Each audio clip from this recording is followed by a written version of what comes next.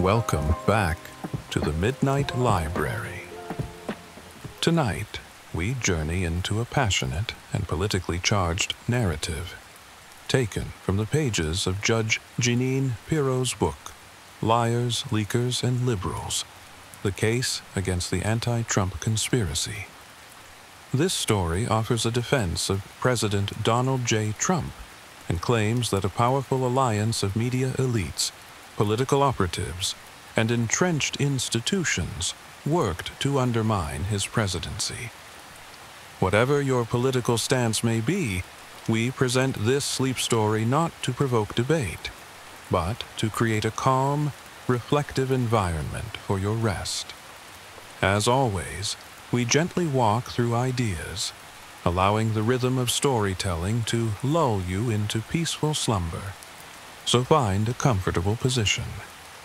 Take a deep breath, and let's begin. Chapter 1. The Media Machine, Judge. Jeanine begins her case by highlighting how the media has evolved in its portrayal of Donald Trump. In the past, he was a media darling. His name graced headlines, and his success stories were widely covered. But that all changed, she says, when he ran for president.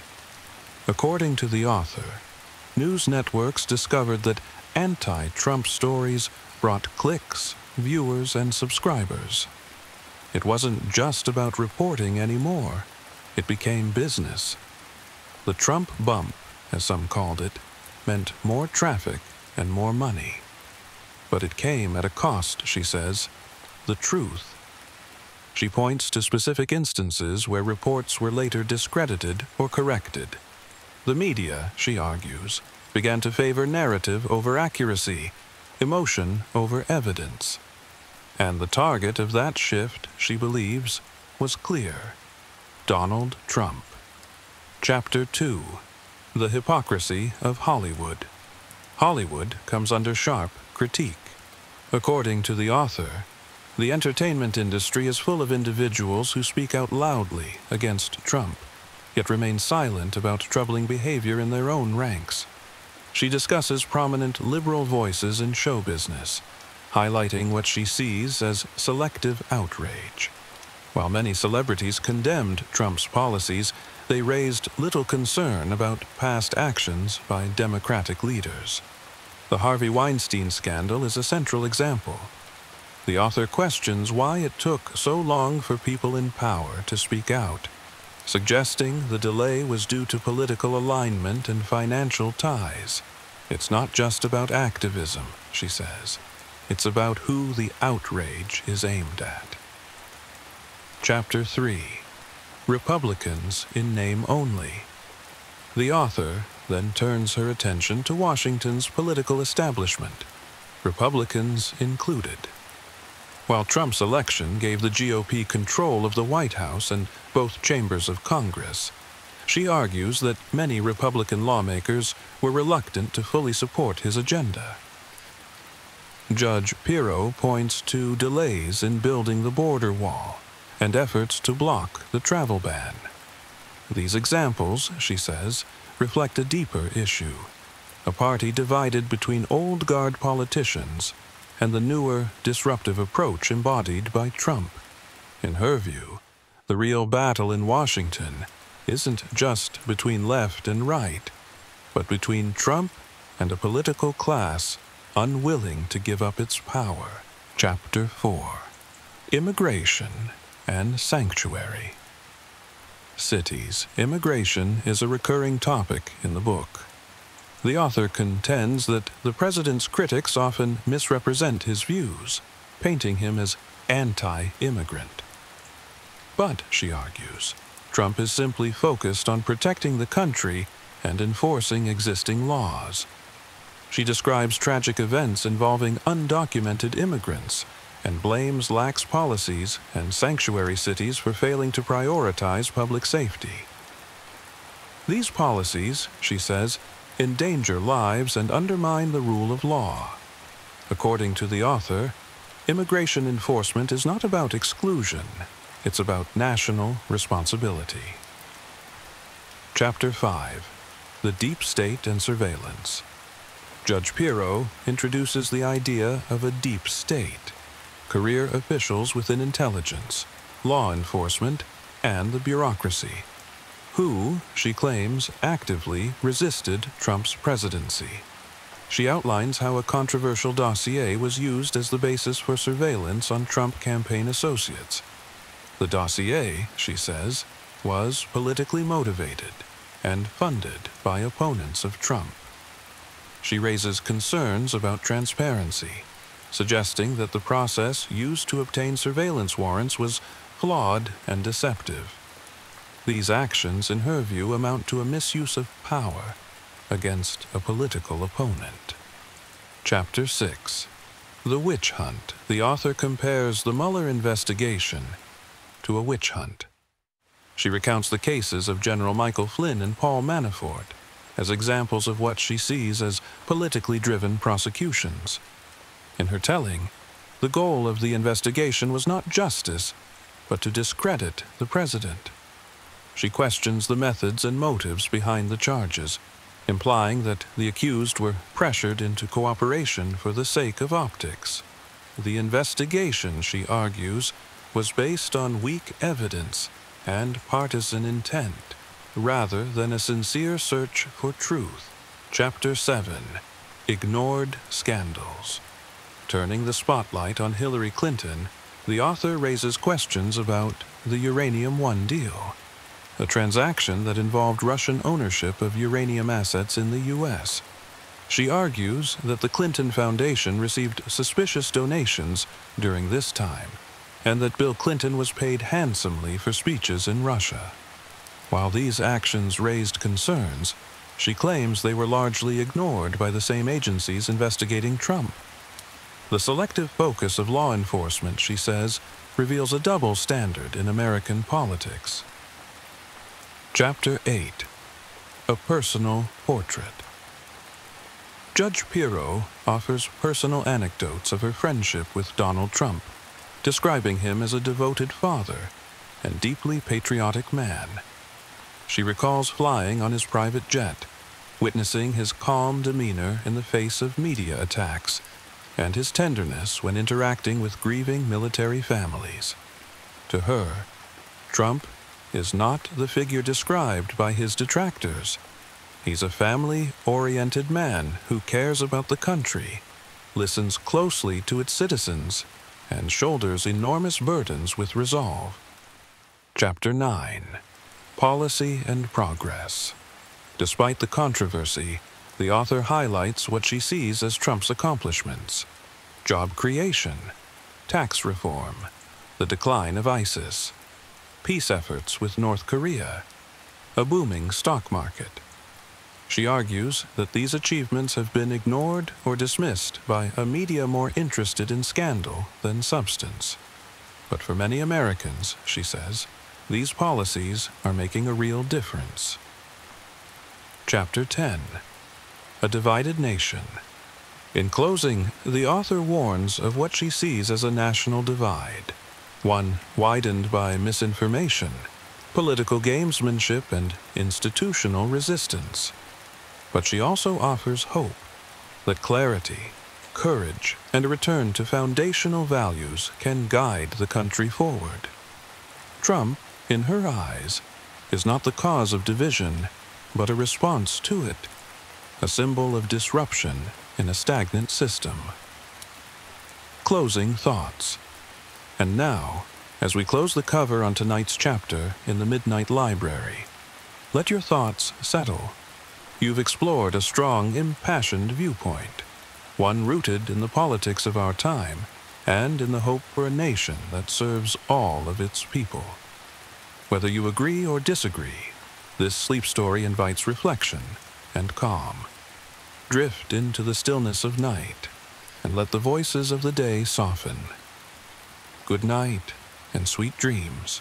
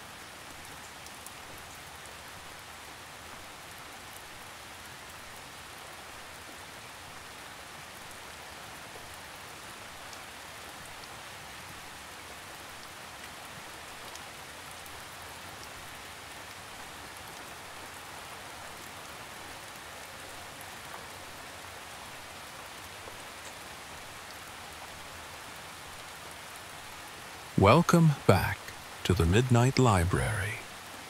Tonight, we gently explore the power of proximity, a quiet, transformative force that is reshaping our world.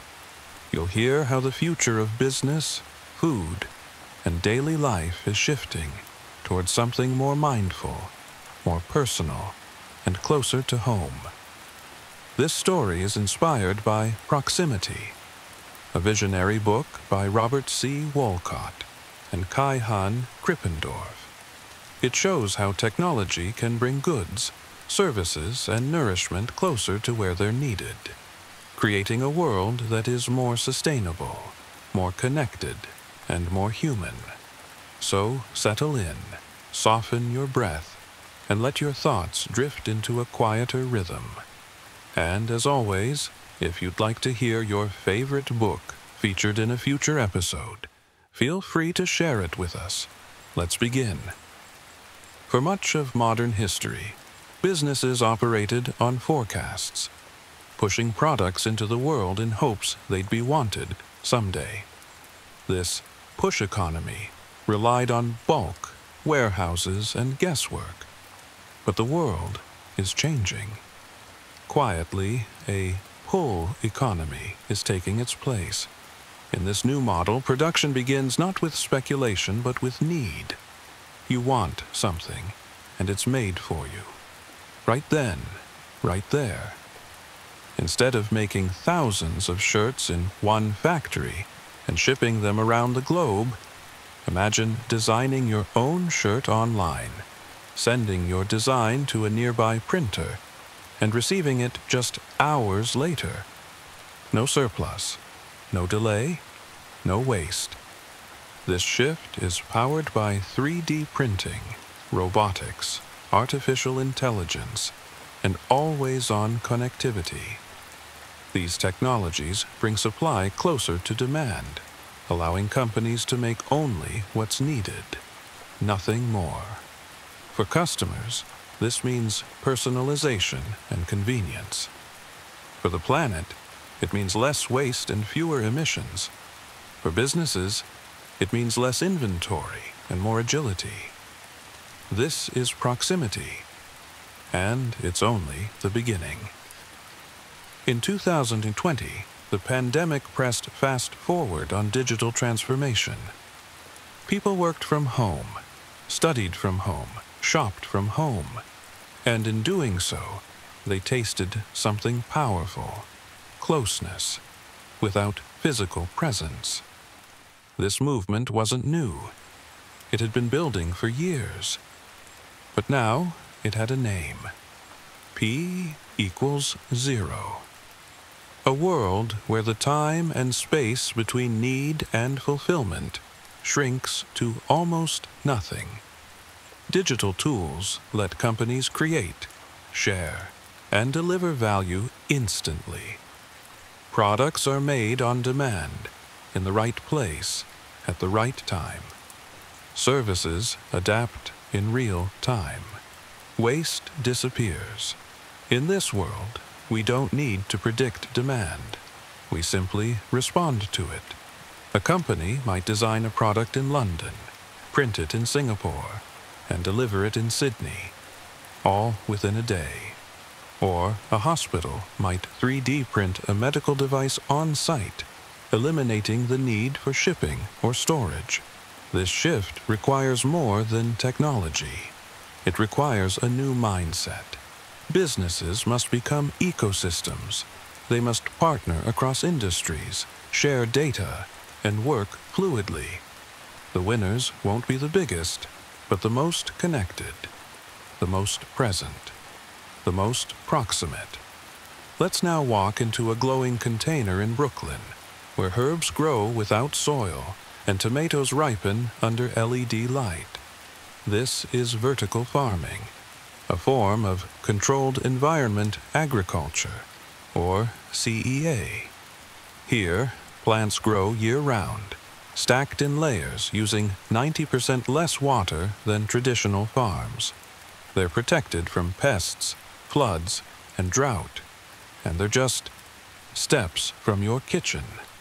The proximity principle is revolutionizing how we grow food. No longer must your lettuce travel thousands of miles. Instead, it might be harvested this morning from a rooftop farm above your grocery store. Proximity extends to aquaculture, fish raised in clean, contained systems close to cities, and even to meat grown in labs from cells with no harm to animals. Imagine a world where meat, fish, and greens are grown not on faraway farms, but in your neighborhood. Fresh, local, sustainable. As these innovations scale, our food system becomes more resilient, more humane, and more aligned with nature, even if it no longer relies on soil or seasons. Beyond food and factories, proximity is reshaping business itself. Companies are learning to serve smaller markets with greater precision. Mass production gives way to mass customization. Warehouses shrink. Delivery gets faster. Products feel personal. This isn't about novelty. It's about value. Customers get exactly what they need. Businesses reduce costs. The environment breathes easier. It's a gentle cycle of efficiency, kindness, and creativity. Even small brands can now serve global customers by producing locally, distributing digitally, and listening deeply. Relationships replace scale. Presence replaces prediction. And just like the corner baker who knows your favorite bread, the businesses of tomorrow will anticipate your needs and meet them. Not someday, but today. In this quiet revolution of proximity, we're returning to something we've always wanted: care, relevance, ease. We no longer chase things across time zones. We no longer tolerate waste as the cost of convenience. Instead, we step into a future that's more connected, more personal, and more responsive. One where everything you need is right where it belongs, close. Proximity isn't just a business trend. It's a new way of thinking, a return to what matters, a reminder that the best things in life aren't far away. They're near. They're now. They're enough. Thank you for joining this evening in the Midnight Library. As the world shifts gently around you, may you find peace in knowing that innovation doesn't always mean speed or scale. Sometimes it simply means drawing closer to what we need, to one another. Until next time, sleep well, good night, and sweet dreams.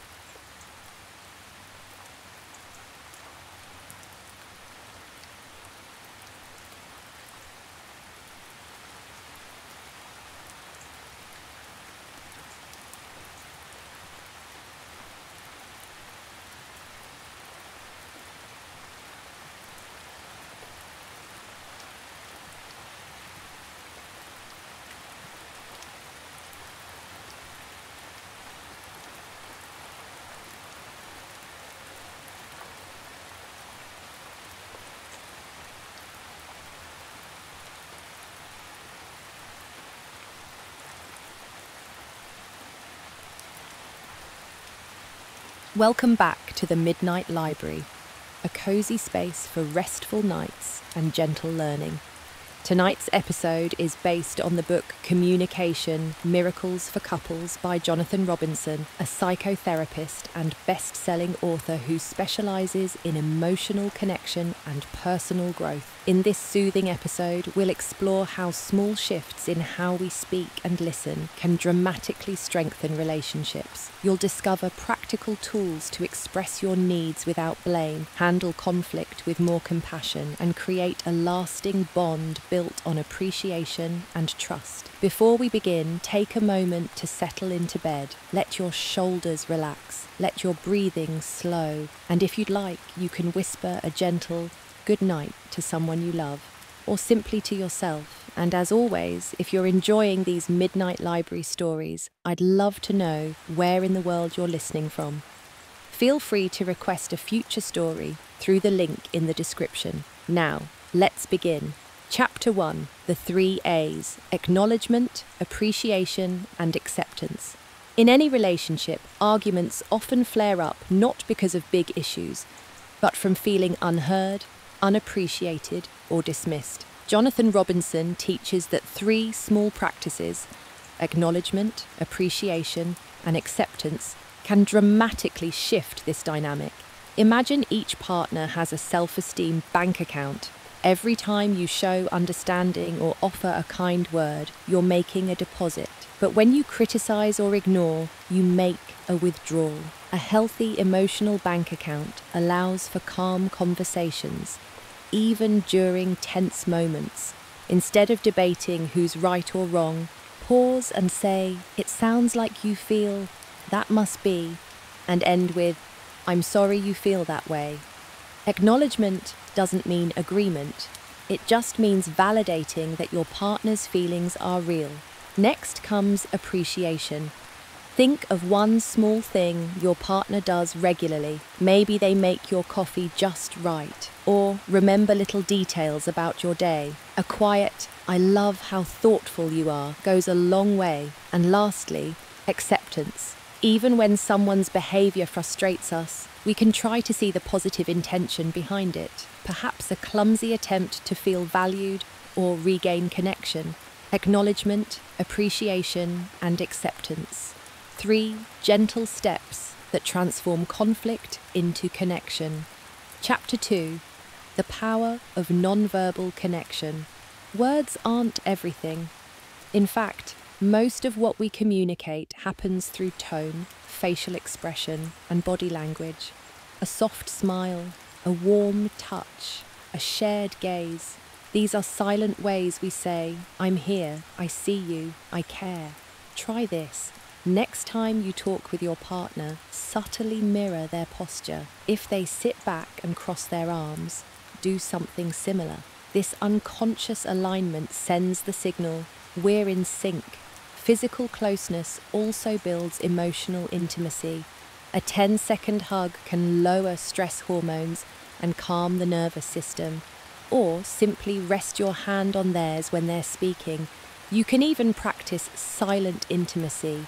Sit facing each other, hold hands, breathe slowly, together. No words, just presence. By nurturing non-verbal connection, you create a foundation of calm and closeness that makes future conversations softer, easier, and more meaningful. Chapter 3, Let Go of Being Right. In a tense moment, the temptation to win an argument can be strong. But what if being right came at the cost of connection? Next time you feel defensive, try asking yourself, do I want to be right, or do I want to feel love? It's a subtle but powerful shift. You may still disagree, but the energy changes from combat to curiosity. Take a deep breath. Ask yourself, how did I contribute to this moment? Even if the fault seems one-sided, taking responsibility, even a little, can melt away anger and invite your partner to do the same. Letting go of righteousness is not weakness. It's a strength that protects your bond, a small surrender of ego in service of love. Chapter 4, Replace blame with vulnerability. Blame builds walls, but vulnerability That opens hearts. Instead of saying, "You never help around the house," try, "I feel overwhelmed. I'd love some help tonight." It's scary, yes, but naming your feelings instead of attacking behaviour leads to softer, more caring responses. Try the "and what else" Berkeley method. Invite your partner to share their frustrations without interruption. After each thought, gently say, "and what else?" It signals safety and lets the emotion run its course. Another simple exercise is the spoon tune. Lie together in a spooning position and breathe as one for a few minutes. Words fade, connection deepens. In these moments of emotional honesty, you show your partner that your shared love is more important than any temporary frustration. Chapter 5. Create safety before asking for change. We all want our partners to grow, improve, or understand us better. But if your request feels like a criticism, you're likely to meet resistance. Instead, begin with kindness. "I really appreciate how you've been helping lately." Then gently explain how something is affecting you, not what they're doing wrong. Perhaps their raised voice triggers past memories, or their forgetfulness leaves you feeling invisible. Share your truth calmly and without blame. Invite collaboration. Ask, "What do you think we could do about this?"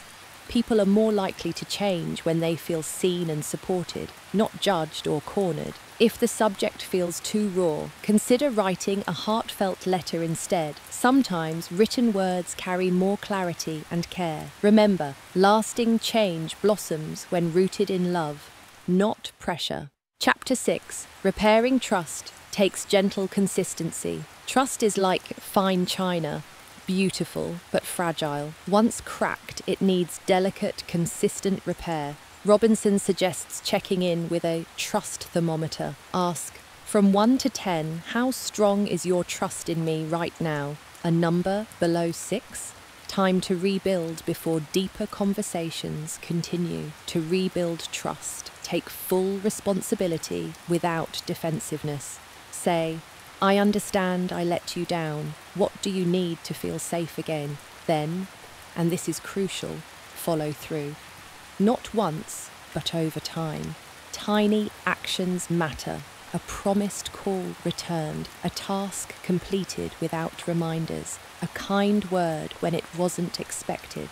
Healing trust is rarely instant, but with patience, empathy, and reliability, love can be restored stronger than before. Chapter 7. Keep the love alive with little things that matter. Love thrives on consistency, not drama. Yes, grand gestures have their place, but it's the little things, a note in a lunchbox, a warm thank you, a shared laugh before bed, that build a lifelong bond. Schedule acts of love. It may sound unromantic, but life gets busy. A weekly kindness reminder on your phone can ensure you don't forget what matters most. And don't wait for tension to rise before checking in. Ask your partner each week, "When did you feel closest to me?" Or, "Is there anything on your mind?" Open-ended questions like these help you stay in tune and address tiny annoyances before they grow. Remember, relationships don't fall apart overnight, but they flourish or fade with the things we do or don't do each day. Conclusion. In this gentle exploration of communication miracles for couples, we've discovered that healthy, lasting love doesn't come from perfect words or never fighting. It comes from daily intention, heartfelt listening, and small moments of connection. Whether you start by hugging longer, reframing a complaint with love, or simply sitting together in quiet presence, these little miracles add up. So tonight, as you drift off, imagine your relationship as a garden, not one that needs fixing, but one that needs watering. A few drops of kindness, a little sunshine of appreciation, and over time, something beautiful will bloom. Good night and sweet dreams.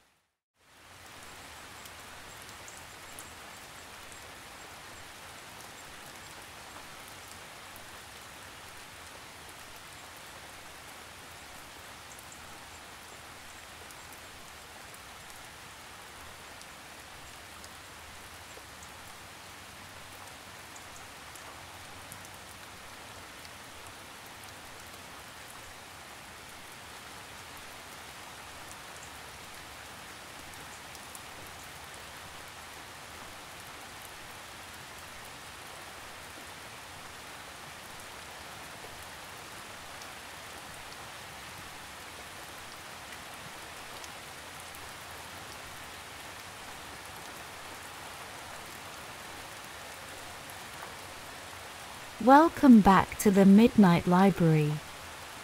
Tonight, we explore the science and soul of growing older, not just gracefully, but powerfully. Our guide is Dr. Ian Smith, physician and best-selling author whose practical wisdom has helped millions take control of their health. His book Eat Your Age provides a roadmap for aligning our nutrition, fitness, and lifestyle with our body's changing needs, decade by decade. In this soothing journey, we'll uncover how aging doesn't mean declining, but evolving, and how small, consistent choices can help you feel younger, be happier, and live longer. As you relax into tonight's story, let yourself drift with each gentle insight, knowing that wherever you are in life, your next chapter can be healthier and brighter. And as always, if you're enjoying these stories, share where you're listening from, and feel free to send in book requests. Now, let's begin. Chapter 1: Rethinking Aging. For centuries, humans have searched for ways to slow time.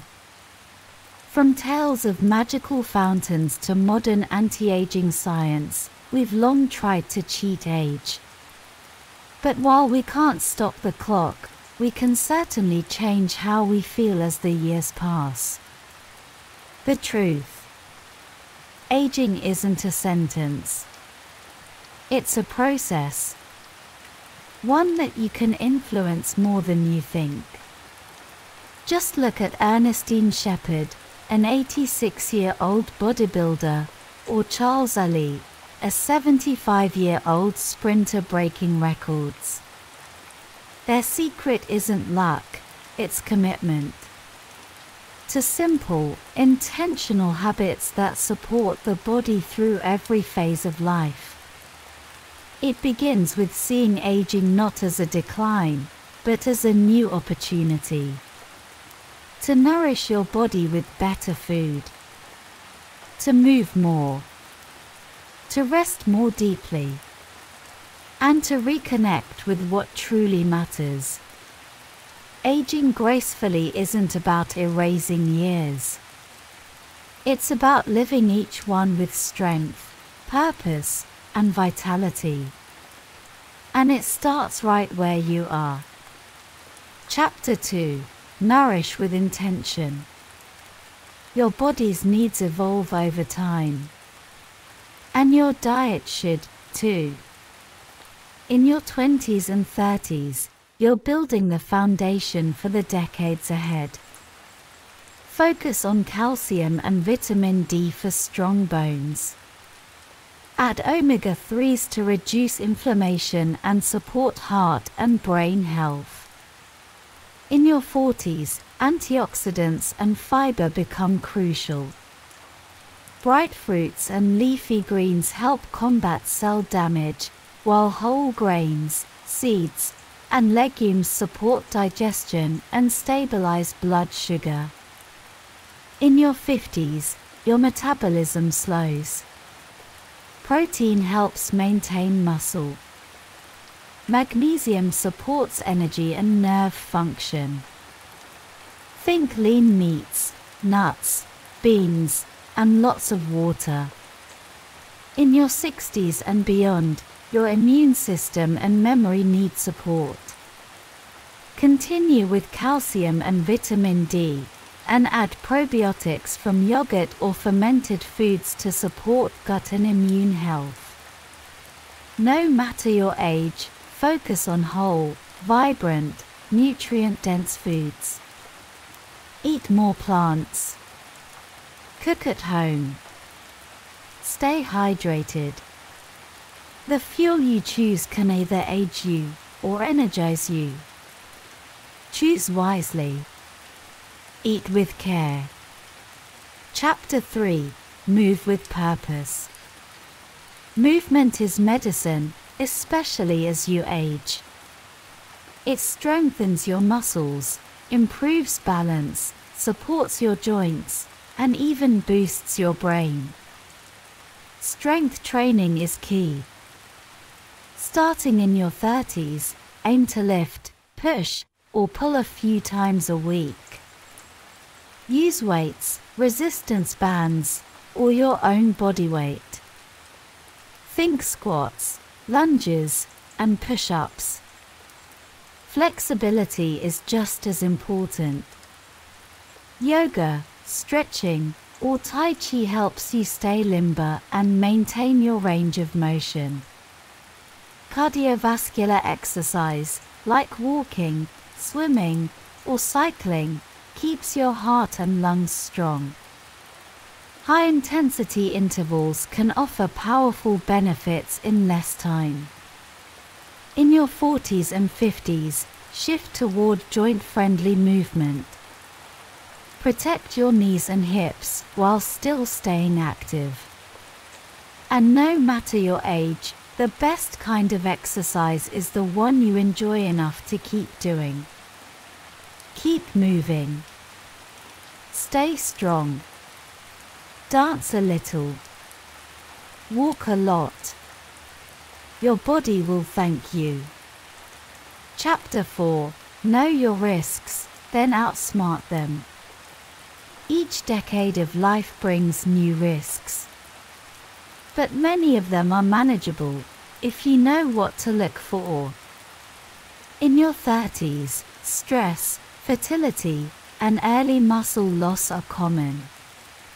In your 40s, be mindful of blood pressure, cholesterol, and signs of depression. In your 50s, you may face heart disease, arthritis, or changes in vision and hearing. In your 60s and beyond, the risk of Alzheimer's, bone fractures, and immune decline rises. These aren't reasons to worry, they're reasons to prepare. Stay ahead by seeing your doctor regularly. Know your family history.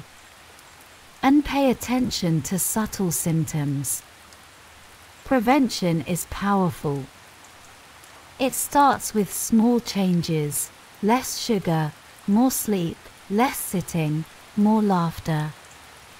Your health isn't a mystery, it's a message. Listen closely. Chapter 5. Screenings are self-care. You don't need to wait for a symptom to take your health seriously. Medical testing is how you stay ahead. Think of it like checking the engine of your car. It's easier to fix a small issue than to wait for something major to break down. Get your blood pressure and cholesterol checked regularly starting in your 30s. Add glucose tests to monitor blood sugar. In your 40s and 50s, add cancer screenings, bone density scans, and eye exams. And don't forget your mental health. Screenings for anxiety and depression are just as important. Your health is worth protecting. An early detection can save your life. Be proactive. You deserve the peace of mind. Chapter 6. Reverse the clock, one habit at a time. You can't stop aging, but you can slow its impact. Weight-bearing exercise keeps bones strong. Resistance training builds and maintains muscle. Antioxidants from berries and leafy greens protect your cells. Vitamin D, healthy fats, hydration, and quality sleep, all these things restore your body's natural vitality. Stretch daily. Protect your skin with SPF. Limit alcohol. Breathe deeply. And above all, be kind to yourself. Your body has carried you through so much. Give it what it needs to keep going. Each good choice is a signal to your body: I care. I'm listening. I'm not giving up. Final summary. The key message in Eat Your Age is this: how you age is in your hands. Through thoughtful nutrition, movement, awareness, and care, you can live with strength and joy, no matter the number on your birthday cake. It's not about chasing youth. It's about embracing every year with wisdom, energy, and purpose. Let your years be rich in health. Let your choices reflect how deeply you value this one life. And now, as your eyes grow heavy and your breath deepens, let the lessons of this story settle into your subconscious. Feel the strength in your body, the rhythm in your heart, the calm in your mind. You are enough. You are evolving. You are aging well. Good night, and sweet dreams.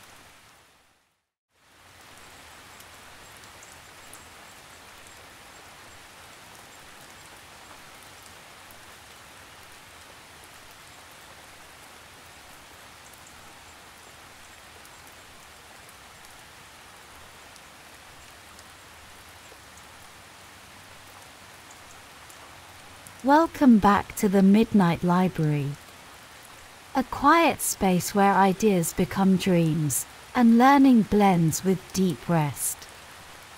Tonight, we'll be exploring the art of calm, confident communication, how the way we start a conversation shapes the entire path ahead. Our book tonight is The First Minute by Chris Fenning, a guide to making communication clear, impactful, and efficient, whether you're speaking in meetings, sending an email, or having a quick chat in the hallway.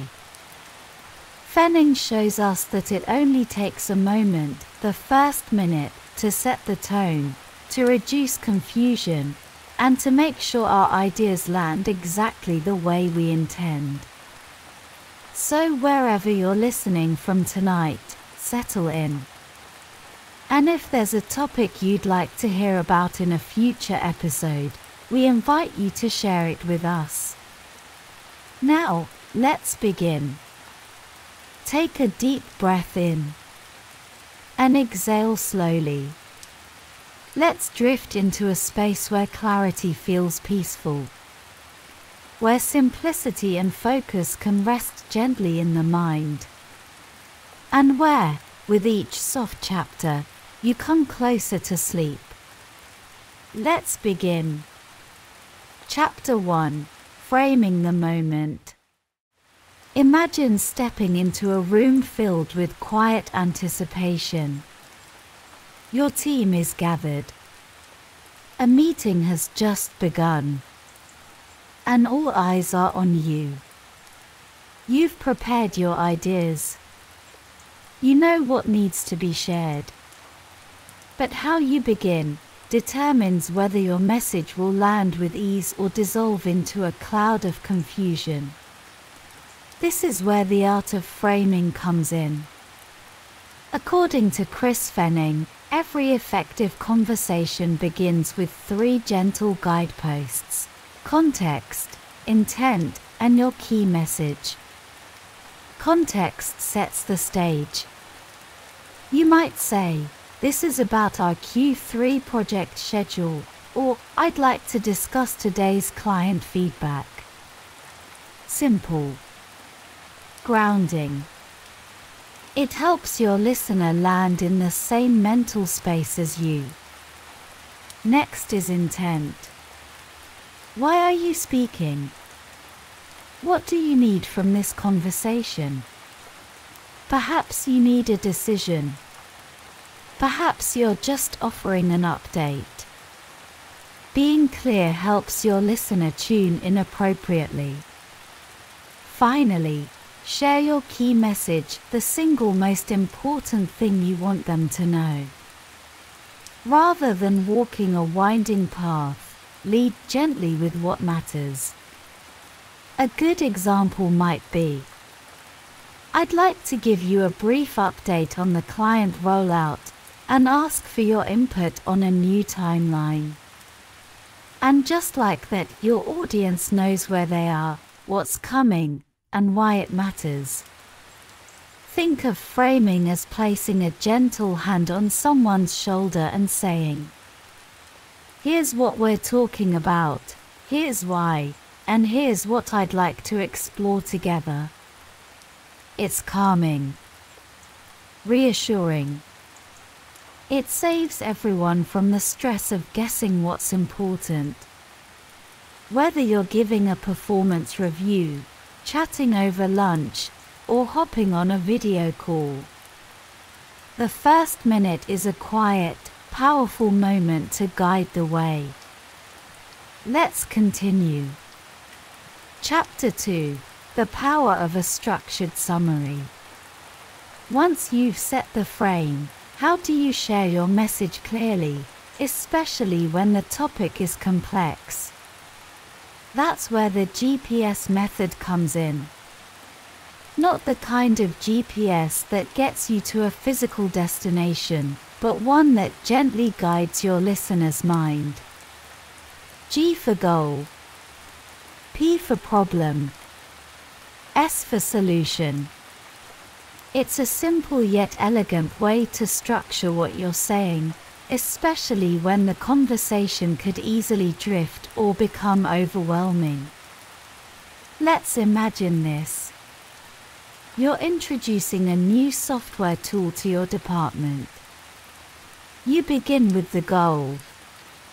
Our aim is to streamline our client onboarding process. Then, the problem. Our current system is time-consuming and prone to error. Finally, the solution. This new software automates the steps and reduces admin work by 40%. Just like that, your message becomes a calm, three-part story. People don't get lost. They feel guided. They trust that you've thought it through.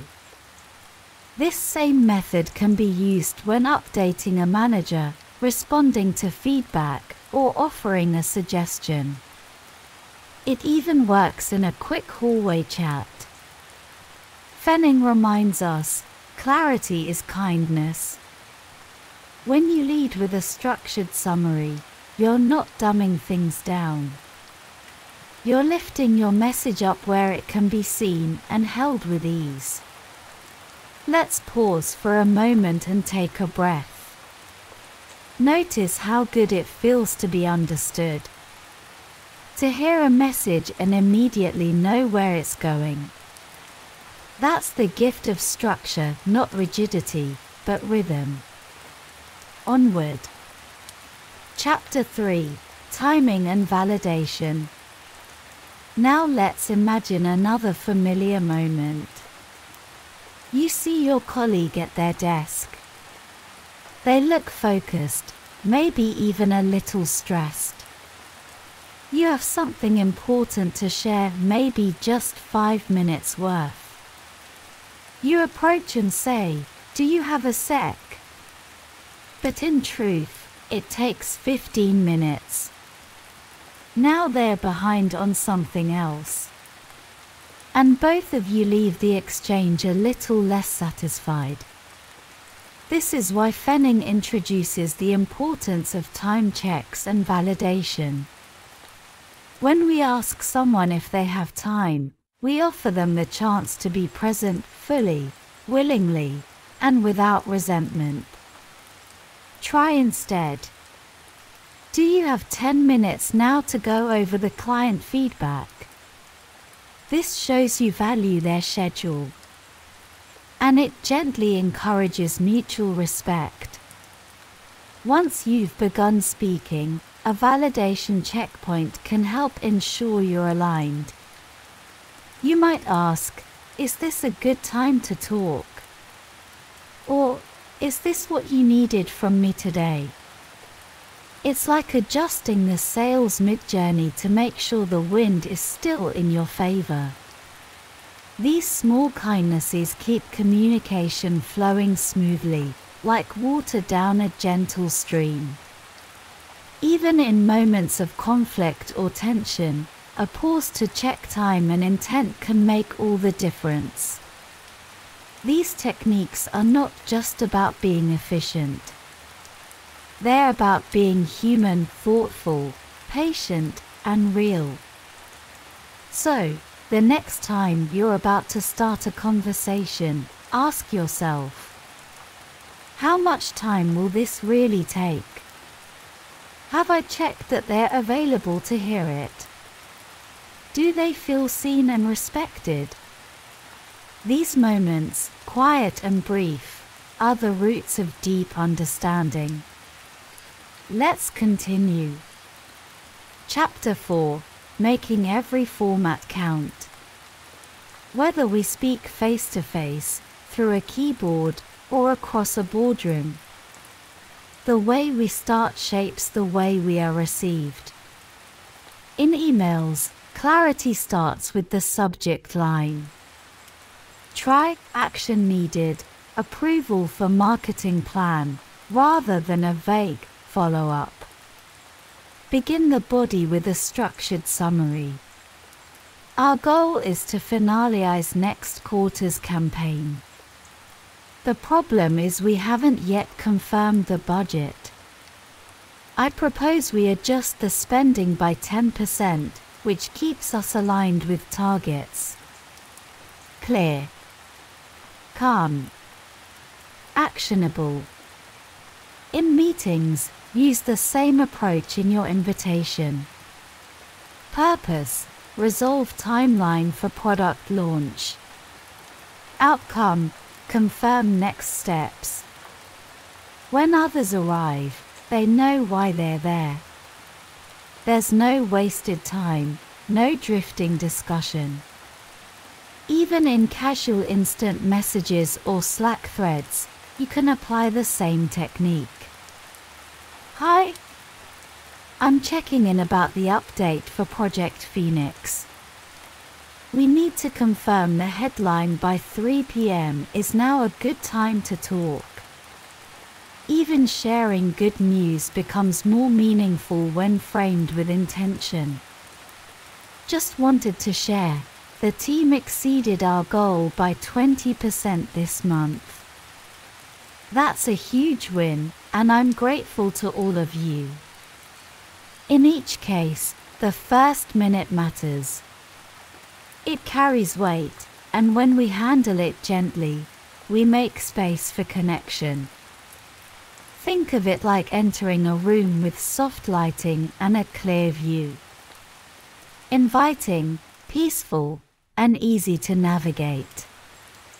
Conclusion: gentle precision. Tonight, you've wandered through the pages of the first minute. Guided by the calm voice of Chris Fenning and the quiet power of thoughtful communication. You've discovered that every conversation can begin with clarity. That the way we open shapes the way we are heard. With a little structure, a little intention, and a touch of kindness, we can turn confusion into connection. Remember the tools. Frame your message.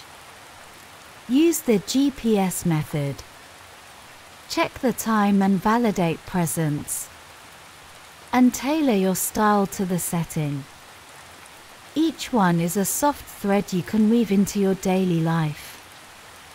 And now, let those thoughts drift gently to the background.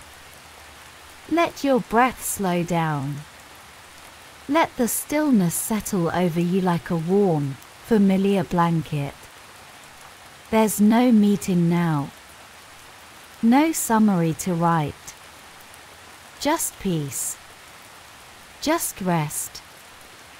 Thank you for joining us tonight in the Midnight Library.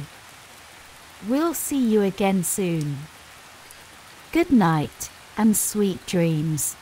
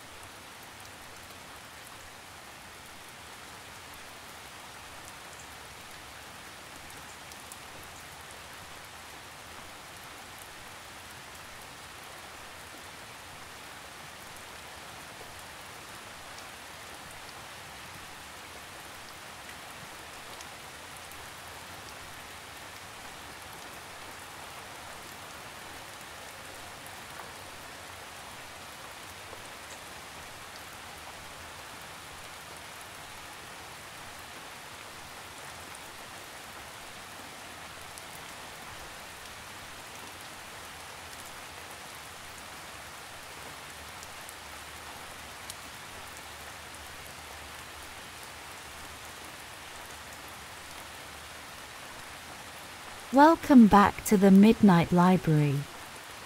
Tonight's story is a gentle guide for anyone seeking love, not just in their relationships, but within themselves. Based on Jeanine Pirro's 2025 book It Begins With You, The 9 Hard Truths About Love That Will Change Your Life, this episode is a soft reflection on what it really takes to create deep, fulfilling, lasting love. These truths may be difficult to face at first, but in their honesty lies the foundation of transformation. If you're listening in bed, preparing for sleep, this is your invitation to settle in.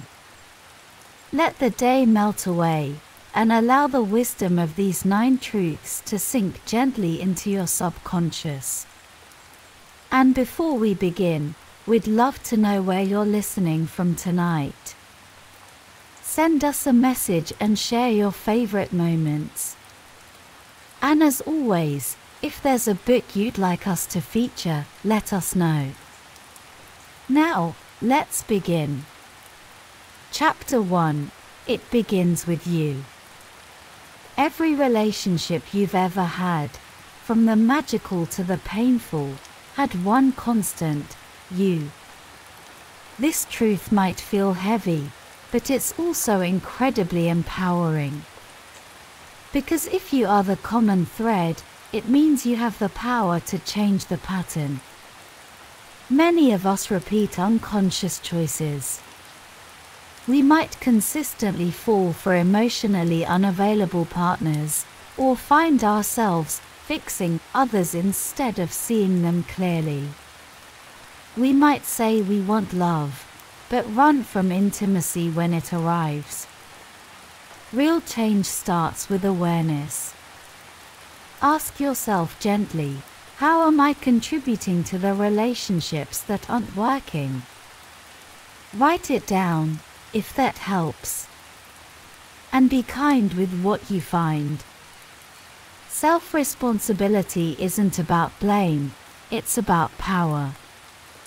It's the first step toward love that doesn't just spark, but sustains.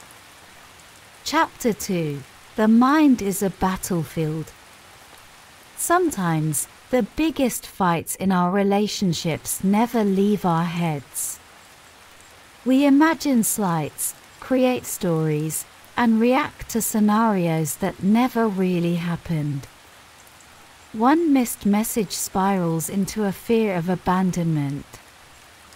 A partner's silence becomes a sign that they're pulling away, even when they're just tired. This inner turmoil is often louder than anything happening outside of us. The key is mindfulness.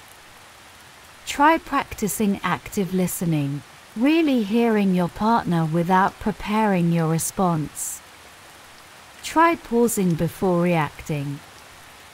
Try journaling the story your mind is telling you, then asking, is this actually true? By calming your inner storm, you allow space for real connection, not just with others, but with yourself. Chapter 3. Lust is not love. That electric feeling when you meet someone new. The butterflies, the rush, the magnetism. It's thrilling, and it's not love. It's lust. And while lust can be the spark, it's not the flame that keeps love burning. We often confuse chemistry with compatibility. But lasting love comes from something deeper: acceptance, emotional safety, and genuine understanding. Ask yourself, am I in love with this person, or with the way they make me feel about myself? Love isn't about being completed. It's about connection between two whole people. Take your time. Pace the relationship. And remember, the real magic unfolds slowly. Chapter 4. You have to love yourself. You can't receive what you don't believe you deserve. This is why self-love is the foundation of any relationship. Not perfect self-love, but enough to say, I deserve care.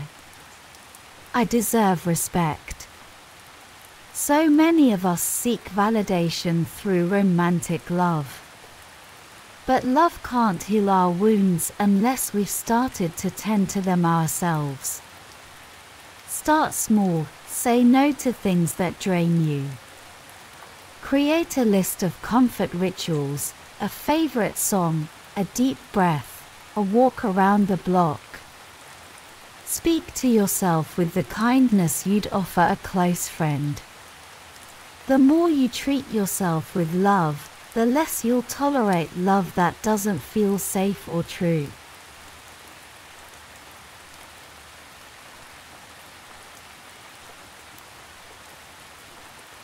Chapter 5.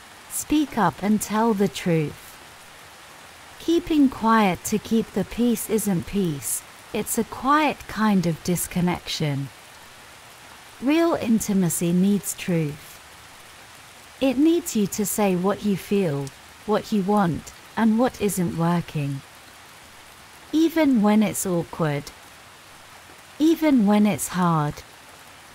So instead of saying, I'm fine, when you're not, try this, I felt hurt when you didn't ask about my day. Or simply, I need a little more support right now. Your truth doesn't have to be perfect. It just has to be honest. That's how love grows strong roots. Chapter 6. Be your best self. Love can be easy in the beginning. But lasting love asks more. It asks you to bring your best self, not just on special occasions, but especially in the small, quiet moments. Your best self is patient. Your best self pauses before reacting. Your best self notices when you're getting triggered and gently asks, what's really going on here? No one is perfect. But the more you return to your best self, even after slipping, the more your relationship becomes a space of mutual growth. Chapter 7. You can't convince someone to love you. Trying to prove your worth to someone is a sure path to heartbreak. If love feels like a constant audition, it's not love, it's a trap. You never have to convince the right person to choose you. So if you find yourself trying to win someone over, step back. Fill your life with your own passions, your own joys, your own people. Love is not something you earn.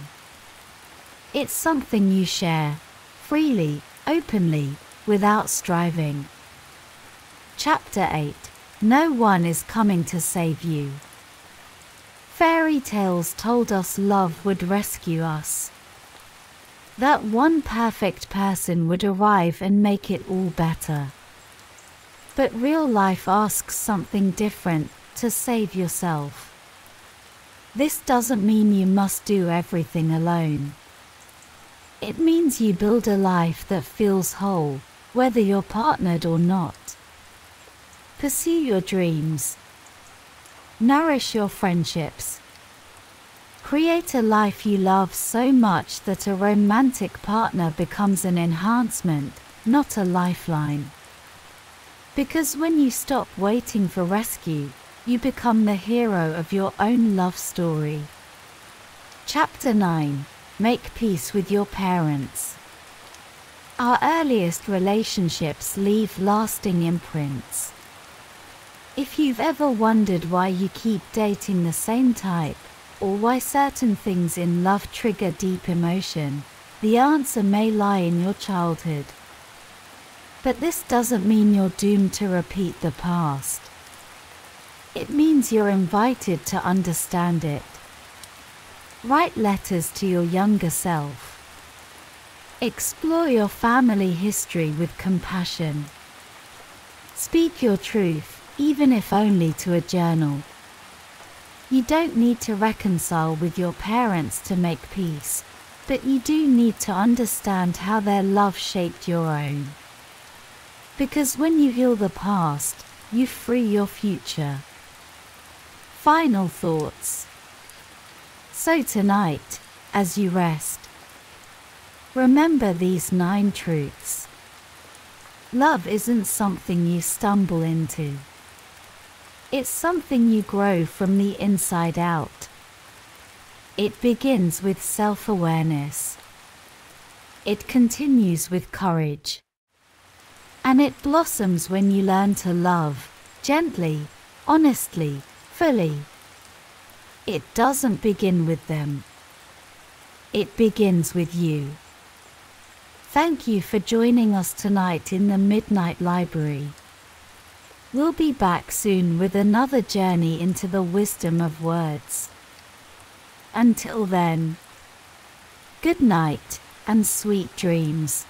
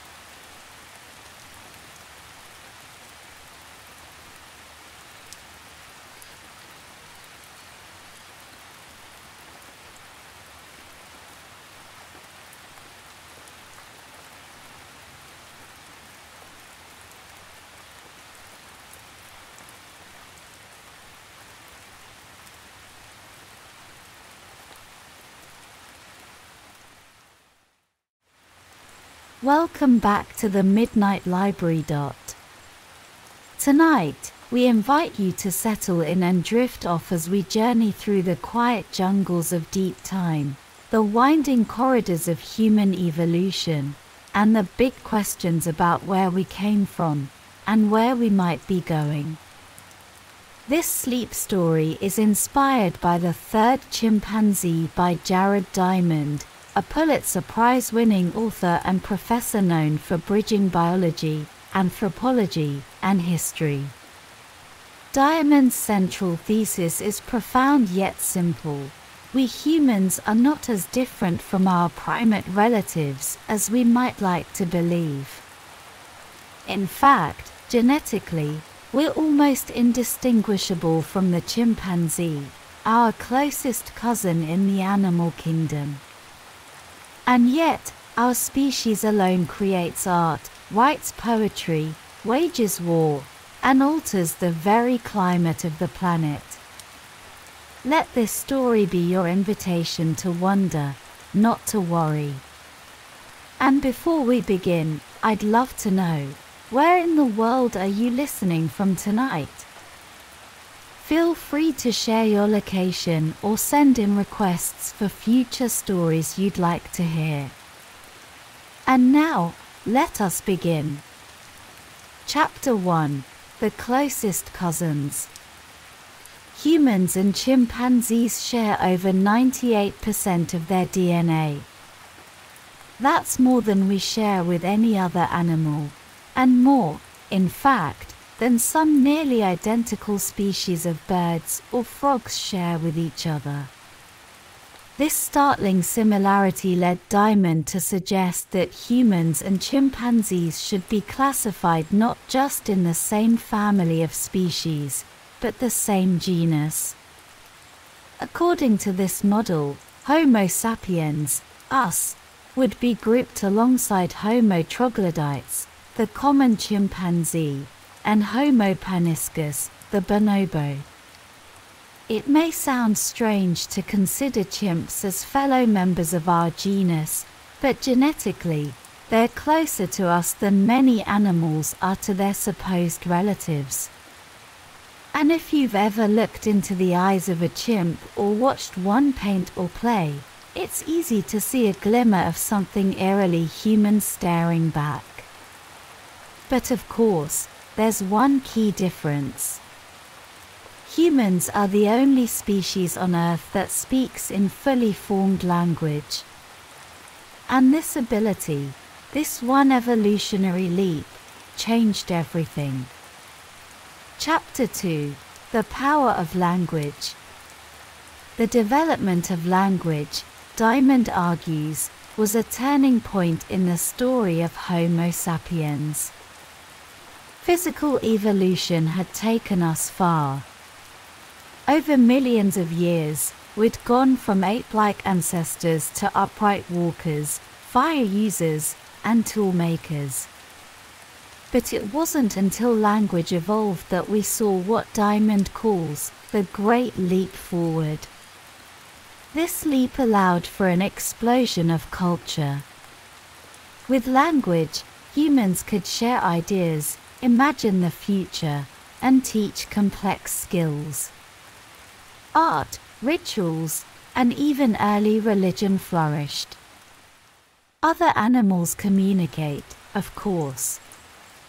Vervet monkeys, for example, have different calls for snakes, eagles, and leopards. But only humans developed grammar and syntax, systems that let us build stories and civilizations. And interestingly, the way new languages form, like creoles that evolve from simple trading tongues called pidgins, gives us clues to how human language itself may have started, slowly, creatively, and with a little chaos. Chapter 3: Sexual Selection and Racial Diversity. Why do humans look so different from one another across the globe? Skin tone, hair type, eye color. These traits vary more in humans than in any other species of primate. Some of this is natural selection. Darker skin helps protect against sun damage in equatorial regions, while lighter skin can absorb more vitamin D in areas with less sunlight.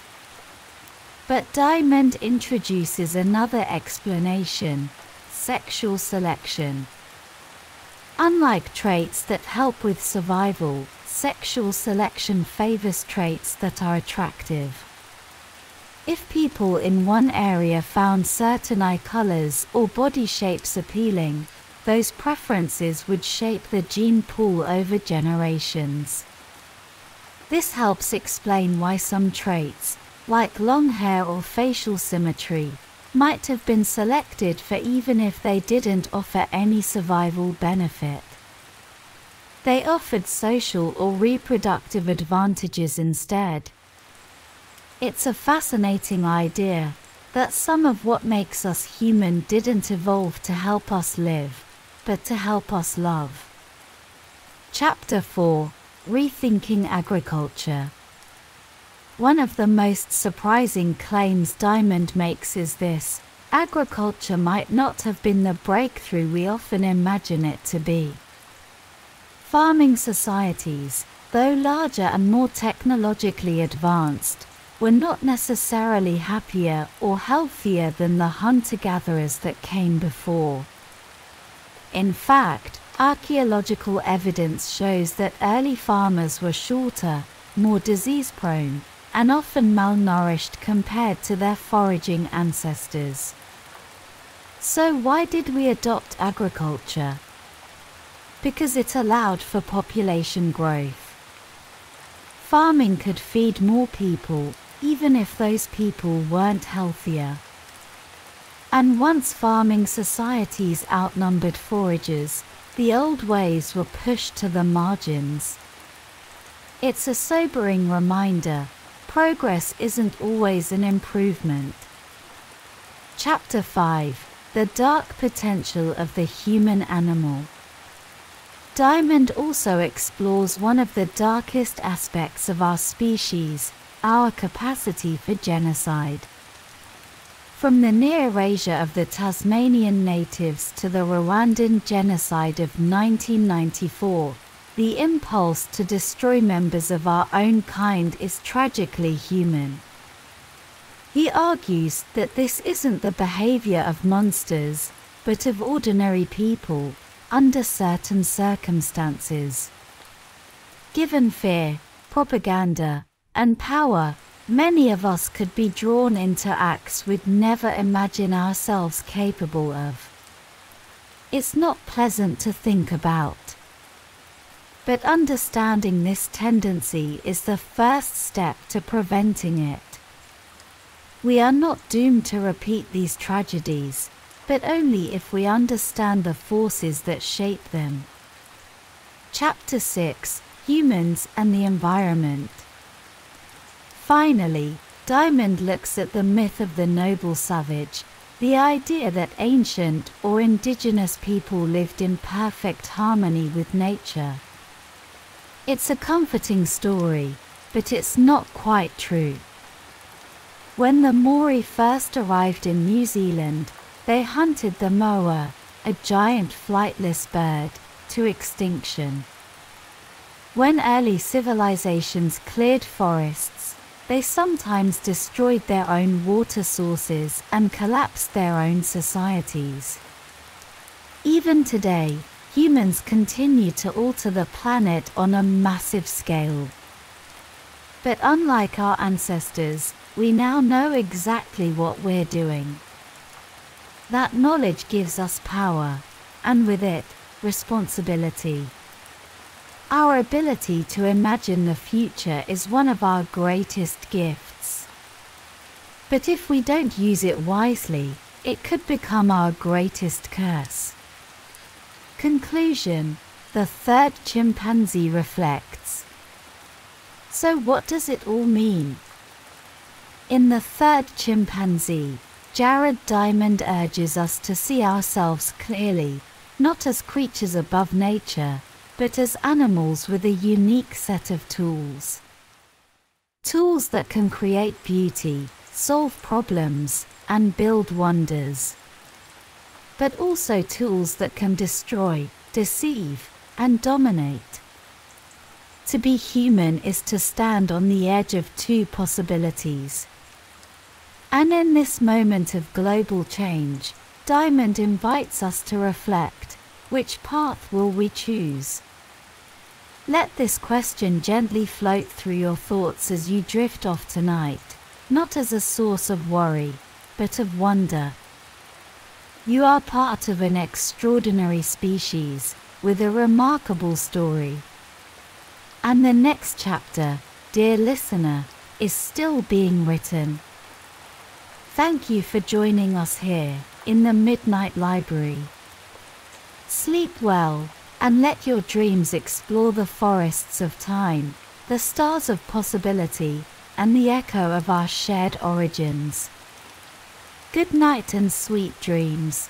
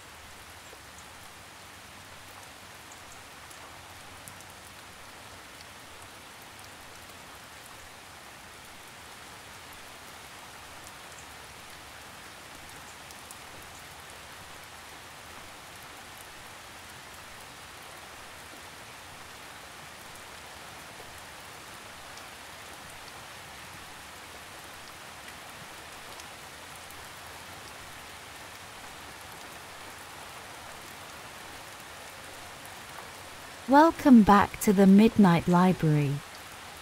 Tonight's episode is a journey into one of the most powerful works of modern philosophy and a foundational text of feminism. We'll explore The Second Sex by Simone de Beauvoir, a book that redefined how we see gender, identity, and freedom. As always, this is your time to rest, restore, and open your subconscious to gentle learning. If you're new here, welcome. And if you're returning, we're so glad to have you back. Listeners from around the world are tuning in, and we'd love to hear where you're listening from. Let us know, and feel free to send in your requests for future stories, too.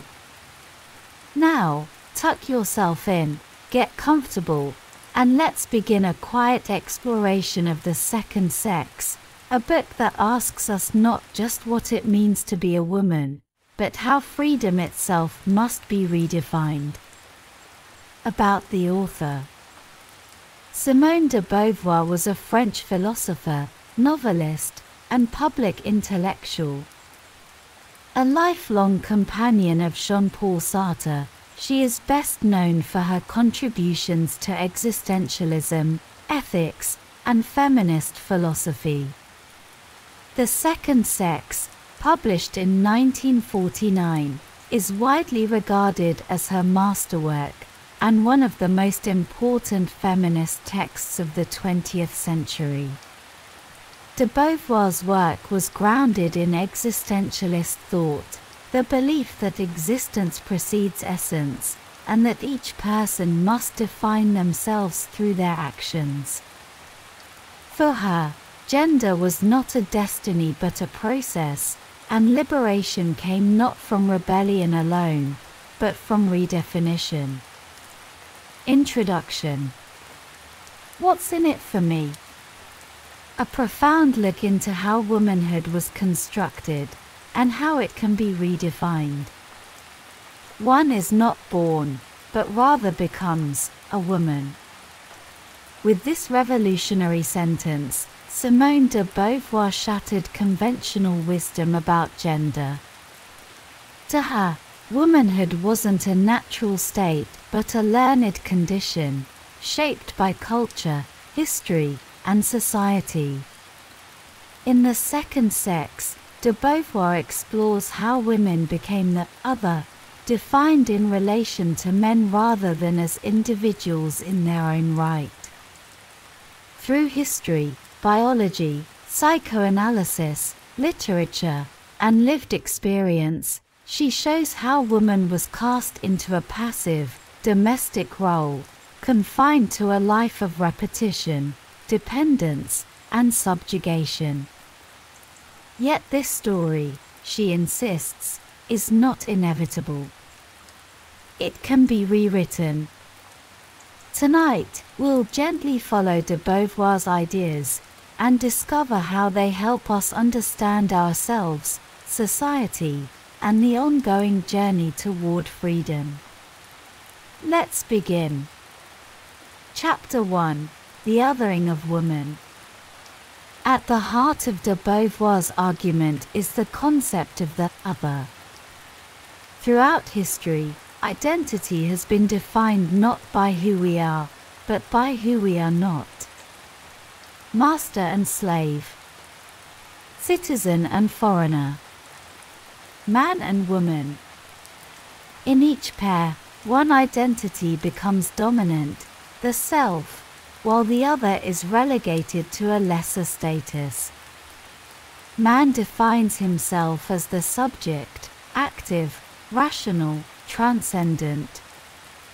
Woman is made the object, passive, emotional, immanent. He acts. She responds. He creates. She nurtures. Over time, this binary becomes not just social, but internalized. Women begin to see themselves through the eyes of men. But how did this come to be? De Beauvoir explores human biology and psychology to explain, and then dismantle, this story. Yes, there are biological differences. Men tend to be physically stronger. Women bear children. But biology, she argues, is never destiny. In a society that valued collaboration, caregiving and emotional intelligence, these differences could lead to equality, not subjugation. Yet history took another path. Chapter 2: From Matriarchy to Patriarchy. In early human societies, women held central roles. In many cultures, they were revered as life-givers, goddesses, and keepers of the hearth. Matriarchal traditions were common, especially in agricultural communities, where fertility was sacred and lineage passed through the mother. But as societies moved toward private property and male lineage, this power shifted. Childbearing became a reason to control women's bodies, and womanhood was recast as passive, dependent, and domestic. Marriage became the institution that codified this power imbalance. Women were passed from father to husband. Their labor, reproductive, emotional, and domestic, was unpaid and expected. Their identity became tied not to their own lives, but to their role in supporting someone else's. Even in myth and religion, women became symbols of temptation or purity, the Madonna or the whore. Never the hero. Always the other. This shift would echo through centuries. Chapter 3: Woman as Myth, Not Person. De Beauvoir points to myths that paint woman as mysterious, emotional, and unknowable. From Pandora's box to Eve's temptation, women are blamed for human suffering, yet expected to redeem it through sacrifice and silence. Modern culture continues these myths. The selfless mother, the seductive muse, the nurturing caretaker. Each one reduces women to a function, rather than honoring them as full, free beings. Even in psychoanalysis, de Beauvoir critiques Freud's concept of penis envy, a theory built on the assumption that male anatomy is the default. Female difference becomes deficiency. But what if, she asks, woman is not a failed man? What if her worth is not measured against male traits at all? In literature, too, women are rarely protagonists of their own stories. They are muses, wives, lovers, inspiration for male heroes, but rarely heroes themselves. Their inner worlds are flattened into stereotypes. These myths aren't just ideas. They shape how women live, think, and feel. They shape how men treat them. And they limit what is possible. Chapter 4: Becoming Woman.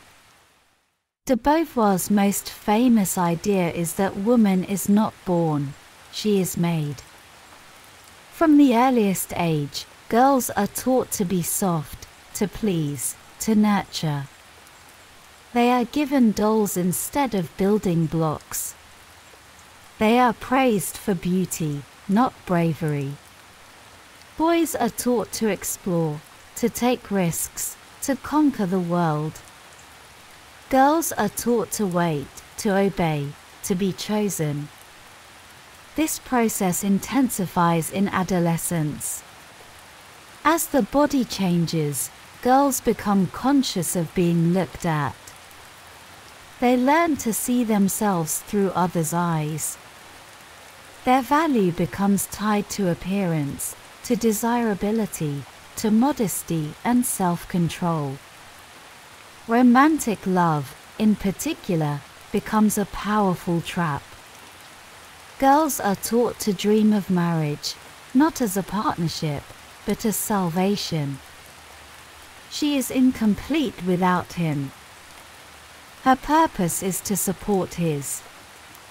De Beauvoir calls this the seduction of immanence, a life turned inward, waiting, longing, supporting. A life where woman never fully becomes herself. But it doesn't have to be this way. Chapter 5: Transcendence, Freedom, and the Path Forward. In existentialist thought, freedom is our birthright. We are not bound by fate. We define ourselves by what we do, by the choices we make. To be truly free, de Beauvoir says, woman must refuse the roles society has given her, and instead define herself as subject, not object. This doesn't mean rejecting femininity. It means reclaiming it. It means writing our own stories, not simply appearing in others. It means building lives of action, not passivity. It also means changing the world around us. Freedom is not an individual escape, it's a shared project. Society must evolve to support both men and women in living fully human lives, where care work is valued, where choice is protected, and where gender is not a cage. Real equality, de Beauvoir writes, comes when man and woman see each other not as master and other, but as peers, equally capable of thought, freedom, and transcendence. Final thoughts. The Second Sex is not just a book about women. It's a book about all of us, about how identity is made, how freedom is earned, and how we can break the patterns that limit our lives. De Beauvoir's message is both a warning and an invitation. If woman is a social construct, then she can be rebuilt. And in that rebuilding, we can all find greater truth and freedom. No one is born a woman, she wrote. One becomes one. And perhaps, one can also become something more. Thank you for joining us tonight at the Midnight Library. If you're still awake, take a moment to notice your breath. Let it slow. Let it soften. Let these ideas float in your subconscious like a quiet stream. And if you're already dreaming, may your dreams be full of clarity, courage, and light. Until next time, good night and sweet dreams.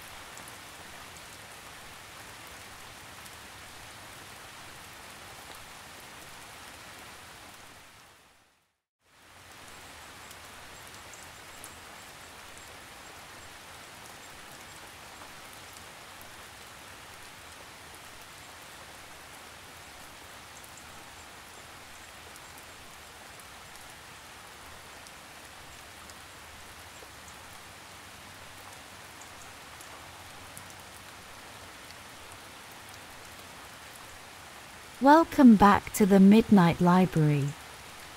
It's time to settle into stillness. Wherever you are, allow yourself to unwind. Take a long breath in and out.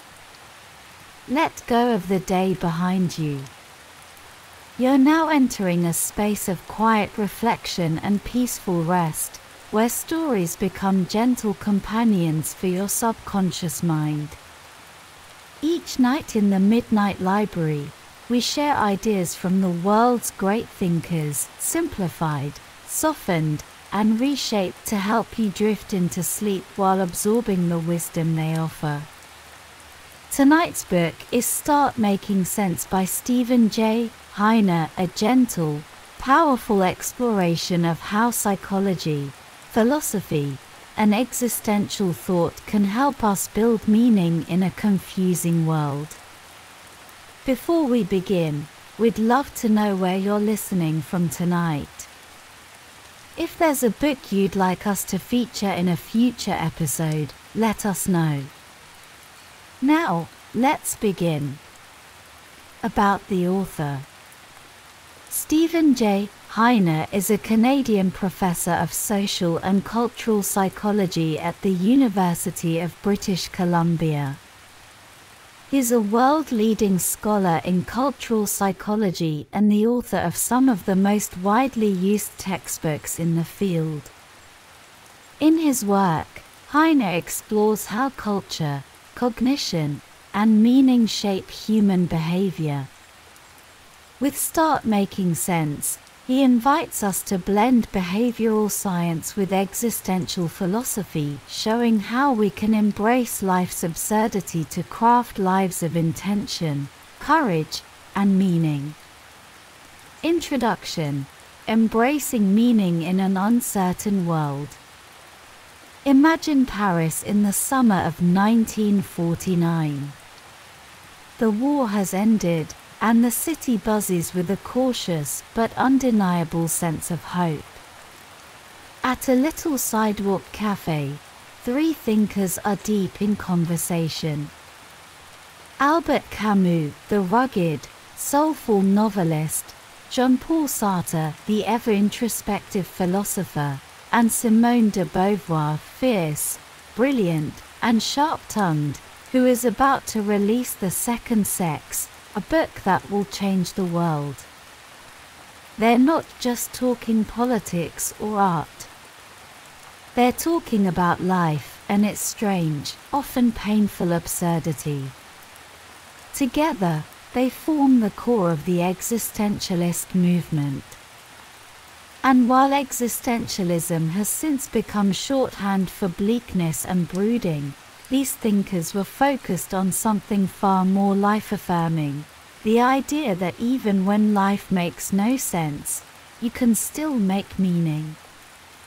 Stephen Heine's Start Making Sense explores how modern psychology echoes these same existential themes. When the world feels chaotic, and our carefully constructed identities begin to crumble, there's a hidden power in accepting that we're sense-making creatures, storytellers, who can learn to live fully even when we don't have all the answers. Tonight, let's explore how you can begin to make sense of your life, not by denying its confusion, but by learning to dance with it. Chapter 1: The Sense-Making Ape.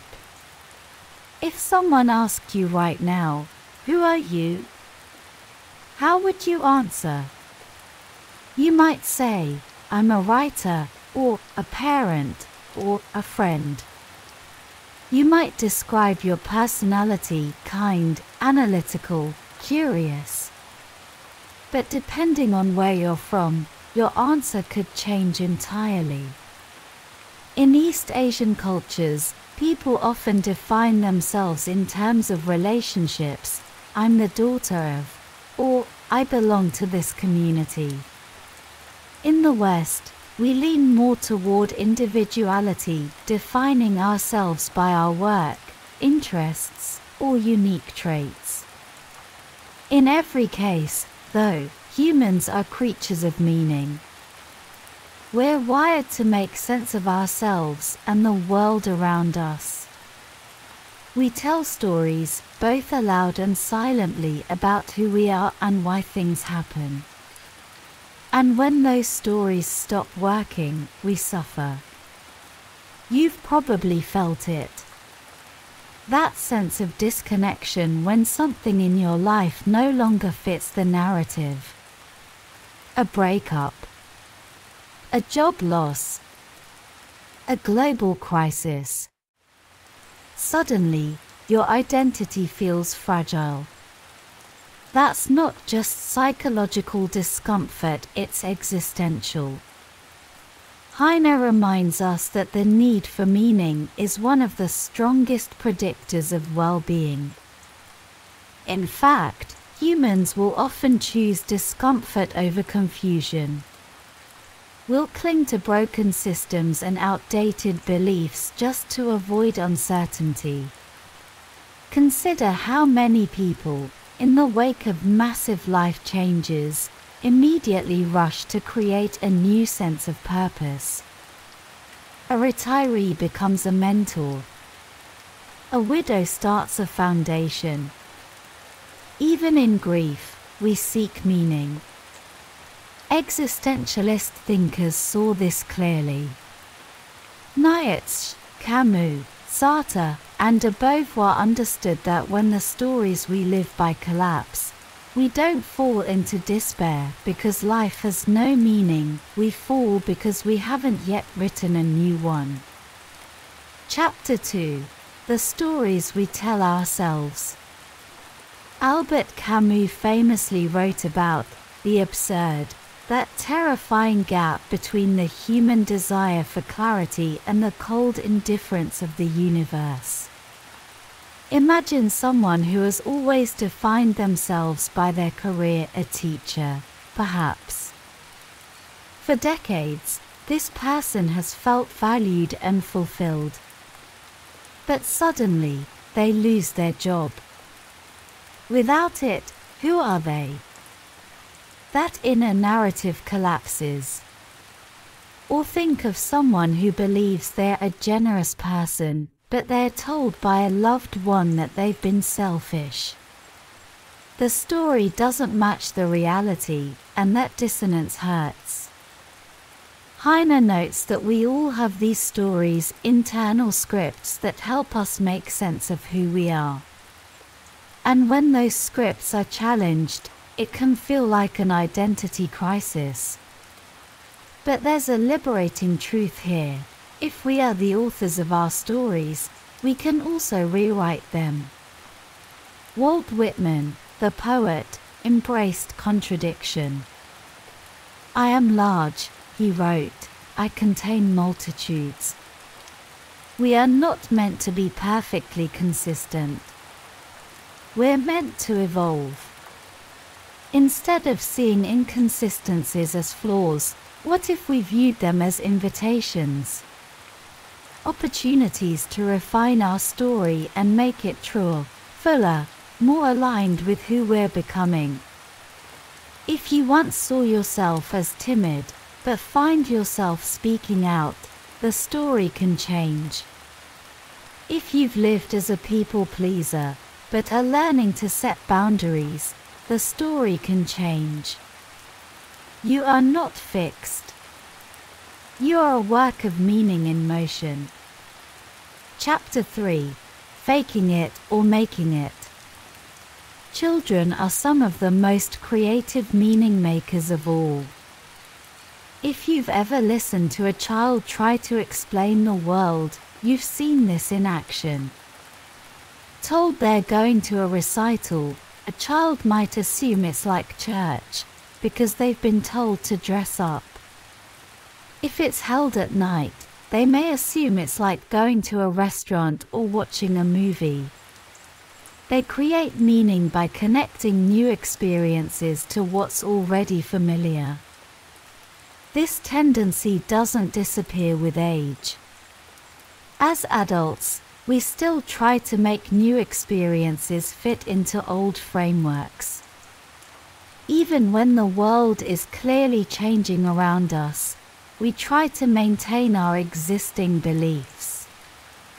This is why people may continue supporting political or religious systems that no longer serve them, not out of ignorance, but because their sense of identity is built around them. It's also why scientific revolutions take so long. When Copernicus proposed that the Earth orbited the Sun, the idea was met with resistance. Not because it wasn't true, but because it shattered centuries of worldview. Scientists, like anyone else, are human and reluctant to abandon familiar stories, even when they no longer make sense. Heine calls this faking meaning. We patch up old frameworks instead of creating new ones. But at some point, those patches give way. And when they do, we're invited into a deeper, more honest relationship with ourselves and the world. To start making sense, we must first stop pretending. Chapter 4: Don't Be a Stranger. Camus' novel The Stranger offers a haunting picture of what happens when someone gives up on meaning entirely. Its protagonist, Musault, is disconnected, passive, and indifferent even to the death of his own mother. Without meaning, without engagement, he floats through life until tragedy strikes. His story is a warning. Without meaning, we become strangers not just to the world, but to ourselves. But existentialism doesn't leave us in despair. In fact, it offers a powerful alternative. You can choose meaning. You can make meaning. You can stop living by someone else's story and start writing your own.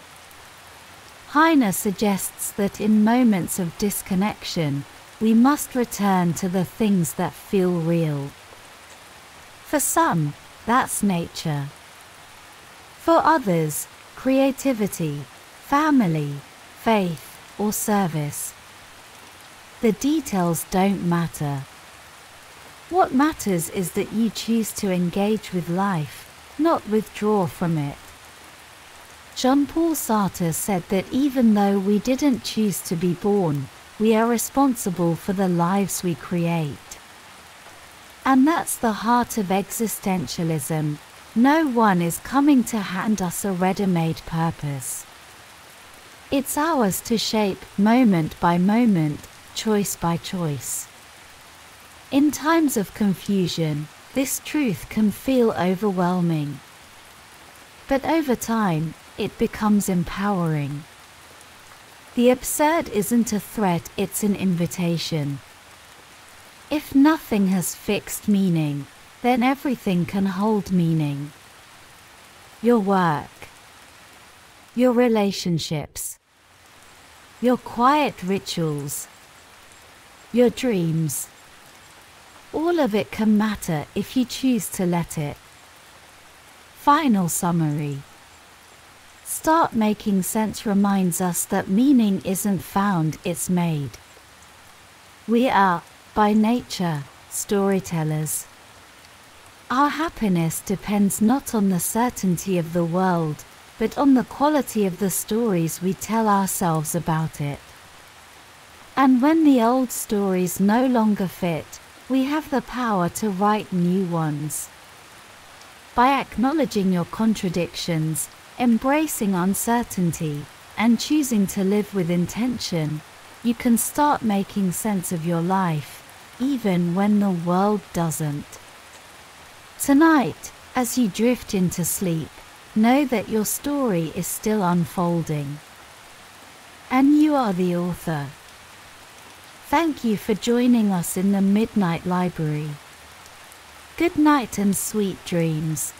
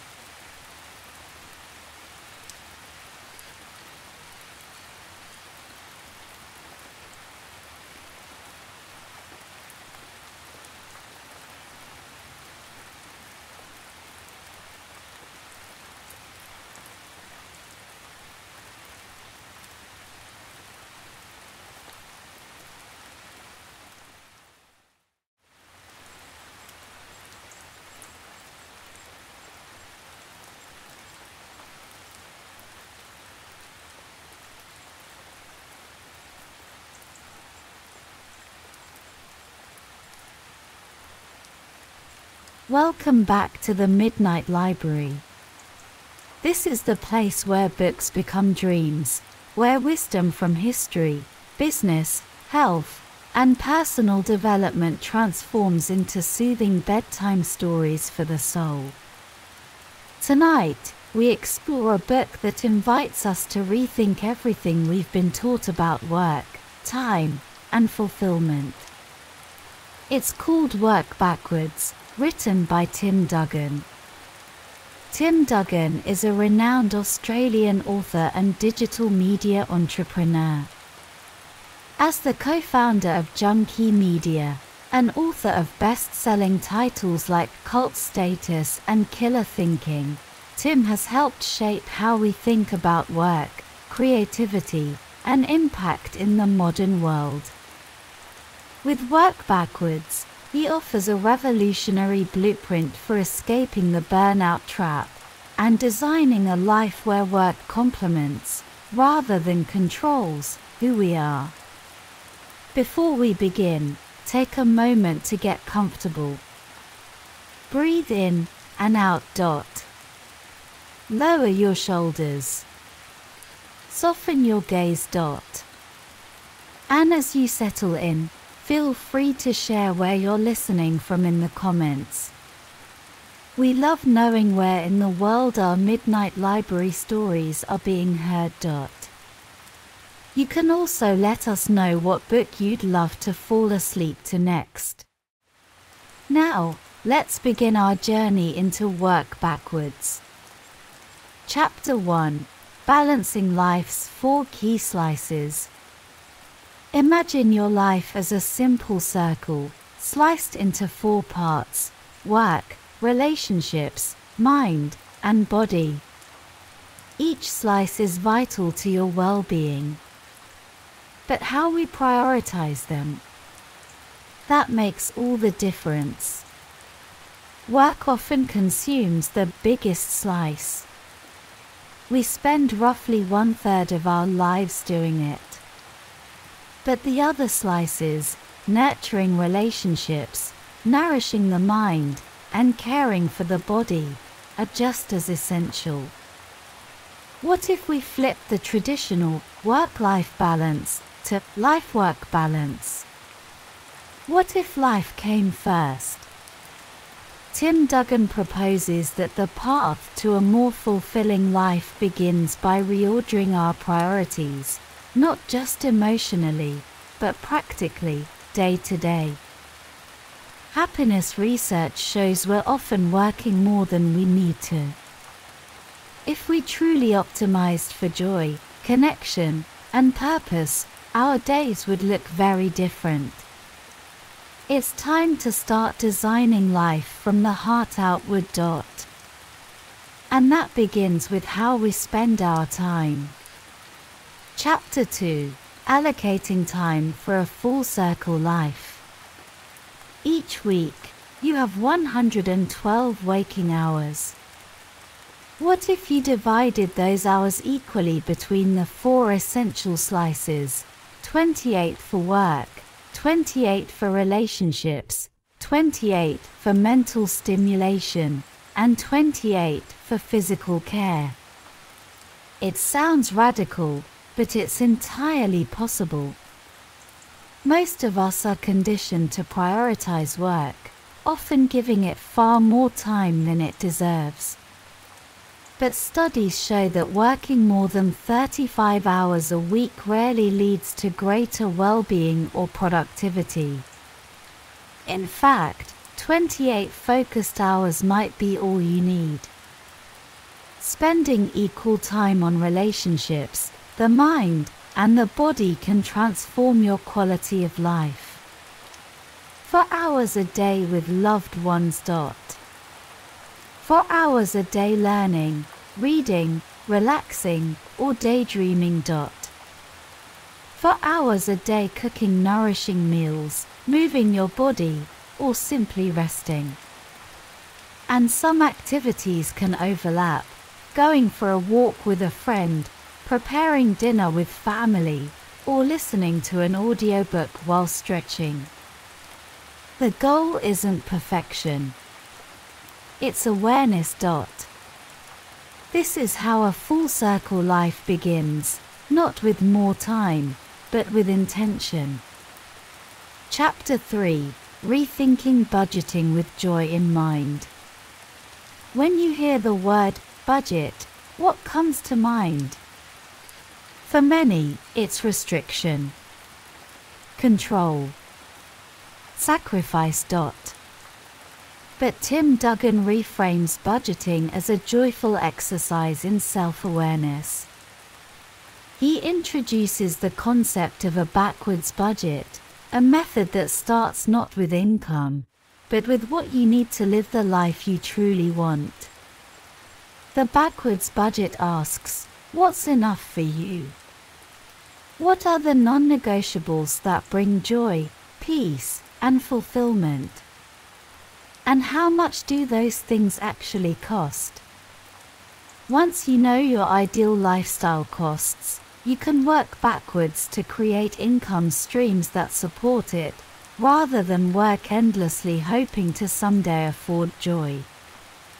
Maybe you discover you don't need as much as you thought. Maybe you find new clarity about what really matters. Budgeting, then, becomes less about numbers and more about values.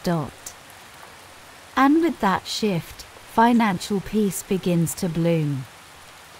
Chapter 4: Meaning at Work, Redefined.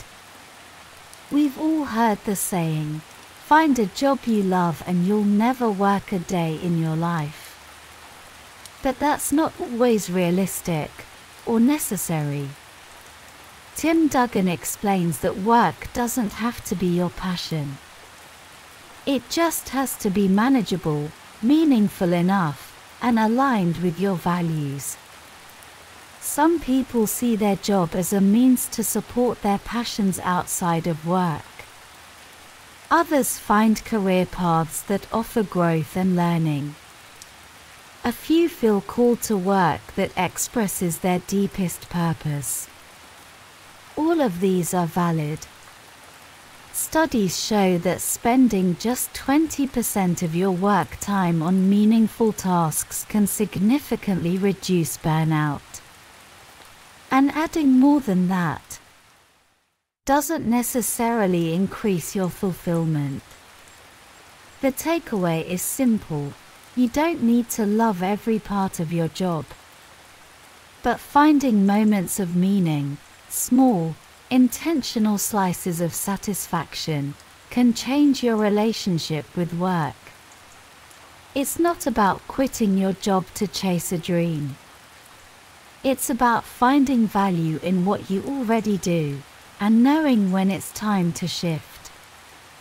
Chapter 5: Designing your life around your style. One of the most powerful insights from Work Backwards is understanding your work-life boundary style. Are you a segmenter? Someone who needs clear separation between work and life? Or are you an integrator? Someone who blends both throughout the day? Segmenters work best with structure and shut-off time. Integrators thrive in flexibility, weaving tasks around life's rhythms. Neither is better. What matters is knowing which one you are. As remote work becomes more common, recognizing your style helps you create a schedule that supports your energy, focus, and relationships.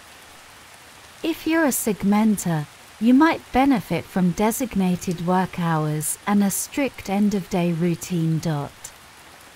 If you're an integrator, creating flexible blocks with mental space in between might suit you better.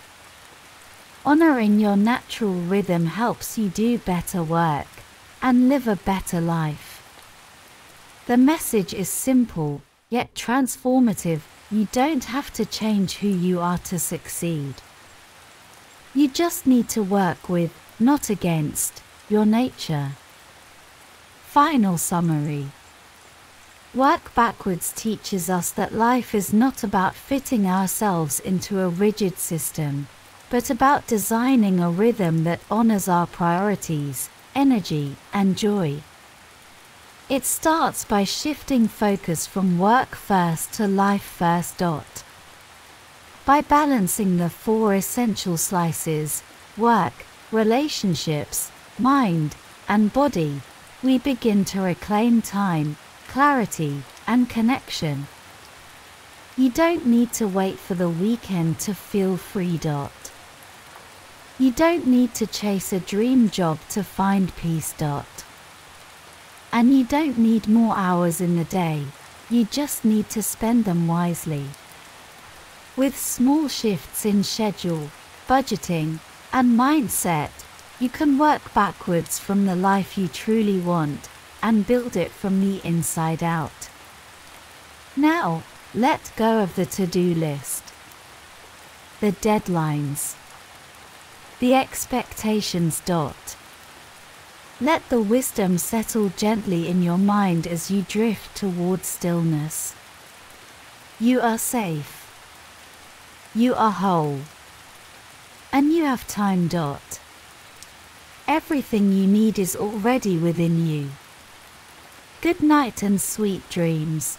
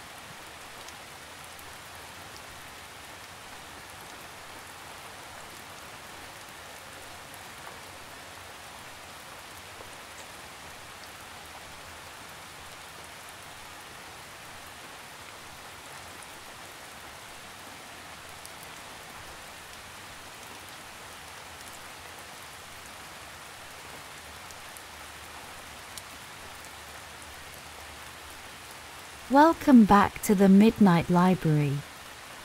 Tonight, we turn the pages of The 4-Hour Body by Tim Ferriss, an uncommon guide to rapid fat loss, incredible sex, and becoming superhuman. Here in the library, we transform best-selling books into gentle, slow stories for your subconscious mind. All you need to do is settle in, soften your thoughts, and allow the ideas to drift through your dreams. Before we begin, take a moment to get comfortable. Allow your breath to slow. Let the outside world melt away. And if you'd like, tell us where you're listening from, or which book you'd love to hear next. We're always here, reading by lamplight, waiting to share another chapter with you. Now, let's begin. About the author. Timothy Ferriss is a best-selling author, entrepreneur, and self-experimenter. Known for testing the boundaries of performance, health, and productivity, Ferriss is also the author of The 4-Hour Workweek and The 4-Hour Chef. He's invested in companies like Uber, Twitter, and Facebook, and is one of the most influential voices in the world of personal development. With The 4-Hour Body, Ferriss became his own guinea pig, experimenting with diets, exercise, sleep, and sex to uncover surprising truths, and share them with readers around the world. Introduction. What's in it for me? Learn how to hack your body with personally proven techniques. Ferriss wanted answers to the most common human questions. How do I lose fat fast? How can I sleep less and feel better? What does it really take to build muscle? And is it possible to improve performance, in bed, in the gym, and in life, without spending years trying? With the help of doctors, athletes, scientists, and decades of trial and error, Ferriss uncovered some surprising answers. These are shortcuts, or as he calls them, minimum effective doses. Simple, powerful shifts that can create major transformations, if you're willing to try. Let's begin the journey. Chapter 1: The Harajuku Moment and the Minimum Effective Dose. Transformation begins with a decision. A moment.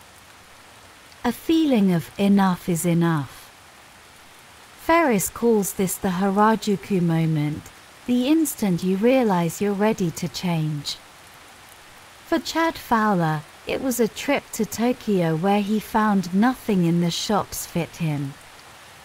That moment triggered a complete transformation. He lost over 30 kilograms and changed his life. Once the moment arrives, Ferriss recommends you apply the minimum effective dose, or MED. The smallest possible input that produces the desired result. In fitness, this means doing only what's necessary, not more.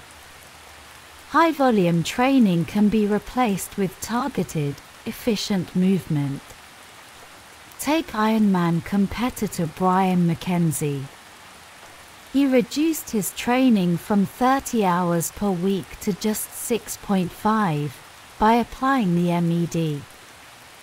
With this streamlined training, he finished 4th in one of the most intense endurance races in the world. It's not about doing more. It's about doing smarter.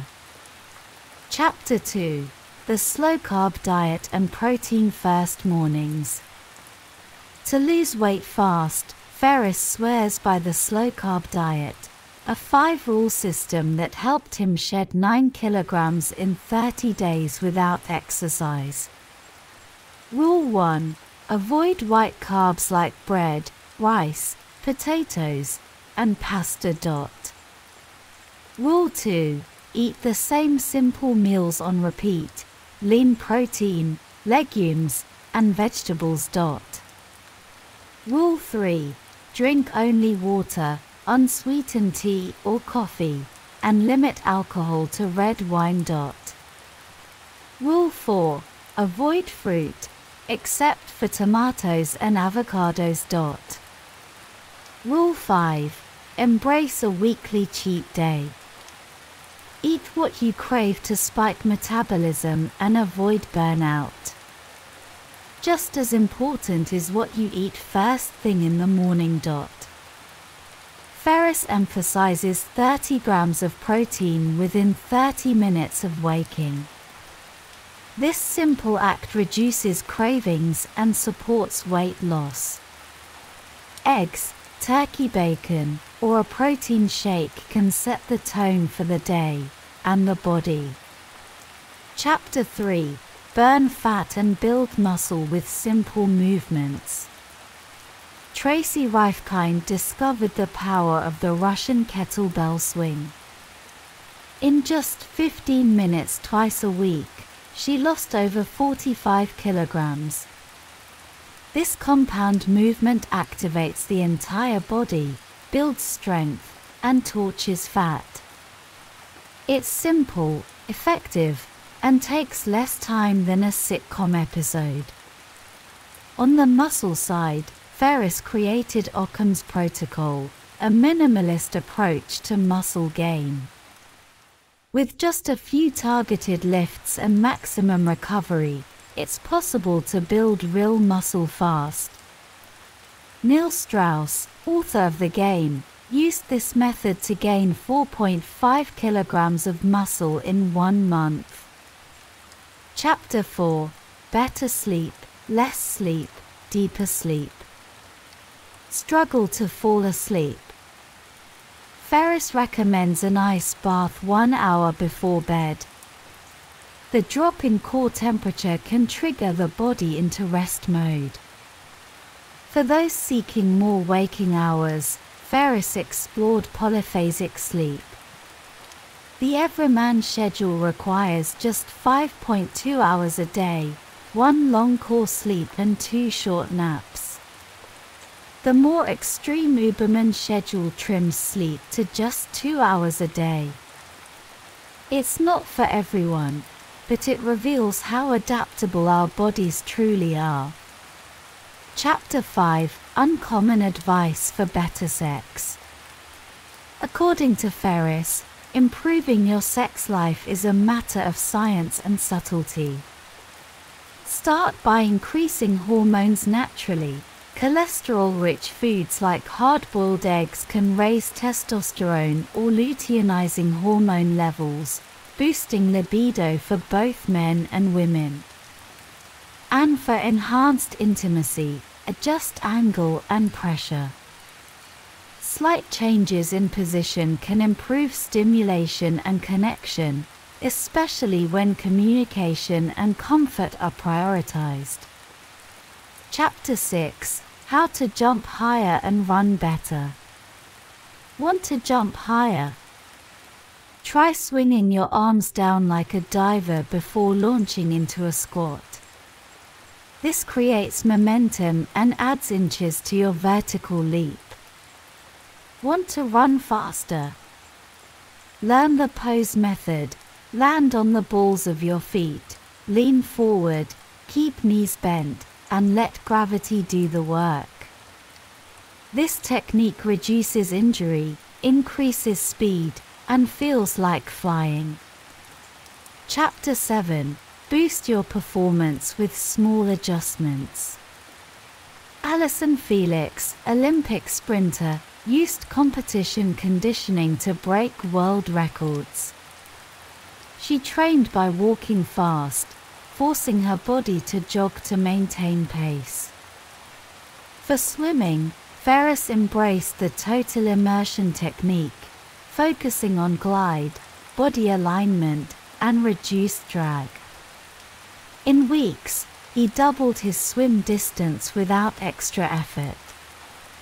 The takeaway: Performance isn't always about pushing harder. It's about moving smarter.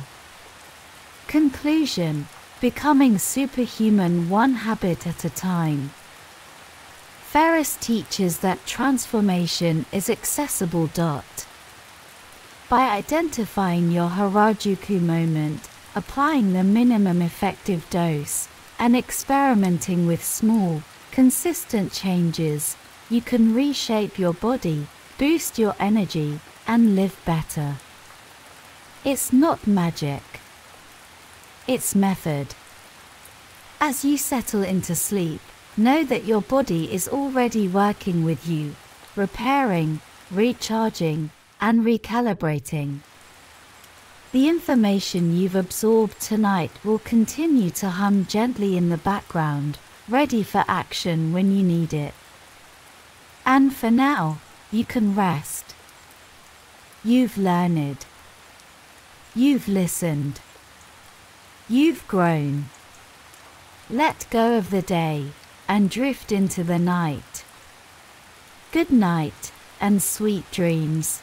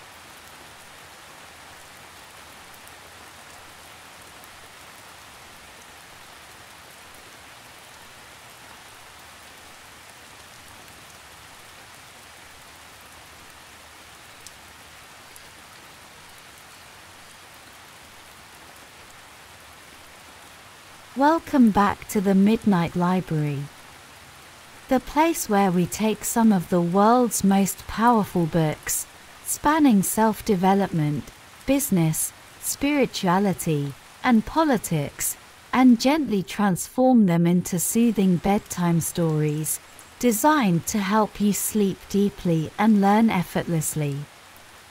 Tonight, we explore a transformative and heartfelt guide to inner peace and emotional balance, The Hidden Power of the 5 Hearts by Kimberly Snyder.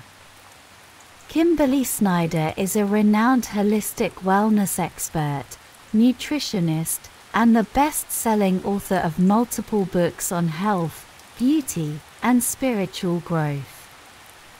She is the founder of the lifestyle brand Sull and has helped countless people, including celebrities, on their journeys to wellness and personal transformation.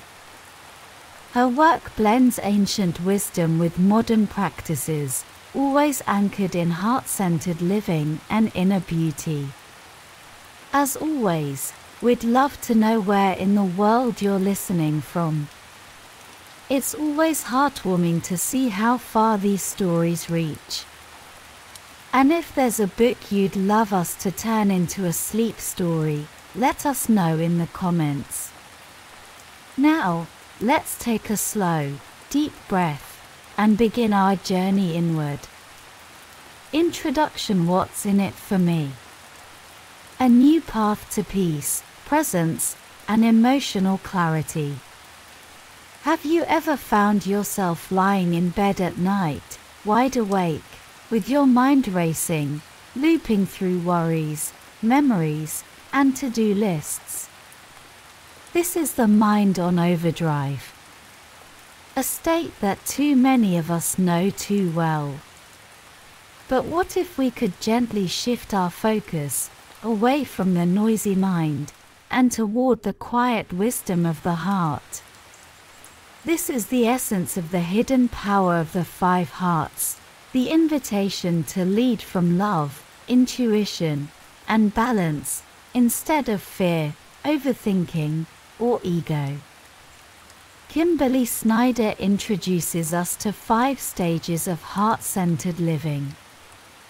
Together, they form a journey, from mental overwhelm to deep inner coherence, awakening a sense of peace, clarity, and compassion that can ripple through every part of your life. Let's begin. Chapter 1: The 5 Steps Toward Heart Coherence. Thinking is necessary, but thinking alone is not enough. The mind is excellent at problem-solving, logic, and linear plans. But left unchecked, it can feed us a constant stream of negative thoughts, like, I'm not good enough, or I need to be more like them. This is where the heart comes in. Though we often think of it as simply a blood-pumping organ, the heart has its own neural network, containing about 40,000 neurons, and a kind of intelligence that scientists are only beginning to understand.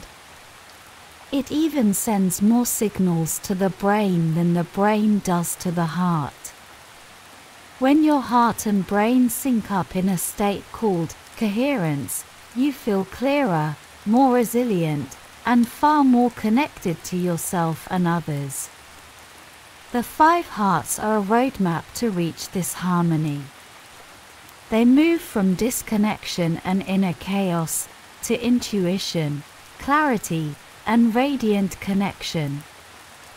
Let's explore each one. Chapter 2: Moving Beyond the Dark Heart. The first stage is the dark heart. It's where many of us begin. In this state, the heart is quiet and the mind takes over. Stress, frustration, and confusion dominate. Negative thoughts feel like truth.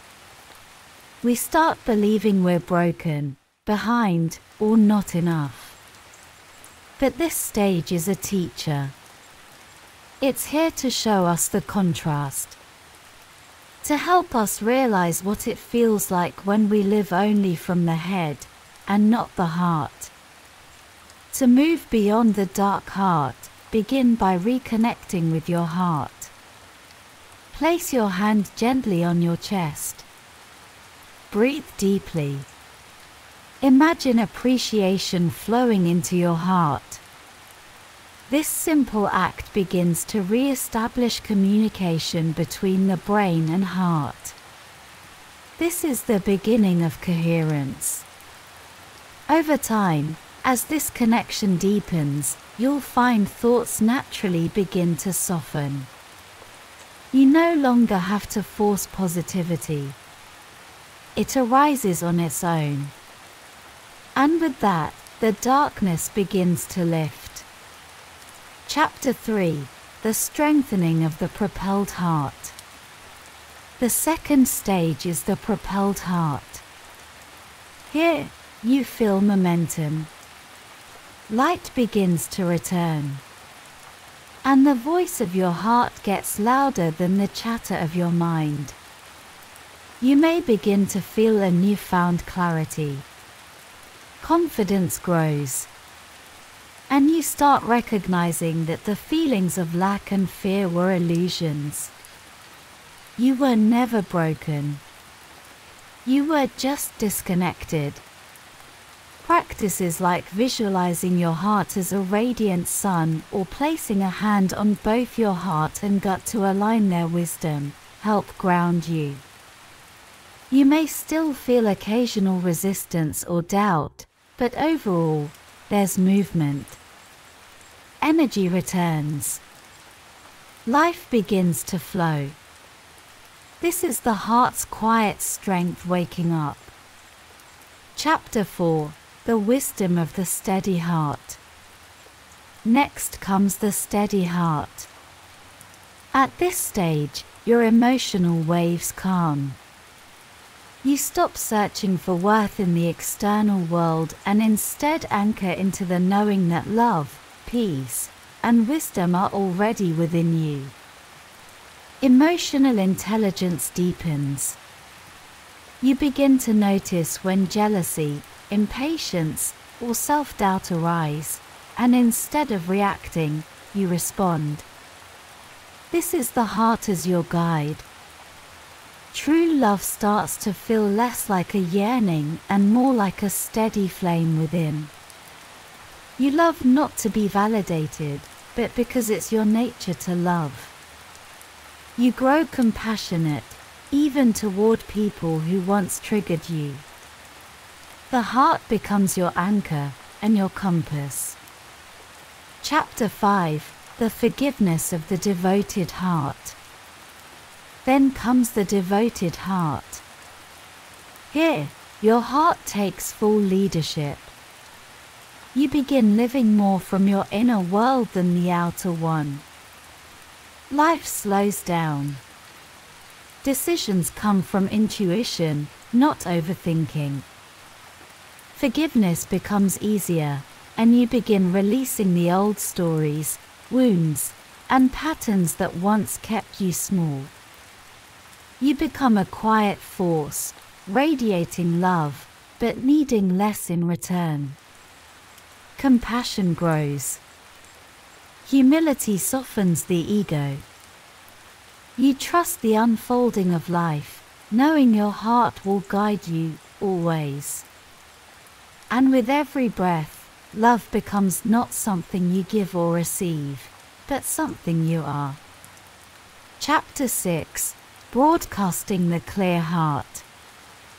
Finally, you arrive at the clear heart. In this final stage, the heart and mind are no longer separate. They are one. You feel deeply connected to all beings, to the earth, and to life itself. You are no longer driven by fear, ego, or comparison. The clear heart is about service, transparency, and joy. Life becomes a meditation, a moment-to-moment opportunity to love. Here, you begin to broadcast your heart's light, quietly, gently, into the world. Through your presence alone, you bring healing. Not through words or actions, but by simply being. And when you breathe in, you feel love. When you breathe out, you offer it. This is the hidden power of the 5 hearts. And it has always been within you. Final summary. The journey from the dark heart to the clear heart is not linear. Some days we drift back. Some days we leap ahead. But the path remains. Each stage, dark, propelled, steady, devoted, and clear, represents a step toward deeper coherence between the heart and the mind. Between who you think you are and who you truly are. By practicing heart coherence, you can reduce stress, increase intuition, deepen relationships, and find a peace that doesn't fade. Kimberly Snyder's message is simple: your heart is the key. And when you live from the heart, your life becomes aligned, radiant, and beautifully whole. Thank you for joining us tonight in the Midnight Library. If you've enjoyed this story, we'd love to hear where you're listening from and what book you'd like to hear next. Your feedback helps guide the stories we share. But for now, breathe in, breathe out. Let your heart guide you gently into sleep. Good night and sweet dreams.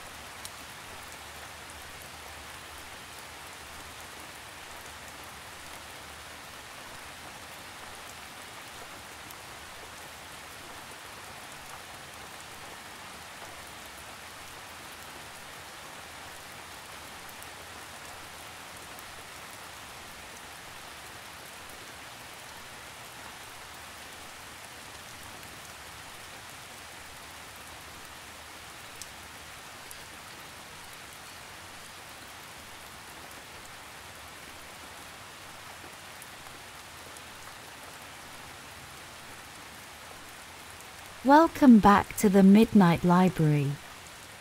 This is the place where we transform the world's best books into soothing bedtime stories designed to help you sleep, while your subconscious mind absorbs timeless insights.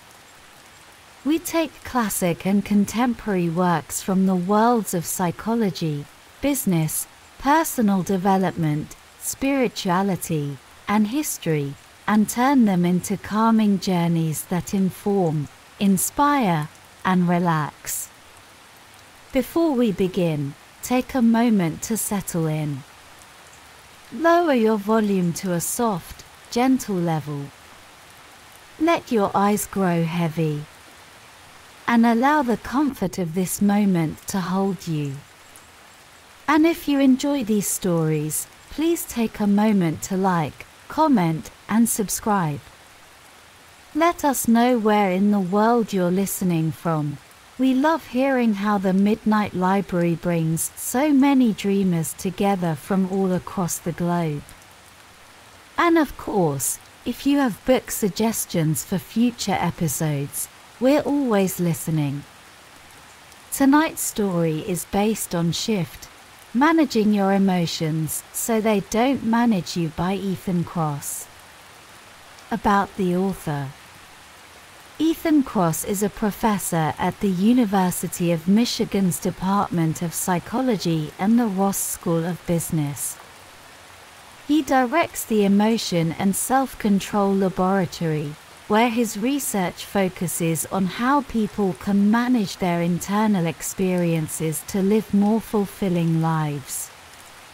Kross is the author of the national bestseller Chatter, and has consulted for top companies, government institutions, and spoken at venues like SXSW and TED. Now, let's begin. Chapter 1. Learning to Steer the Emotional Roller Coaster. Have you ever felt like your emotions took the wheel, sending you on a ride you didn't sign up for? One moment you're soaring on a high, and the next, you're spiraling into a low you didn't see coming. Emotions can feel like a storm, powerful and unpredictable. But what if you could learn to steer through that storm, maybe not with perfect control, but with grace, clarity, and confidence? That's what Shift is all about. This is not about suppressing your emotions or pretending to feel fine when you don't. Instead, it's about learning to work with your emotions, understanding what they're trying to tell you, and guiding them so they don't end up guiding you. Emotions are not the enemy of reason. In fact, they're intricately linked. Emotions help you make decisions, build relationships, and interpret the world around you. And when understood correctly, they can become your most powerful internal compass. In Shift, Kross introduces 6 powerful principles for managing emotions, so they help you, not hinder you, on the journey to a well-lived life. Let's explore them together. Chapter 2. Internal Shifter 1. The Power of Your Senses. The first principle starts with your body. More specifically, your senses. From the scent of lavender that instantly relaxes you, to the sound of waves that soothe your busy mind, your senses are always influencing how you feel. You can think of them as emotional switches. They require very little effort, yet can deliver immediate calm, energy, or focus when you need it most.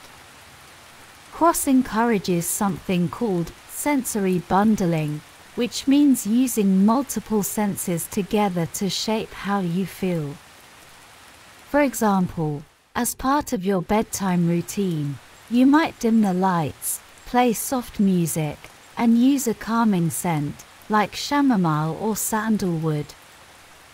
These inputs create emotional associations in your brain.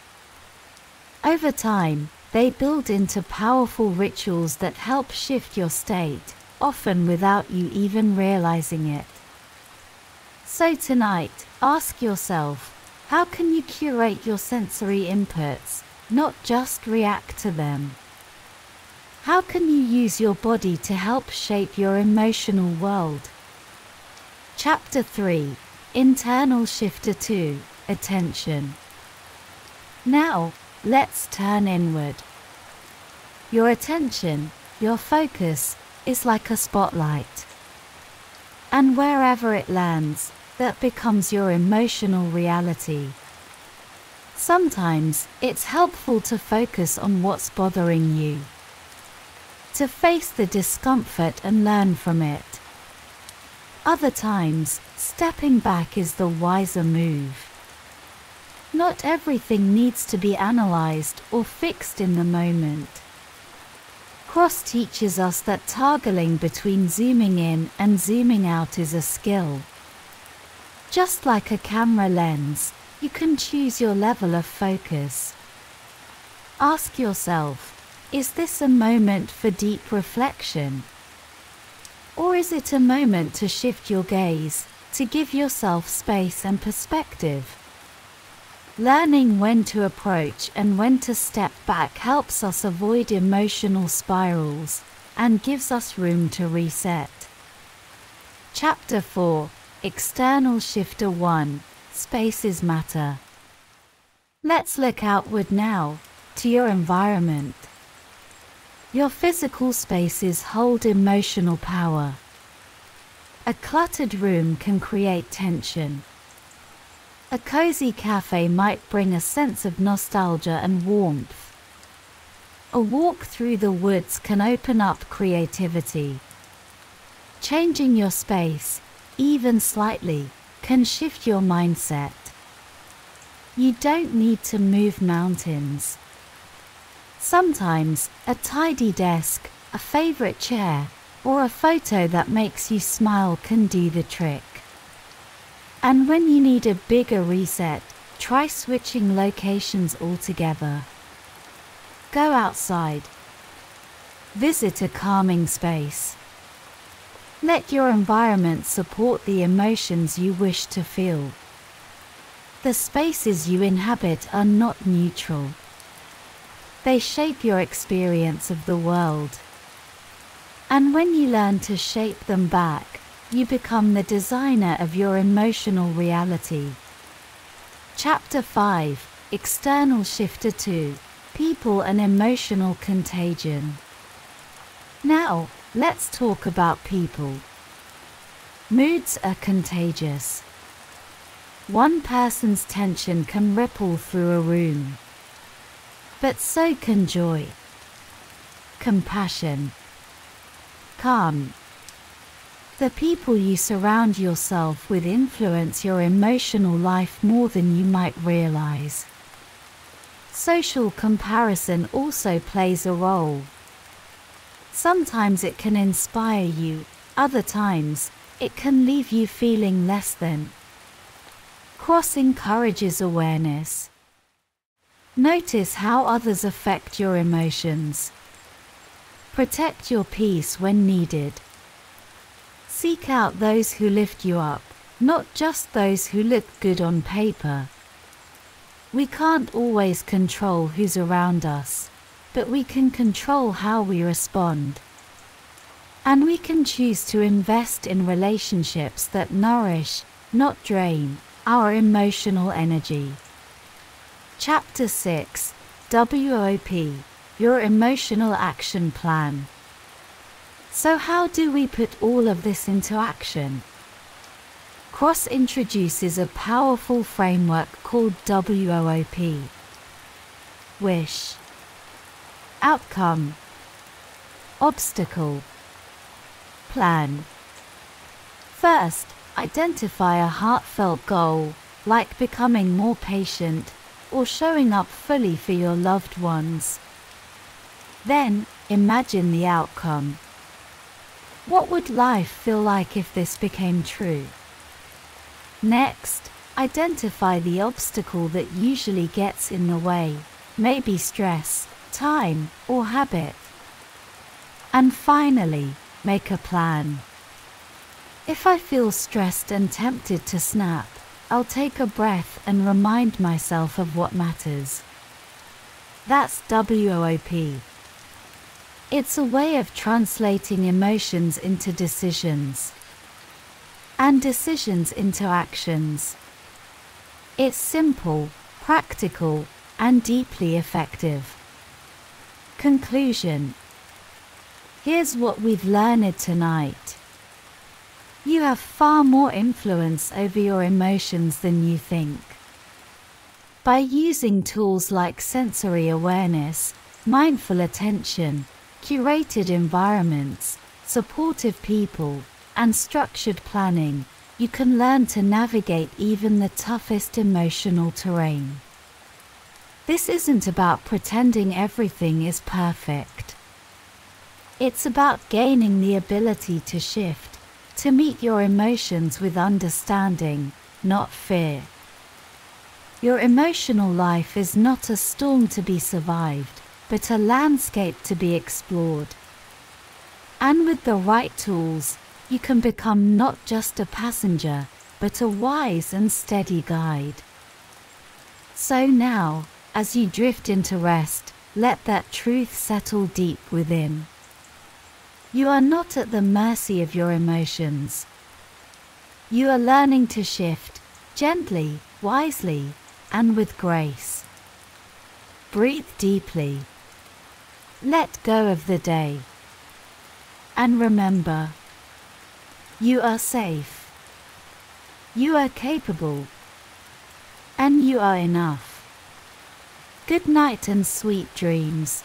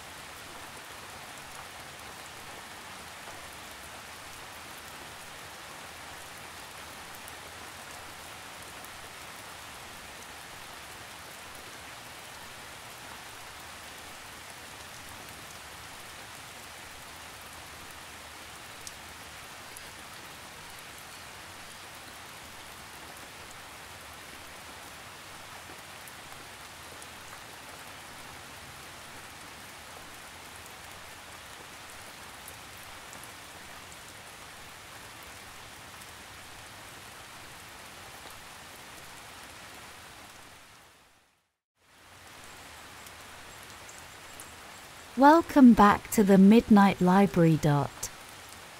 The place where we gently transform the world's most important business, spiritual, political, and self-development books into calm, soothing sleep stories. Designed to help you drift off peacefully, while allowing your subconscious mind to absorb timeless wisdom. Before we begin, take a deep breath in and out. Let your eyes grow heavy. Loosen your jaw, soften your shoulders, and settle in. Tonight's story invites you to explore the hidden workings of our moral minds. A quiet journey into the psychology of why we believe what we believe, and how understanding others, especially those we disagree with, can lead to empathy, unity, and peace. This sleep story is based on The Righteous Mind, Why Good People Are Divided by Politics and Religion, written by Jonathan Haidt, a renowned social psychologist. Haidt has spent decades studying the intersection of emotion, morality, and culture. He's also the author of The Happiness Hypothesis and teaches ethical leadership at NYU's Stern School of Business. His research has shaped how we understand group behavior, politics, and the power of intuition. As always, we'd love to hear where in the world you're listening from. Your comments help bring our Midnight Library community together. And if you have any books you'd like us to turn into gentle sleep stories, let us know in the comments below. Now, let's begin. Chapter 1: The Emotional Roots of Morality. Western thinkers have long taught us that morality is rooted in logic and reason. From the ancient philosophers to the modern courtroom, we're taught that clear thinking leads to wise decisions. But what if our feelings come first? Psychologist Antonio DiMaggio studied patients who had lost their emotional capacity due to brain injuries. He found something strange. Without emotions, his patients couldn't make simple decisions. To them, choosing between coffee or tea, or picking a restaurant for lunch, felt like choosing a new car. Every decision was equally neutral, emotionless, meaningless. His conclusion: our emotions don't just color our thoughts, they guide them. They are essential to decision-making, including our sense of right and wrong. Social psychologist Robert Sajonc also demonstrated that even random shapes or symbols cause instant emotional reactions. Before thought, before words, there is feeling. So, when it comes to questions of morality, our reasoning doesn't lead us to our emotions. Our emotions lead us to reasoning. Chapter 2: Morality is intuitive, not logical. Imagine being asked whether it's wrong to eat human flesh, or to have an intimate moment with a dead chicken. You might feel instant disgust, and you wouldn't be alone. In fact, Haidt conducted experiments where people were presented with unusual moral dilemmas. When asked whether consensual acts between adult siblings were wrong, many said yes, immediately. But when given logical reasons why no one was harmed, most stuck to their original answer. Even without logic, the gut feeling remained. This is the power of intuition. It leads. Logic follows. And our brains become more like clever lawyers than neutral judges, defending our feelings with carefully chosen facts. Chapter 3: Morality, Reputation, and Self-Interest. You may think you're moral for the sake of morality. But moral choices are deeply shaped by your need to feel good about yourself and to look good to others. Studies show that when people know they'll need to explain their choices, they think more carefully. But when left unchecked, they often tweak the truth, just enough to maintain their self-image. For example, in one study, participants were overpaid by mistake. Only 20% returned the extra money when left alone. But when asked directly by the cashier, 60% did the right thing. We cheat, just a little, if we can still feel like good people. Chapter 4: Universal Moral Foundations.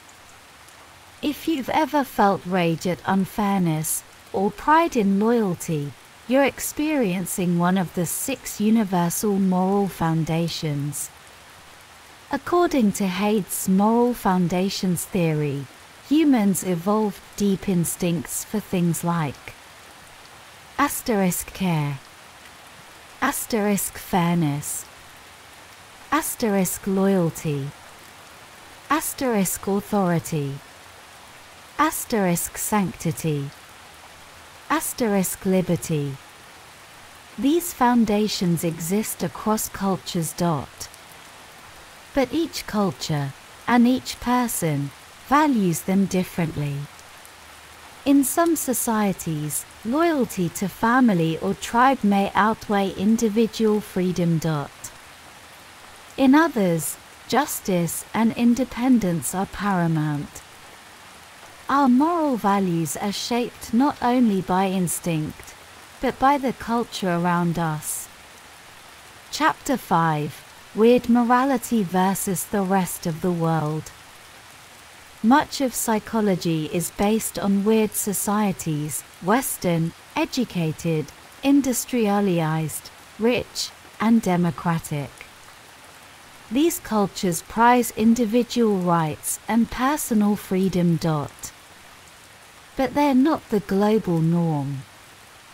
In more traditional cultures, morality includes loyalty, hierarchy, and sacred values. For example, in a controversial moral test, weird participants said that intimate acts with a chicken, done in private, were morally permissible. But in India and many working-class communities, the same act was seen as deeply immoral, not because it harmed others, but because it violated sacredness and community norms. This shows that different people are guided by different moral triggers, and that understanding those differences is key to empathy. Chapter 6: The Hive Switch. Have you ever lost yourself in a crowd? Cheered at a concert? Cried with a stadium full of fans? This feeling of being part of something larger is what Haidt calls the hive switch. It's a primal instinct that bonds us to the group. Religion, patriotism, group rituals, and even awe-inspiring moments in nature can flip the hive switch, dissolving the self into the whole. This sense of unity helps humans cooperate. From early tribes to modern armies, successful groups were the ones who could synchronize, trust, and act as one.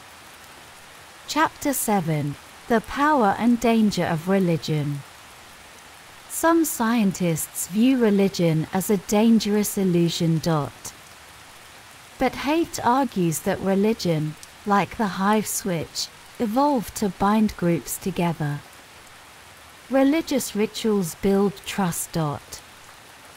Sacred texts teach shared values. Congregations create networks of mutual aid and community. In fact, religious communes in 19th century America lasted longer than secular ones. Why? Because they had rituals, structure, and moral glue. While religion can divide us, it can also create profound generosity. Studies show that religious people give more to both religious and secular charities. It's a double-edged sword, but one worth understanding. Chapter 8: Politics and Moral Triggers. Why do working-class voters often support conservative policies that don't benefit them economically? The answer lies in moral taste buds. Liberals emphasize care, fairness, and liberty. But conservatives appeal to all six foundations, adding loyalty, authority, and sanctity. That broader appeal resonates deeply with many voters. For example, a liberal might argue for individual rights. But a conservative might defend family values, tradition, and spiritual purity. Both are valid perspectives. But they speak different moral languages. Chapter 9: Finding Common Ground. Political polarization is growing. And with it, our ability to truly understand one another is shrinking. But what if we stopped trying to win arguments and started trying to understand? Each side of the political spectrum has strengths. Liberals are skilled at identifying suffering and fighting injustice. Conservatives protect institutions, preserve order, and honor tradition.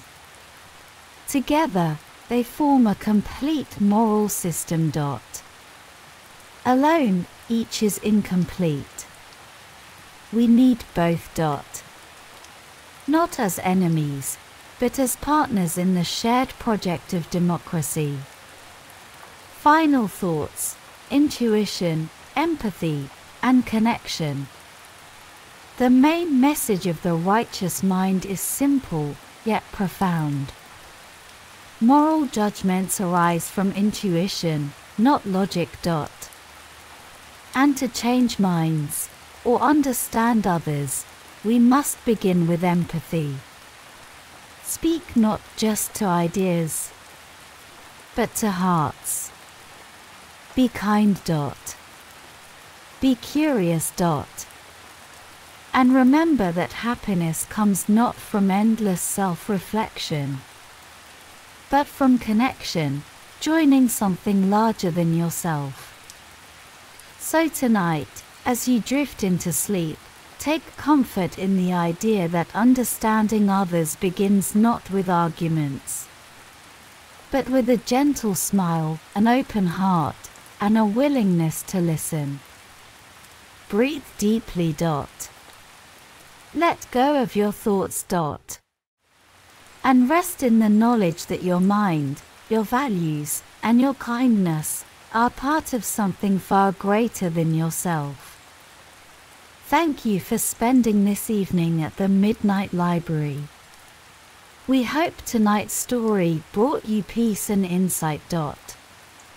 If you enjoyed it, please like, comment, and subscribe. Let us know where you're listening from. We love hearing from our global community. And if you have a book you'd like to hear next, tell us in the comments. We'll be here again tomorrow with another calming story from the shelves of the Midnight Library. Good night and sweet dreams.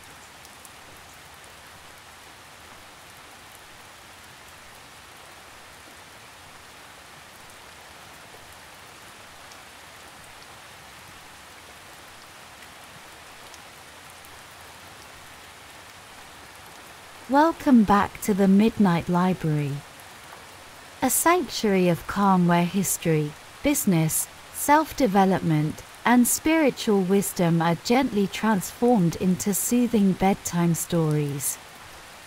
Each evening, we open a new book and a new door into a story designed not just to inform, but to relax your mind, calm your body, and speak quietly to your subconscious.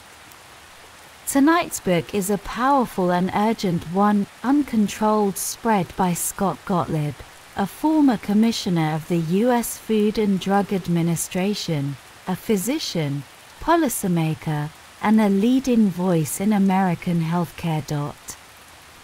A respected contributor to CNBC and a board member at Pfizer, Gottlieb has spent decades at the intersection of medicine, science, and public health strategy. In 2021, he was recognized by Time magazine as one of the 50 people transforming healthcare. In Uncontrolled Spread, Gottlieb unpacks the full story of why COVID-19 overwhelmed the United States and how we can be better prepared next time. Before we begin, take a deep breath. Settle in. Adjust your volume low and allow the Midnight Library to guide you gently into rest, learning, and reflection. We publish new stories each week, and if you enjoy tonight's journey, please like, subscribe, and comment below. Let us know where in the world you're listening from. It's always wonderful to see how far the Midnight Library travels. And if you have a request for a book you'd like to hear, we'd love to know. Now, let's begin. Chapter 1, A Warning Unheard. It began with whispers. Not of alarm, but of uncertainty. In January 2020, Scott Gottlieb exchanged quiet, concerned messages with a colleague in the White House. They were worried. A strange new virus had emerged in China, mysterious, swift, and silent. It wasn't the first time the world had seen such warnings. SARS, MERS, Ebola. But this time felt different. The virus, SARS-CoV-2, moved quickly. And early information was scarce, vague, and often misleading. China's official narrative was calm, no need for panic. No clear evidence of human-to-human transmission. Just a local food market incident. But behind the scenes, hospitals in Wuhan were filling. Genetic samples showed something new. And doctors were sounding quiet alarms until their voices were silenced. It was the beginning of something vast. And no one was prepared. Chapter 2, Time Lost, Trust Broken. As the virus spread, the truth lagged behind. It wasn't until March 11, 2020, months after the virus had landed in the US, that the World Health Organization declared a pandemic. By then, it was everywhere. In Seattle. In Chicago. In homes, hospitals, airports, moving faster than information could catch it. The US had no coordinated testing system. Only the CDC could process tests. And its capacity was quickly overwhelmed. Doctors had to wait days for results. Contact tracing was almost impossible. Testing kits were slow to arrive, and when they did, many were flawed. The virus wasn't just spreading through bodies. It was spreading through the cracks in a system that wasn't ready. Chapter 3: Prepared for the Wrong Crisis. America wasn't unprepared for everything. It had plans, but for the wrong kind of threat. The playbook had been built around influenza. And around bioterrorism. It focused on surface cleaning and hand hygiene, not airborne contagion. It anticipated symptoms, not silent carriers. COVID-19 wasn't like the flu. And the tools designed to stop it didn't. There was no national database. No rapid contact tracing. No early distribution of masks or protective equipment. It wasn't a lack of resources. It was a lack of vision. Chapter 4: The CDC, stretched too thin. The Centers for Disease Control and Prevention is a respected agency. But it wasn't built for speed. It's designed to study the past, not to act in the moment. The CDC was asked to do something it had never done: develop, produce, and distribute rapid tests for an unknown virus. It wasn't ready. The first test kits were faulty. The supply chain was fragile. And weeks turned into months. Meanwhile, the virus kept moving. Faster than guidelines. Faster than decisions. America was responding to a crisis in real time, with tools designed for another era. Chapter 5: A Leadership Void. The failures weren't only scientific. Mixed messages from political leaders created confusion. Mask wearing became a debate. Lockdowns varied from state to state.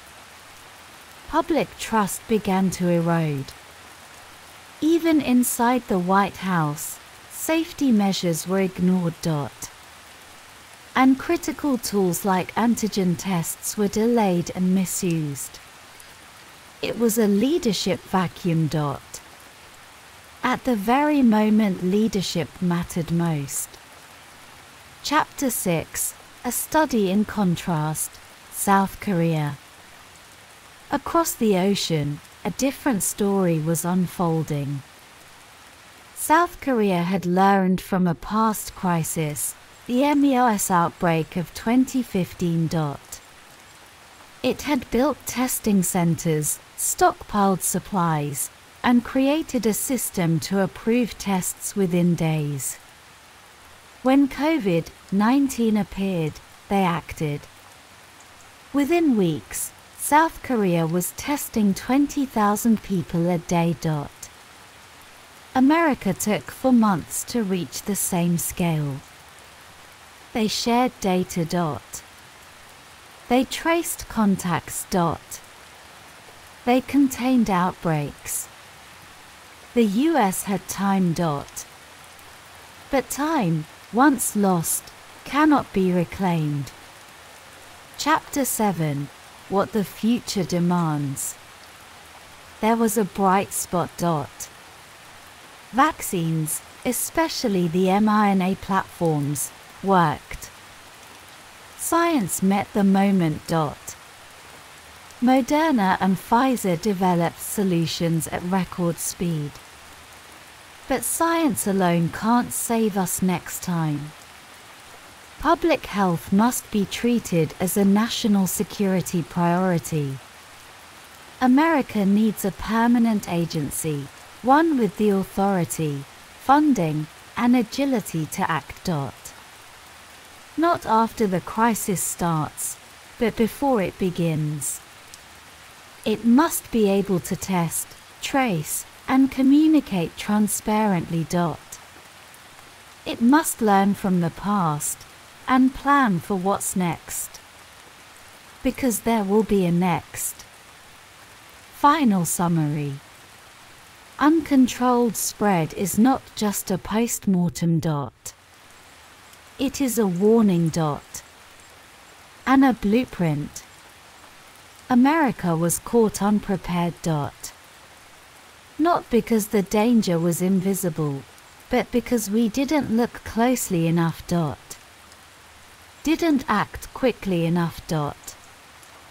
Didn't lead with clarity. The next threat may be different. But the lesson remains the same. Preparation is power. Coordination is survival. And trust, in institutions, in science, in one another, is everything.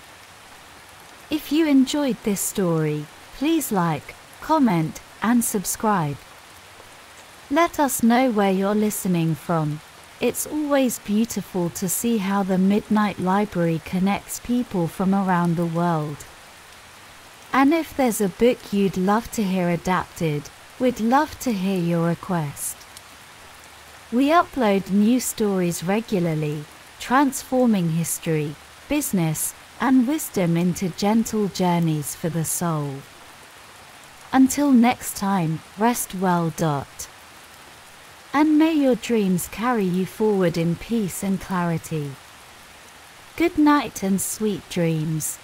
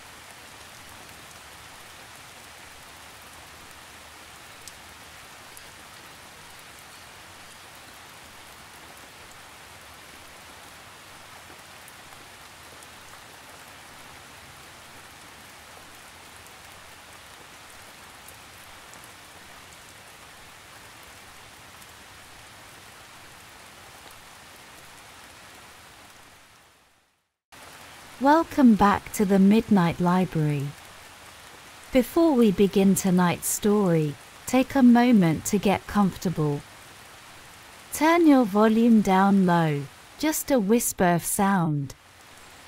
Just enough to guide you gently into rest, and maybe a little learning too.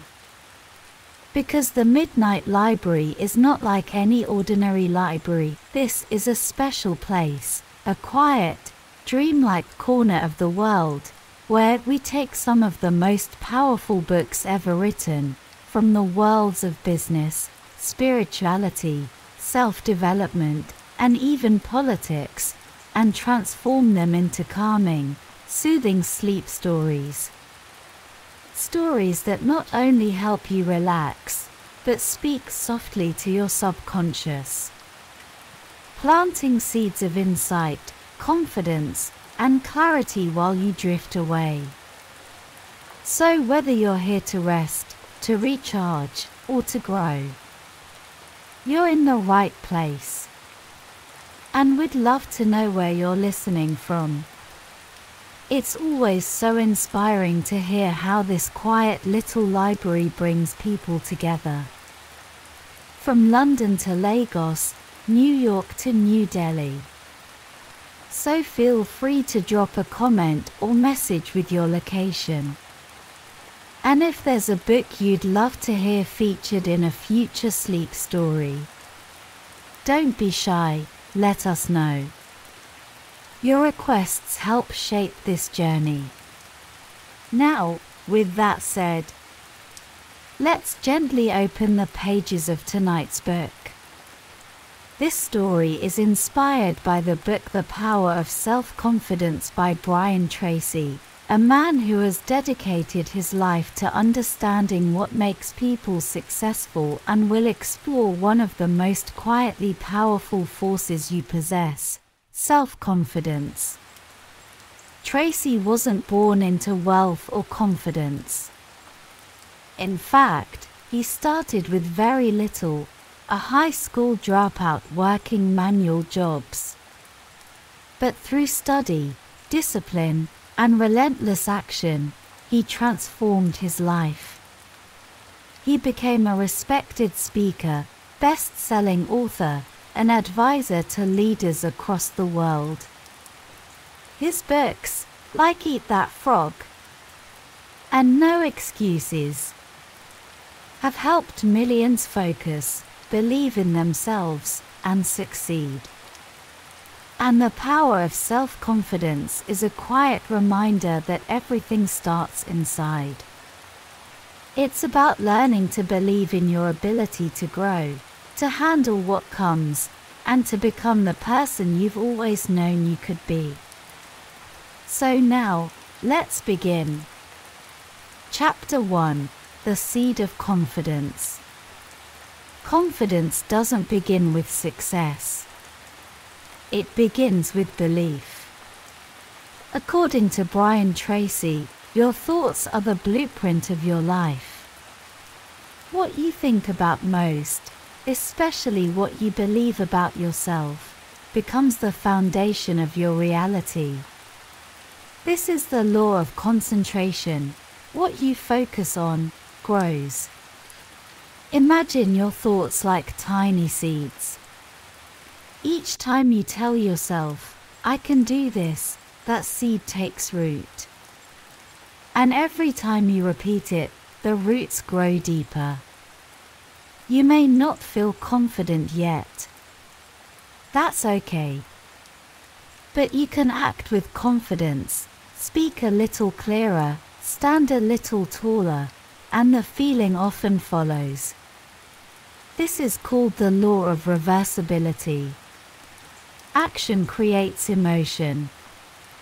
And then, there's integrity, living by your own values, even when it's hard. The more your actions match who you want to be, the stronger your self-belief becomes. So tonight, as you rest, plant those seeds. I am worthy. I am strong. I am capable. Let them settle into the quiet soil of your mind. Chapter 2: Goals create direction. Think of happiness, Tracy says, not as a destination, but as a side effect, a byproduct of meaningful progress. That's the law of indirect effort. Confidence doesn't come from chasing it directly. It grows as you do hard things, as you reach toward meaningful goals. One small goal, written clearly, spoken daily, can change your life. And the more specific your goals, the more your mind focuses on helping you achieve them. Vague dreams bring vague results. Clear goals create clear momentum. So write them down. I am healthy and full of energy. I earn a living doing what I love. I am becoming more confident every day. Speak them in the present tense.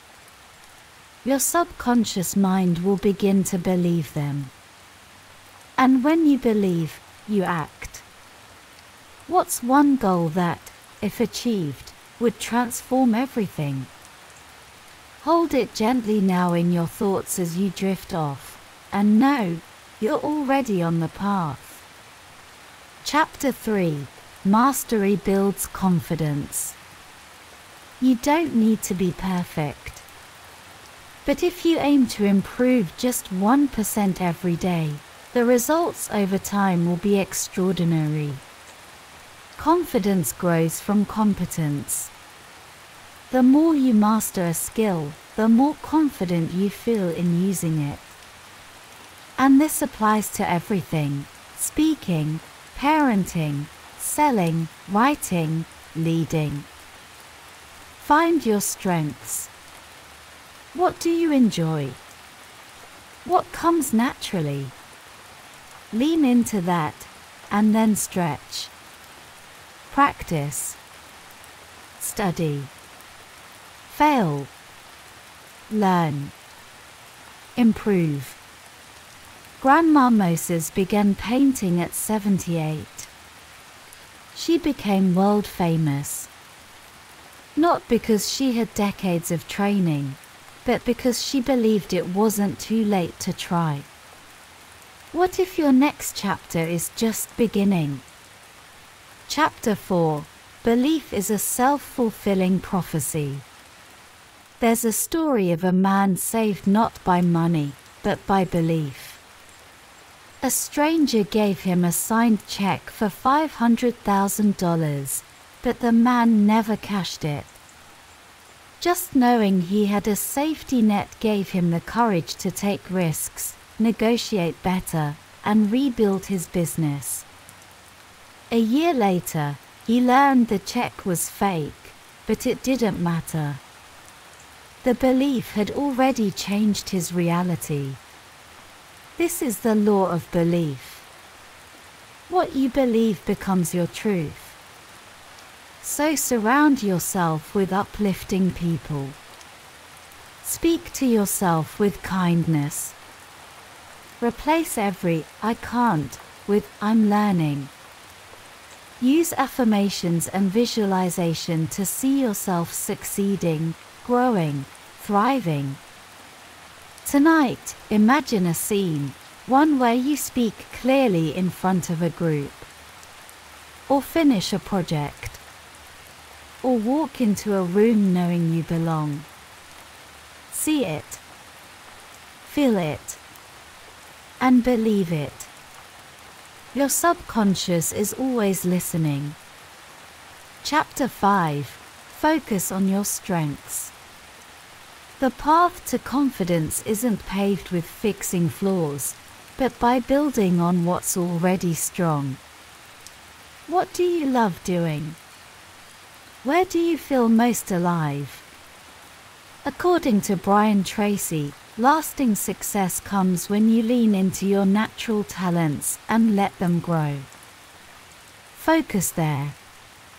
Build there. Let your weaknesses fall away like old leaves. Take inventory. Write down what you're good at. Think of times when you felt in flow. Look at patterns. That's where your power lies. Confidence doesn't mean doing everything. It means knowing what you do best and doing it well. Chapter 6: Adversity is your teacher. Every successful person has a secret: they've failed. A lot. Confidence isn't about avoiding mistakes. It's about growing stronger because of them. Thomas Edison failed thousands of times before inventing the light bulb. But each attempt taught him something. Failure wasn't the opposite of success, it was the path. So plan for setbacks. See them as part of the journey. Each time you fall and get up, your confidence grows. Adversity is a forge. It shapes you. It strengthens you. It teaches resilience. Tonight, let go of the fear of failure. Trust that every stumble leads forward. You're not behind. You're in progress. Chapter 7: Action Creates Certainty. Here is the heart of Trace's message. Confidence is not something you wait for. It's something you do. Action is the answer. Action dissolves fear. Action builds momentum. Start where you are. Identify the one thing holding you back, then face it. One step. One call. One message. One decision. Then another. And another. This is the difference between positive thinking and positive knowing. Knowing that, no matter what happens, you can handle it. Because you've done it before. And you'll do it again. Repeat the rhythm daily: desire, decision, determination, and discipline. For quiet forces that, together, build an unstoppable you. And remember, no one else will do it for you. But you are more than ready. Closing reflections from the Midnight Library. And now, as you rest here, in this quiet space, know this. You don't need to be perfect. You don't need to have it all figured out. But you do need to begin. Begin by believing. Begin by deciding. Begin by acting. Because every time you choose courage over fear, every time you choose progress over perfection, you strengthen your confidence. Bit by bit, breath by breath, you are becoming the person you were meant to be. So rest now, with that quiet knowing. That inner power is rising. And your next chapter will be written with strength, grace, and belief. Good night, and sweet dreams.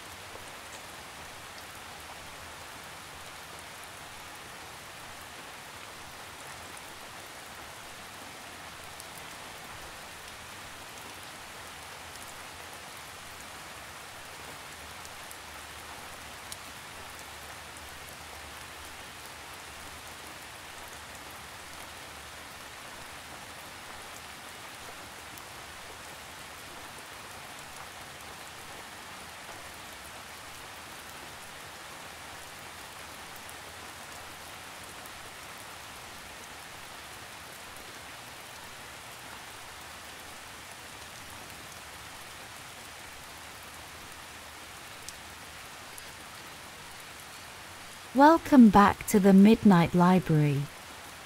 Before we begin tonight's story, take a moment to lower your volume until it's just a soft whisper, gentle enough to carry you peacefully into sleep, but clear enough that your mind can drift alongside us. Tonight, we explore Be the Love by Sarah Prout, an inspiring author, speaker, and host of the popular Manifest podcast. Sarah's journey is truly remarkable. Once a single mother surviving on welfare, struggling through an abusive relationship, she dared to believe there was more waiting for her, and through heart-based healing, emotional empowerment, and the art of manifestation, she transformed her life. Today, she teaches people all around the world how to tap into their own inner magic and manifest the happiness and love they deserve. In Be the Love, she shares 7 powerful ways to unlock your heart and create the life you dream of. And so, as you get comfortable, as your body settles, allow your mind to gently open as we drift into her beautiful wisdom.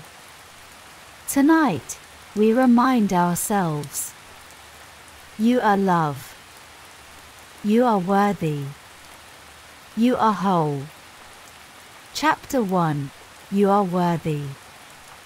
It all begins with this simple, yet profound truth. You are worthy.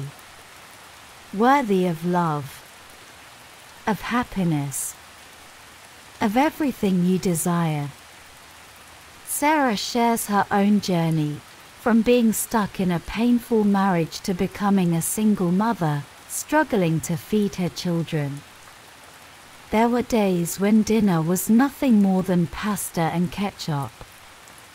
And yet, something deep within her, a whisper of her soul, kept repeating, I am worthy. Affirmations became her anchor. Simple, repeated words. I am worthy. I am enough. I am deserving of love, joy, and abundance. As you lie here tonight, whisper this to yourself. I am worthy. Say it as if you believe it. Because it's true. Not because of what you've done, but because of who you are. Sarah reminds us that so many of us carry silent wounds, shame, self-doubt, feelings of being undeserving. But every time you choose to repeat an affirmation, every time you choose compassion over judgment, you are rewriting those stories. It's not easy. It takes practice. But it's worth it. Because you are worthy of love. Chapter 2, You Are Intuitive. The second truth Sarah shares is this. You are intuitive. That inner voice, your gut feeling, it's there. Always whispering, guiding you toward what is meant for you. In our busy, noisy world, we often forget how to hear it. Social media, endless scrolling, comparison, it clouds our connection. Sarah invites us to turn down the noise, to walk outside, to breathe the air, and reconnect with the natural world. The trees don't ask if they're enough. The stars don't compare themselves. And you don't need to either. Sit with your journal. Write down the little nudges, the hunches. Over time, you'll see, your intuition knows the way. Trust it. Trust yourself. Chapter 3, You Are Ready. You are ready. Ready for love. Ready for joy.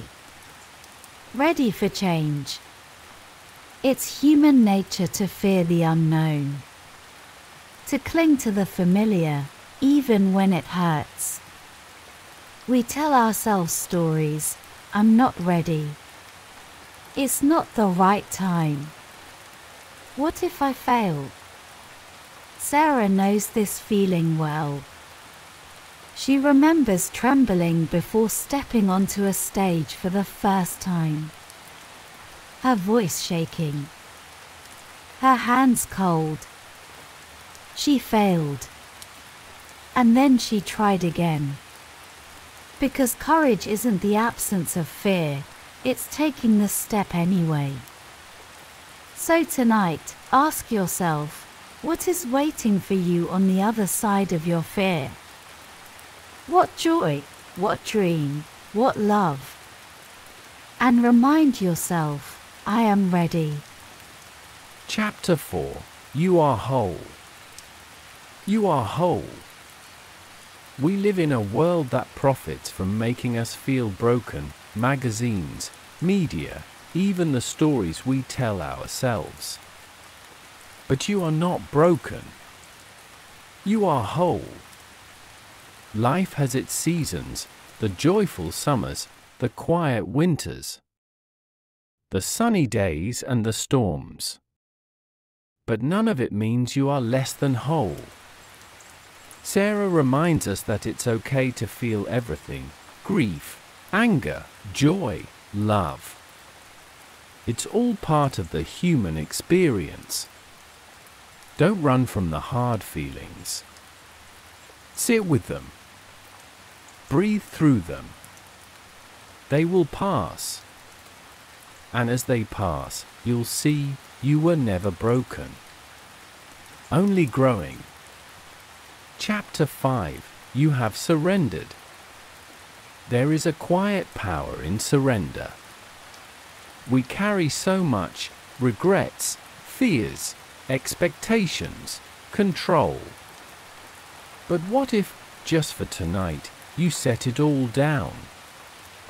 Sarah tells a story of the moment her body told her it was time to let go.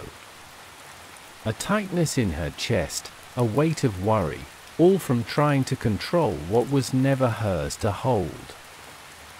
The doctor said simply, "Cry. Let it go." And so she did. And she healed. What are you carrying tonight that is too heavy? Breathe it out. Release it to the universe. Surrender isn't weakness, it is trust.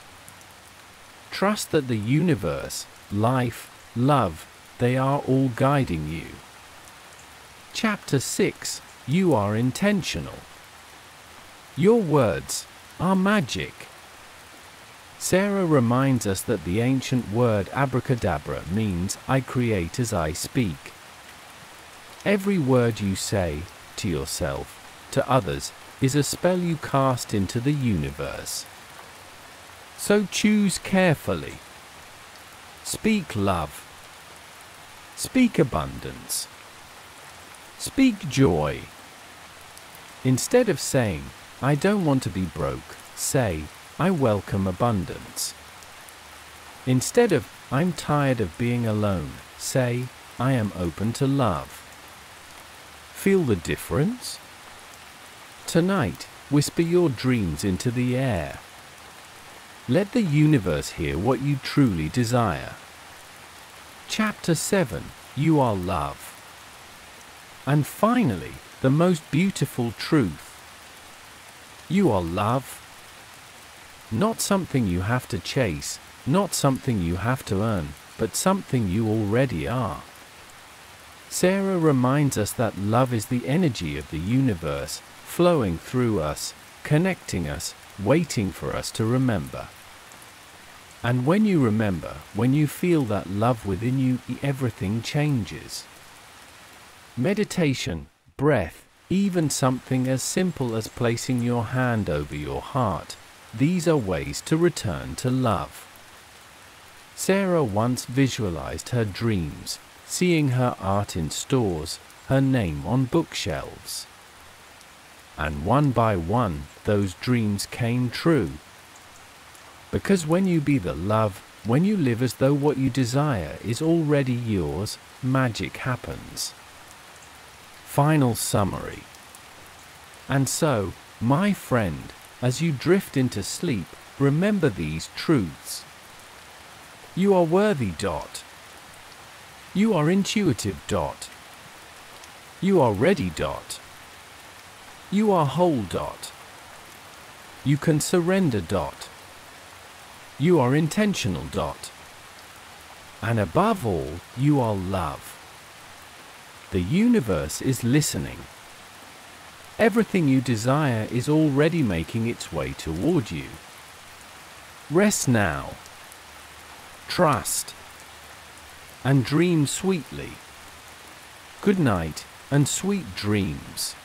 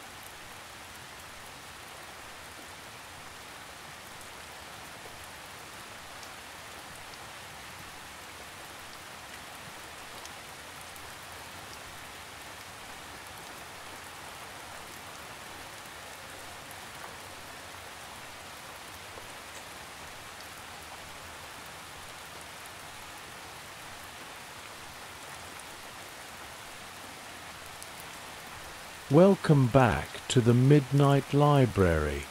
Before we begin tonight's story, I invite you to turn the volume down low, just soft enough that my voice is a gentle companion, fading into the background, guiding you toward a restful sleep. Tonight, we drift into the calming world of simple rules, inspired by the insightful book Simple Rules: How to Thrive in a Complex World, written by Donald Sull and Kathleen Eisenhardt.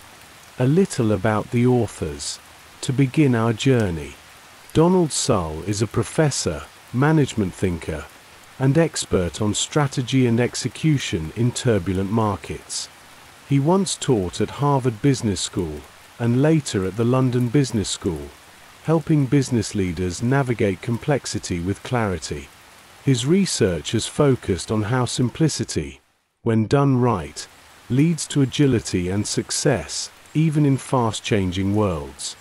His co-author, Kathleen Eisenhardt, is a professor at Stanford School of Engineering, where she blends strategy, innovation, and simplicity, helping entrepreneurs and leaders thrive in chaos.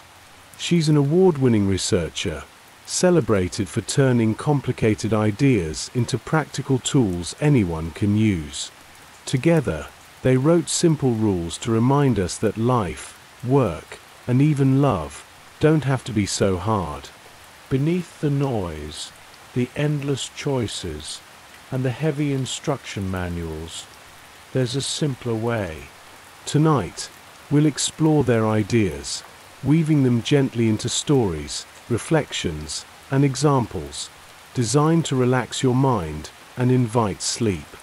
Our world is undeniably complex. Each day, we face choices, distractions, and tasks far beyond what our ancestors could have imagined. The internet offers unlimited information, but also endless confusion. Our calendars fill with meetings, reminders, and goals, until we forget why we set them in the first place.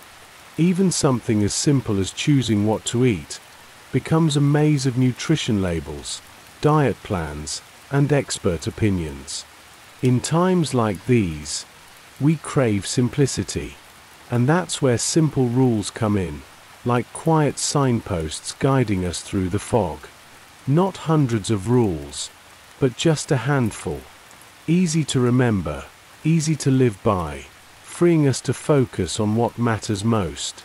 Imagine for a moment, you're a doctor in a military field hospital. A wave of injured soldiers arrives, all needing help, some urgently. There's no time for deep analysis, no space for consulting thick medical manuals. Instead, you turn to a simple rule, a triage principle known the world over. Check the vital signs, prioritize the patients whose lives you can still save, and move quickly. Simple, focused, life-saving. It's in moments like these that complexity fades and clarity shines. Simple rules are everywhere in nature. Take the Japanese honeybee, faced with a deadly hornet. One bee alone is no match, but together they follow a simple rule: swarm the hornet, vibrate their wings, and generate heat. Slowly, the hornet overheats, and the hive is saved.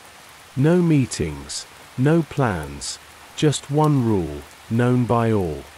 Humans have their own simple rules, sometimes unspoken, sometimes passed down through generations. Consider the French, with their rich, butter-laden cuisine. Yet, they have far lower rates of obesity than many other nations. Why? It turns out, they follow a quiet, powerful rule. Stop eating when you feel full. Not when the plate is empty or the dessert arrives, but when the body says, enough. Simple, natural, and so effective. The authors share how companies thrive, not by adding rules, but by stripping them away. Look at Zipcar, a car-sharing company built on trust, and just 6 rules. Refill the gas. Clean up after yourself. Return the car on time. Nothing more. And because it's simple, people follow, and the system works. Complexity melts away. Artists, too, flourish with simple rules. Claude Monet, the master of light and color, set quiet boundaries for himself. Paint what you love. Haystacks, lilies, light on water. Return again and again, not chasing novelty, but exploring depth. And in that repetition came genius. His simple rule made room for beauty. The comedian Tina Fey, known for her quick wit and brilliant writing, created her own rules, learned from years at Saturday Night Live. Mix the Harvard nerds with Chicago improvisers and stir. Never tell a crazy person they're crazy. Simple, clear, and surprisingly profound. These little rules helped her create shows, manage teams, and build a legendary career. Simple rules don't just guide art or comedy, they shape financial wisdom too. For centuries, investors have followed a timeless rule. Divide your wealth, 1/3 in land, 1/3 in business, and 1/3 in cash.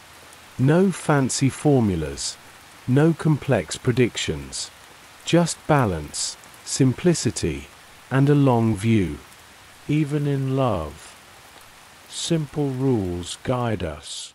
One couple shared their 2 golden rules for a long, happy marriage. Always kiss goodnight. Never argue when tired. They followed these rules for 50 years, finding peace even through life storms. Simple rules work because they free our minds. They reduce decision fatigue, the hidden drain we all feel when overwhelmed by choices. Think of a favorite outfit you wear often, a go-to breakfast, a daily walk. These are your simple rules, creating space for bigger dreams and deeper rest. But like all good things, simple rules must evolve. What worked once may not work forever. The founders of Airbnb learned this early. They thought their users would be young backpackers, chasing festivals. But as time passed, they discovered their guests were older, wealthier, craving comfort. So, they changed their simple rules. Always provide fresh soap. Make it feel like home. And with that, the company flourished. And so, tonight, as you rest, perhaps, you'll dream of your own simple rules. What gentle guidelines might ease your days and lighten your heart? Maybe it's no phones after dinner. Walk every morning. Speak kindly, always. They don't have to be perfect or rigid, just enough to guide you through this beautiful, complex world. And remember, simple rules are not a cage. They are wings, giving you just enough structure to soar, to explore, to create, to rest. So now, as you drift further into sleep, know that you don't need to remember everything. You only need a few simple rules. The rest will wait for morning.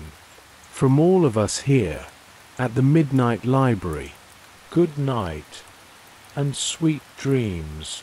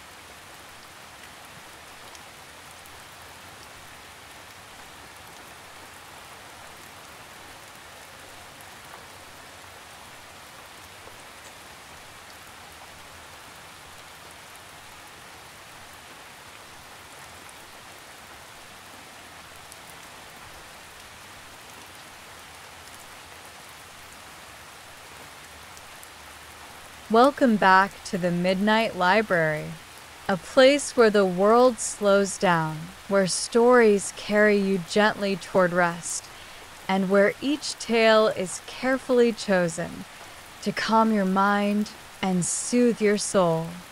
Tonight, we explore a story about discipline, purpose, and the magic that awaits when we greet the world before dawn.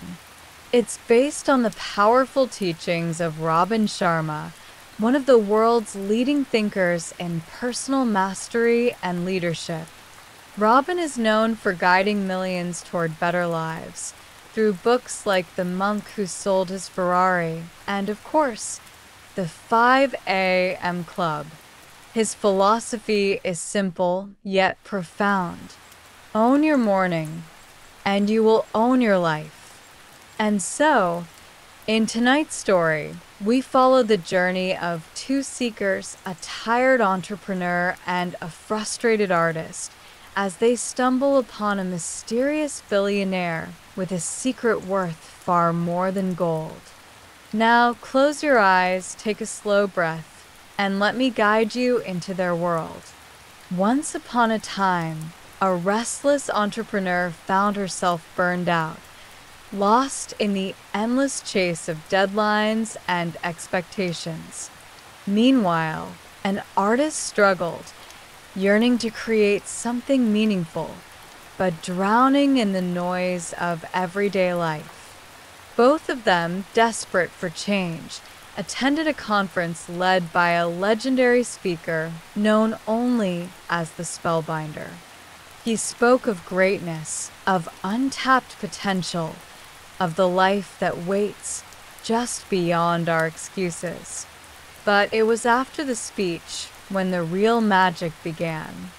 A stranger approached them, dressed plainly, his only hint of wealth a gleaming, rare watch.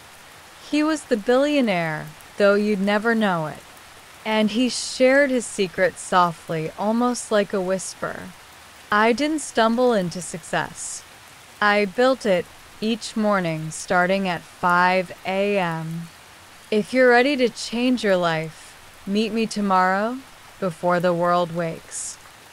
And so, with hesitation and curiosity, the entrepreneur and the artist awoke the next morning long before the sun. To their surprise, a luxury car awaited, carrying them to a private jet, its sleek frame marked with 3 simple letters, 5AC. The 5 a.m. Club, the pilot explained with a smile, where ordinary people become extraordinary. As the jet soared into the sky, the billionaire began to share his greatest treasure, not his wealth, but his morning ritual. 5 a.m. is not just a time, it's a doorway to peace, power, and possibility. He spoke of the greats who came before. Mozart, composing symphonies before the sun rose. Benjamin Franklin, who asked himself each morning, "What good shall I do today?" John Grisham, writing his first novels 1 page at a time before dawn.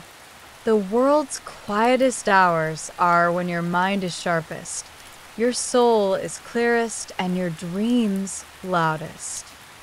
He explained the science behind the practice. When we rise early, our prefrontal cortex, the part that doubts and worries, goes quiet. What's left is pure creativity, clarity, and flow.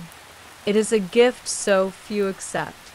The billionaire called it the victory hour, and within it lay the powerful 20/20/20 formula. The first 20 minutes, move. He urged them sweat, stretch, breathe.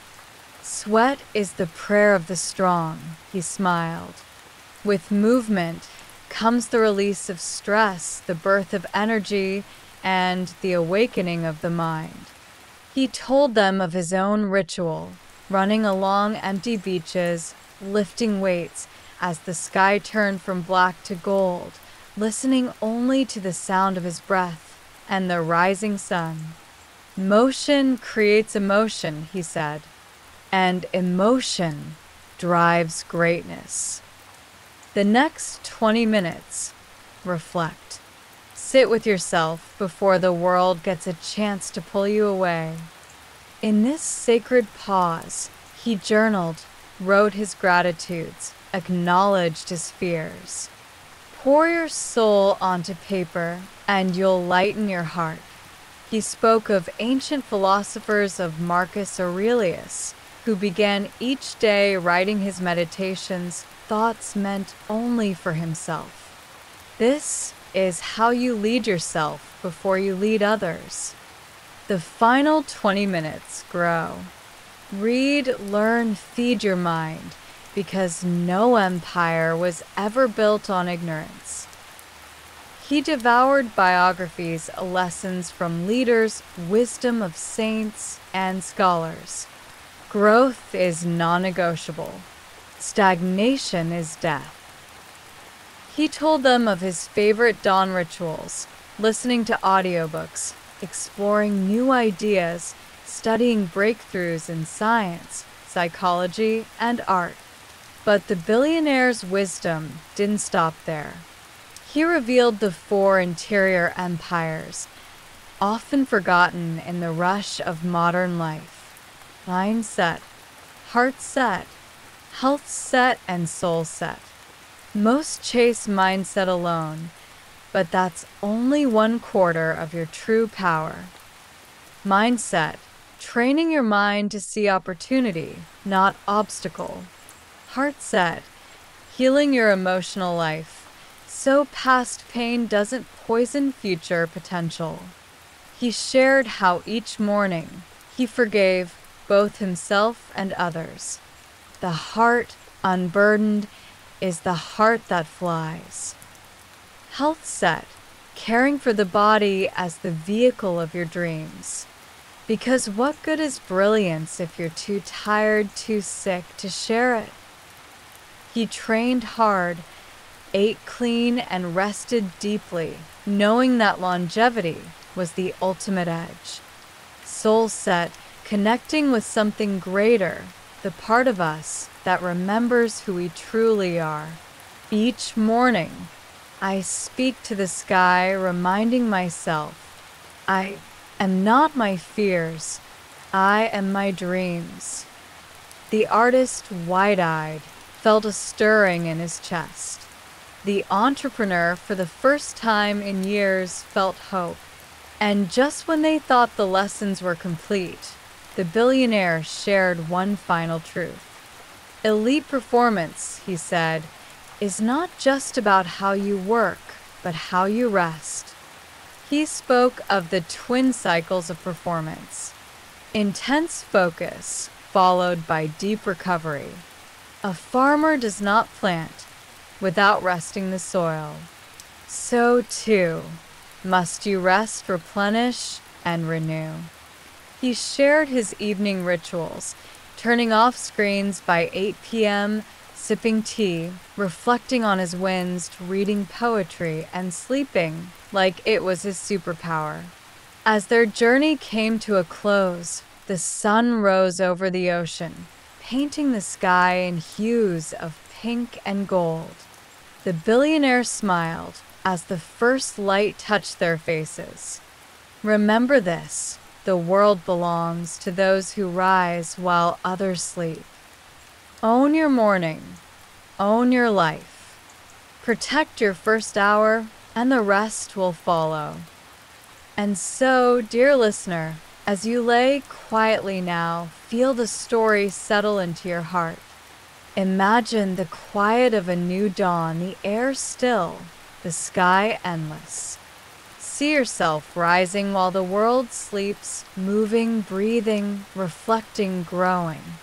Because within those hours lies the power to shape your destiny.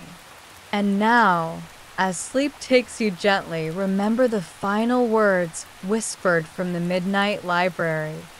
Good night and sweet dreams.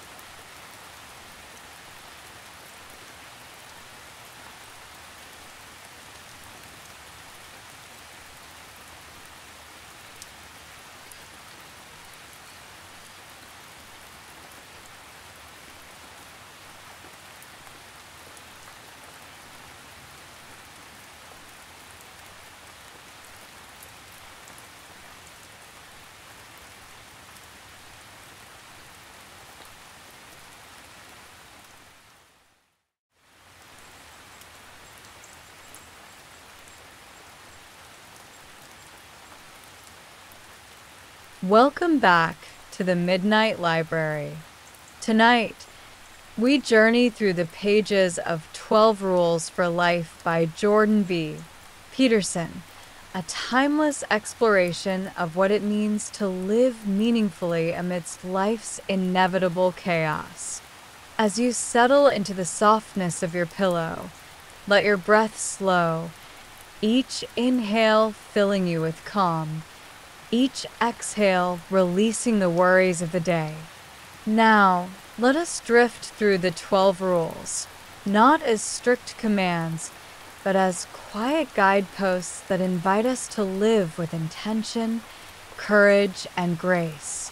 Along the way, we'll explore the myths, stories, and examples that breathe life into these principles. About the author, Jordan Peterson, a clinical psychologist and professor, has spent decades studying what it means to be human, our struggles with suffering, meaning, and responsibility. Drawing from ancient myths, biblical stories, and psychological insights, he offers us these 12 rules as anchors, as lighthouses, to help us chart a steady course through the unpredictable seas of life. And so, our story begins. Rule 1. Stand up straight with your shoulders back. We start with a simple physical act, posture. In the animal kingdom, lobsters fight for dominance. Victors expand, their bodies tall, their movements fluid. Defeated lobsters shrink, chemically altered, curling inward with lowered eyes. Humans, too, react to the world based on how we carry ourselves. Drooping shoulders tell your mind you are small, that you should avoid risk. But a lifted head, a proud chest, this changes everything. In moments of difficulty, a job interview, a tough conversation, a new challenge, imagine yourself upright, grounded, unshaken. Just like the lobsters, your body will tell your mind, I can handle this. Rule 2. Treat yourself like someone you are responsible for helping. If your beloved pet was ill, you'd rush to the vet, fill the prescription, care tenderly for their recovery. Yet how often do we neglect our own well-being, skipping meals, dismissing sleep, ignoring the quiet voice asking for care? This rule is simple, but transformative. See yourself as someone worth caring for. Cook nourishing meals. Rest deeply. Offer yourself patience when you fall short.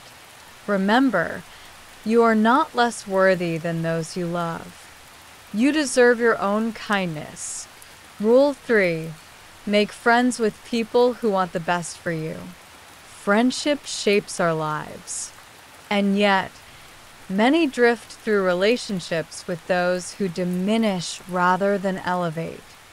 Peterson shares the story of a childhood friend, bright, full of potential, who fell in with the wrong crowd. Years later, bitterness and resentment had replaced his youthful dreams. We've all seen it. The colleague who resents ambition, the friend who scoffs at dreams, pulling us downward. But real friends, the good ones, celebrate your victories, challenge you when you falter, and walk beside you as you grow. Ask yourself tonight, who cheers for your success? And who prefers you small? Seek the former. Gently step away from the latter. Rule 4.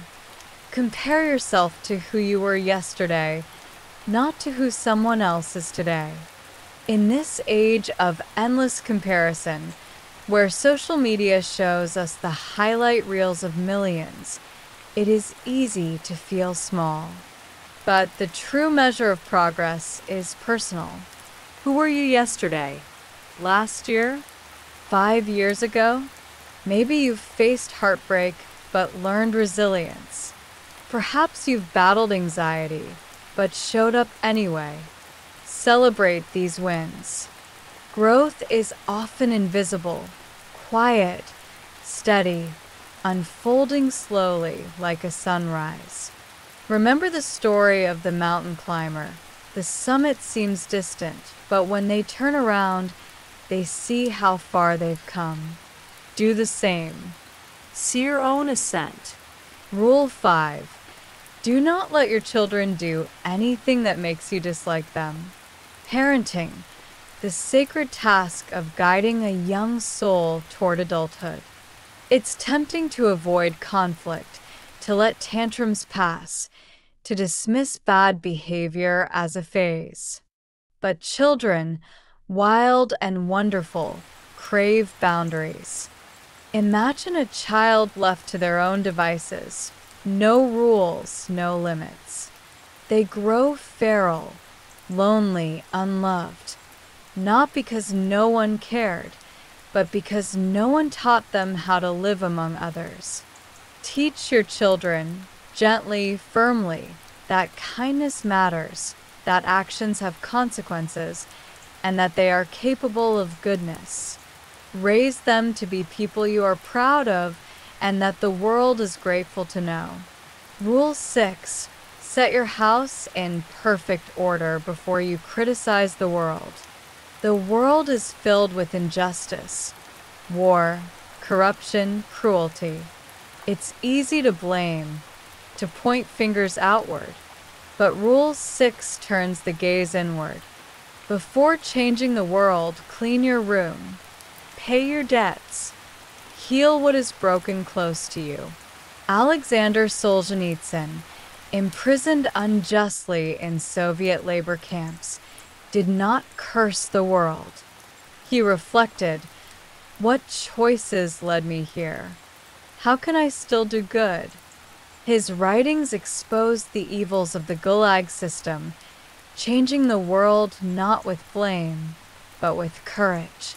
Tonight, think, what small thing can you set right tomorrow? Rule 7. Pursue what is meaningful, not what is expedient. The monkey and the cookie jar, a simple tale of greed. The monkey is caught, not by his captors, but by his own refusal to let go of what feels good now. We are all that monkey sometimes, clinging to comfort, avoiding sacrifice. But meaning, deep, soul-filling meaning, comes from choosing what is hard, from sacrificing what is easy. The parent who wakes at night for their child, the artist who labors over their craft, the student who studies late for a distant goal. Tonight, consider, what are you holding on to that keeps you trapped? What might you release to rise higher? Rule 8. Tell the truth, or at least don't lie. Lies are heavy. They grow until even we cannot tell where the truth ends and the story begins. Perhaps you know the weight of pretending, smiling when you're broken, agreeing when your soul screams no. Truth is lighter, sometimes painful, but freeing. It clarifies. It heals. Tonight, imagine laying down every lie, big or small, like setting down heavy stones. Feel the relief. Breathe easier. Tomorrow speak truth, kindly but surely. Watch how your world shifts. Rule 9. Assume that the person you are listening to might know something you don't. There is wisdom everywhere. In the old man's quiet stories, the child's curious questions, the stranger's tales. But most of us listen only to reply, waiting our turn to speak. Rule 9 invites us to listen, truly listen, to approach each conversation with wonder. What might I learn here? Socrates, the wisest man, knew only this. I know that I know nothing. In that humility lies endless learning. Rule 10. Be precise in your speech. Vague words create vague lives. When we don't name our needs, our fears, our hopes, chaos grows. Consider a couple arguing over chores. One says, "You never help." But what if instead they said, "When you leave the dishes, I feel unseen"? Precision turns confusion into clarity. It builds bridges where walls once stood. Tonight, reflect. Where might you speak more clearly tomorrow? What unnamed truth waits on your tongue? Rule 11. Do not bother children when they are skateboarding. Risk is part of life. Boys and girls learning to skateboard, falling, scraping knees, they are learning courage. Too much safety stifles the soul. Peterson writes, "Don't bother them. Let them fall. Let them rise." Risk makes us human. Without it, there is no art, no invention, no love. Tonight, remember, protect what matters, but let yourself and those you love taste the wild edges of life. Rule 12. Pet a cat when you encounter one on the street. And finally, the softest rule. Life is hard. Loss waits for us all. But amidst the sorrow, there are moments of sweetness. A cat on the sidewalk, a golden sunset, laughter shared over coffee. These small joys are what make the struggle bearable. They are proof that beauty survives, always. Tonight, recall the small, good things, a kind word, a gentle breeze, the softness of your bed. Rest in that gratitude. Final reflections, finding meaning in chaos. And so, as you drift towards sleep, remember, life is neither perfect nor fair, but it is full of meaning if we choose to see it. Stand tall. Speak truth. Care deeply. Choose meaning. And when the world grows dark, find the nearest small joy and hold it close. The Midnight Library thanks you for joining us tonight. May you sleep peacefully, knowing that in this vast, chaotic world, you have rules to guide you and light enough to find your way. Sleep well and sweet dreams.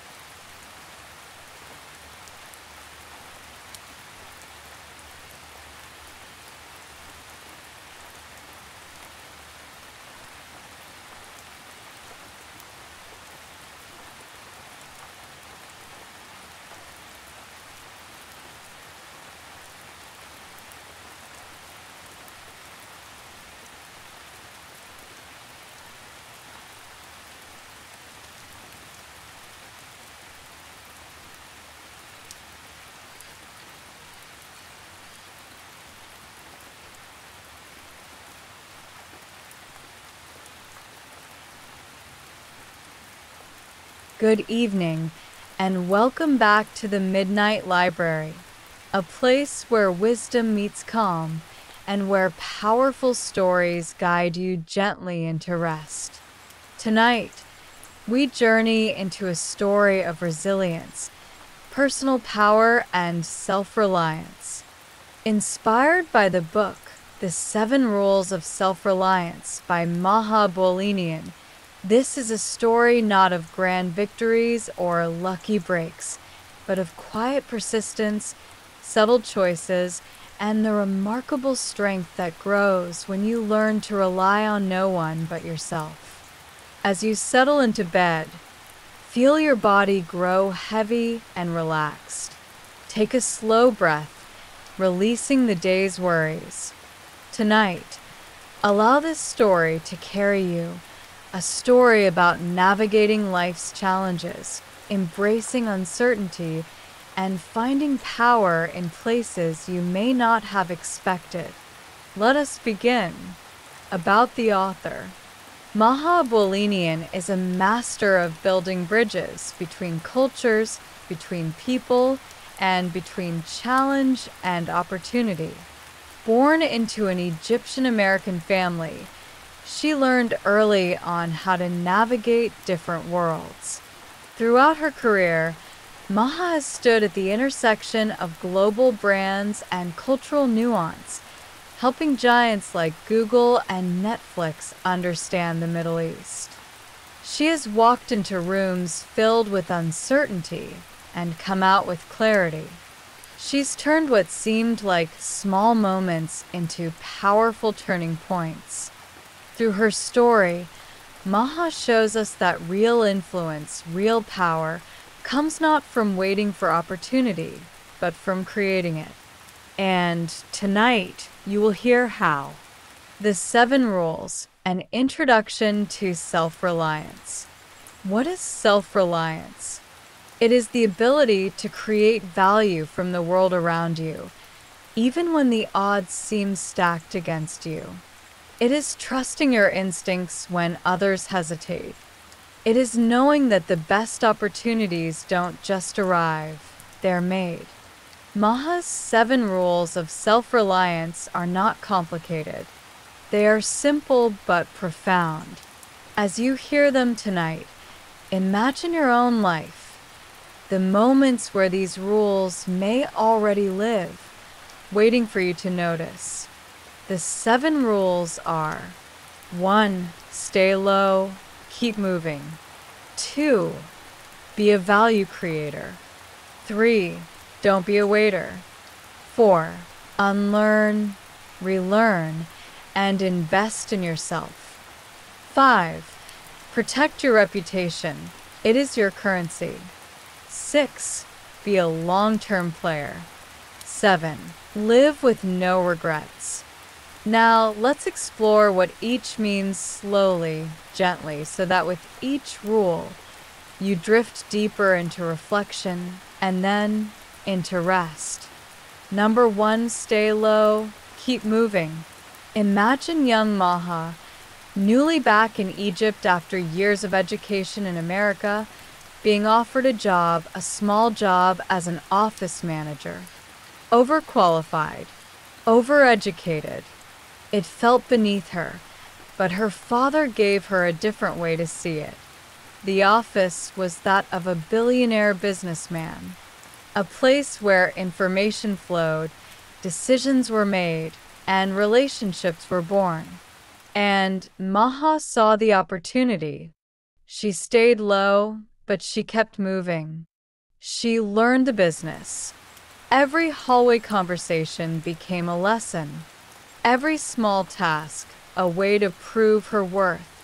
And in time, she found herself not on the sidelines, but in the center of monumental deals, like a historic telecom acquisition that would reshape Africa.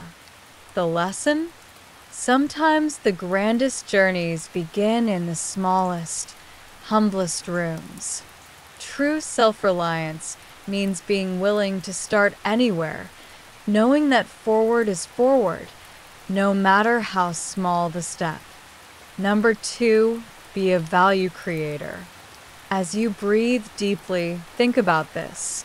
In every situation, you have 2 choices. You can wait for someone to give you value, or you can create it yourself. Maha learned this working with Gary Vaynerchuk. Without being asked, she studied his business. She learned his needs. She mapped an entire plan for how he could break into the Middle East market. She didn't wait for permission. She created value, unprompted, unseen, and it paid off. Creating value doesn't require grand gestures. It starts with a mindset, waking up each day asking, how can I serve? Not out of desperation, but out of strength. Because those who create value become invaluable. Number 3, don't be a waiter. In life, many sit by, waiting for their turn, waiting for the right moment, the right person, the perfect opportunity. But Maha's rule is simple: don't wait. She proved this at the NFL's Super Bowl radio row. Others stuck to the script, interviewing athletes.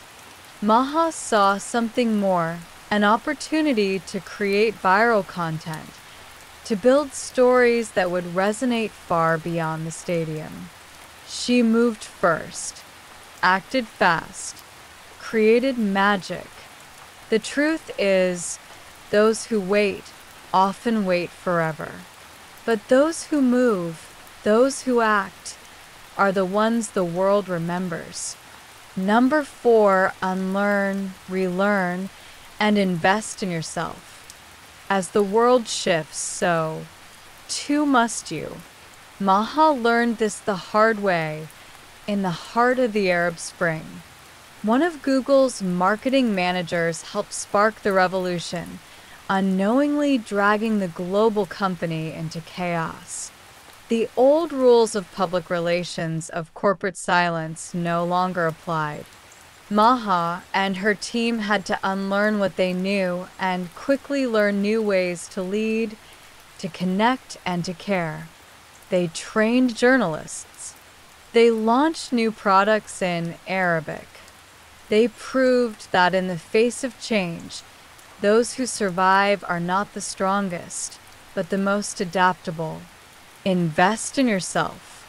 Learn, unlearn, and learn again, because growth never ends. Number 5, your reputation is your currency. Reputation is quiet. It is built not when people watch, but when no one does. It is your currency, and you carry it everywhere. Maha guarded hers fiercely. She knew that each action, each word, each choice, added to or took from her invisible bank. The people you trust, the promises you keep, the kindness you show, they build something greater than money. They build a name. And in the end, your name will open doors that no resume can. Number 6, be a long-term player. The most powerful players in life are the ones who see beyond the now. They are patient, Strategic. willing to plant seeds they may never see bloom. Maha learned this caring for her parents, her father with ALS, her mother with multiple sclerosis. For over a decade, she managed teams of nurses, building a private medical system around them while building her business. She didn't choose between the two. She played the long game, balancing grief and ambition, knowing that what she built in those years would outlast any temporary reward. Long-term players don't chase wins. They build legacies. And finally, the deepest lesson of all. Number 7, live with no regrets. Life will challenge you. It will hurt you. It will test you. But every scar, every story becomes part of your strength. Maha learned to see every moment, even the hardest ones, as a gift, a chance to learn, a chance to grow. She transformed simple acts, like turning apricot juice into ice cubes so her father could taste Ramadan again, into moments of love, memory, and resilience. Live with no regrets. Your story is unfolding exactly as it should. Final reflections. What machines cannot do. As you drift further now, there is one more truth to leave you with. We exist in a world of algorithms, of machines that learn, that calculate, that predict. But no machine can feel what you feel. No technology can build the quiet trust, the deep relationships, the human strength that self-reliance creates. The future does not belong to the fastest or the smartest, but to those who know who they are. Those who can create value, weather storms, and walk their own path, steady and unshaken. And so, as you sleep, remember this. You are stronger than you know. Your greatest skills are not those you list on a resume, but those that live quietly inside you. Your patience, your kindness, your willingness to begin, again and again, no matter how many times the world changes. That is self-reliance. Good night from the Midnight Library. Thank you for joining us tonight. Wherever you are, in a quiet room, a bustling city, or a distant place, know that you carry within you the tools to shape your future. Rest now, peacefully, and when you wake, carry these lessons with you. We'll see you tomorrow for another journey. Good night and sweet dreams.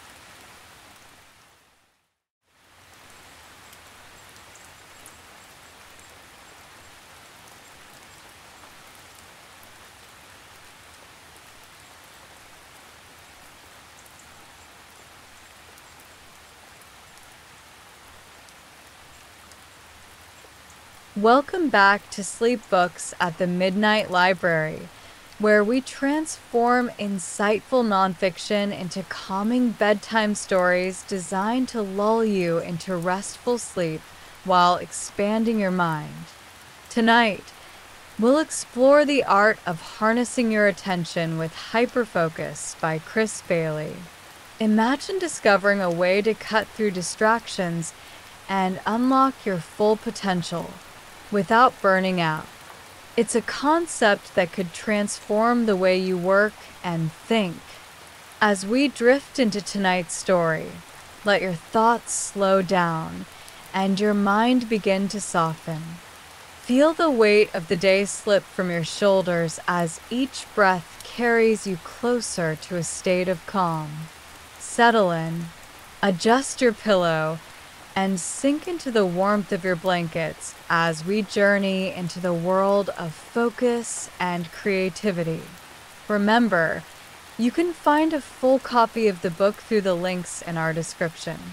Don't forget to share where you're tuning in from. We love hearing from our global community. And as always, we're open to your suggestions for future stories. Now take a deep breath and relax as we begin. About the author.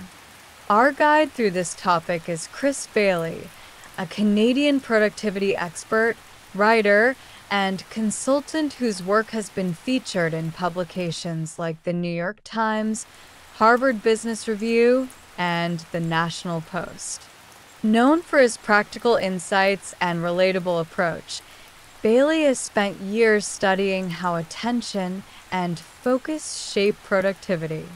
After turning down lucrative job offers to explore productivity full-time, he conducted a year-long experiment, testing different techniques to improve his performance and well-being.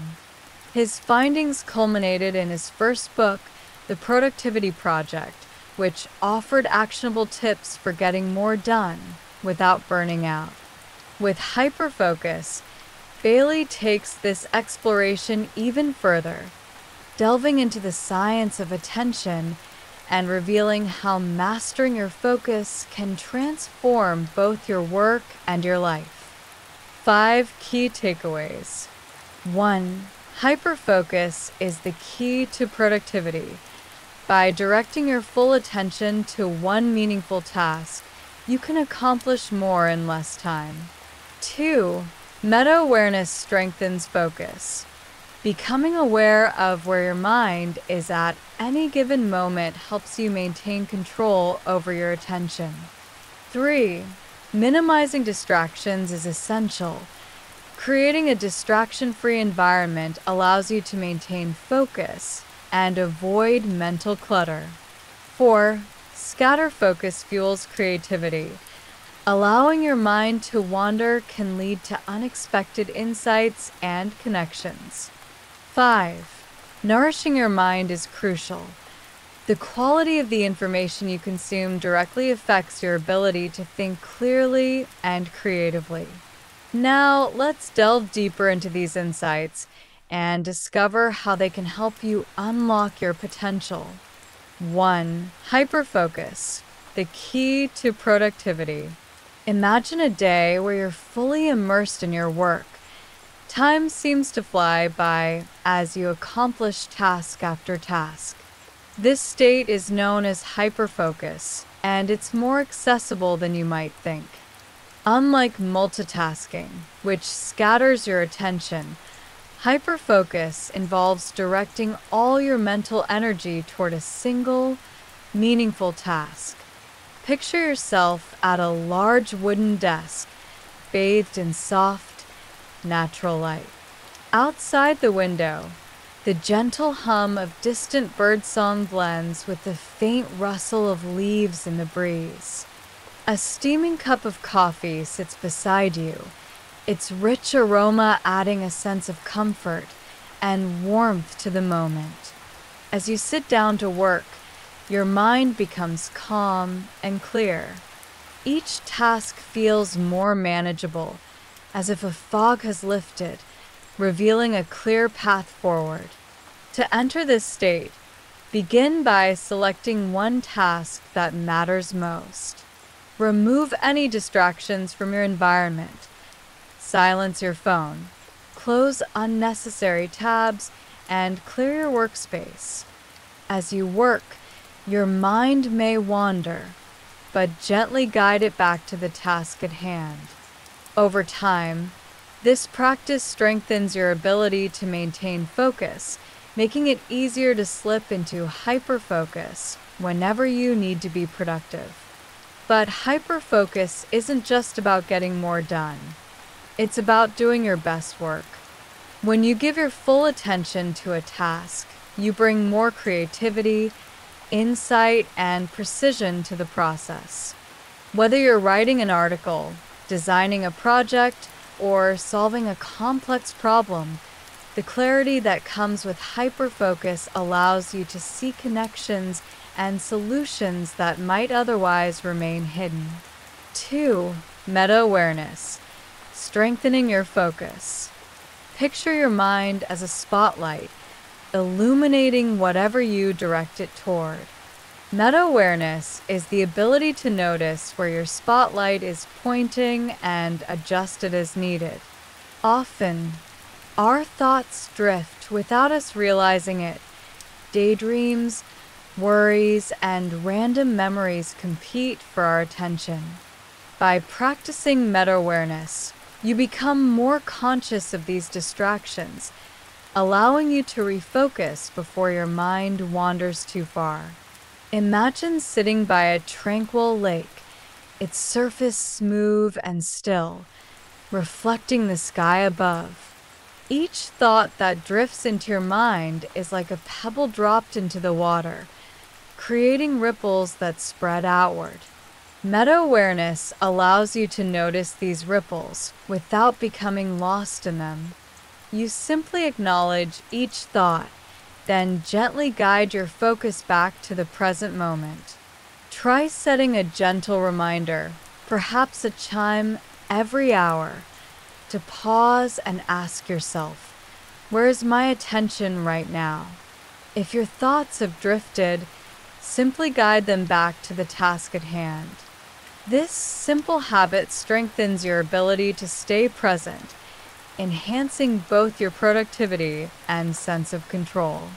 Over time, you'll find that your mind becomes more resilient, better able to resist distractions and maintain focus even in challenging situations. 3. Minimizing distractions, creating a focus-friendly environment. Distractions are the enemy of focus. Whether it's the ping of a notification or the lure of social media, even small interruptions can break your concentration. The solution is to proactively eliminate potential distractions before you begin working. Imagine preparing your space as if you're creating a sanctuary for your mind. The air is fresh and clear, free from the noise and clutter that can weigh you down.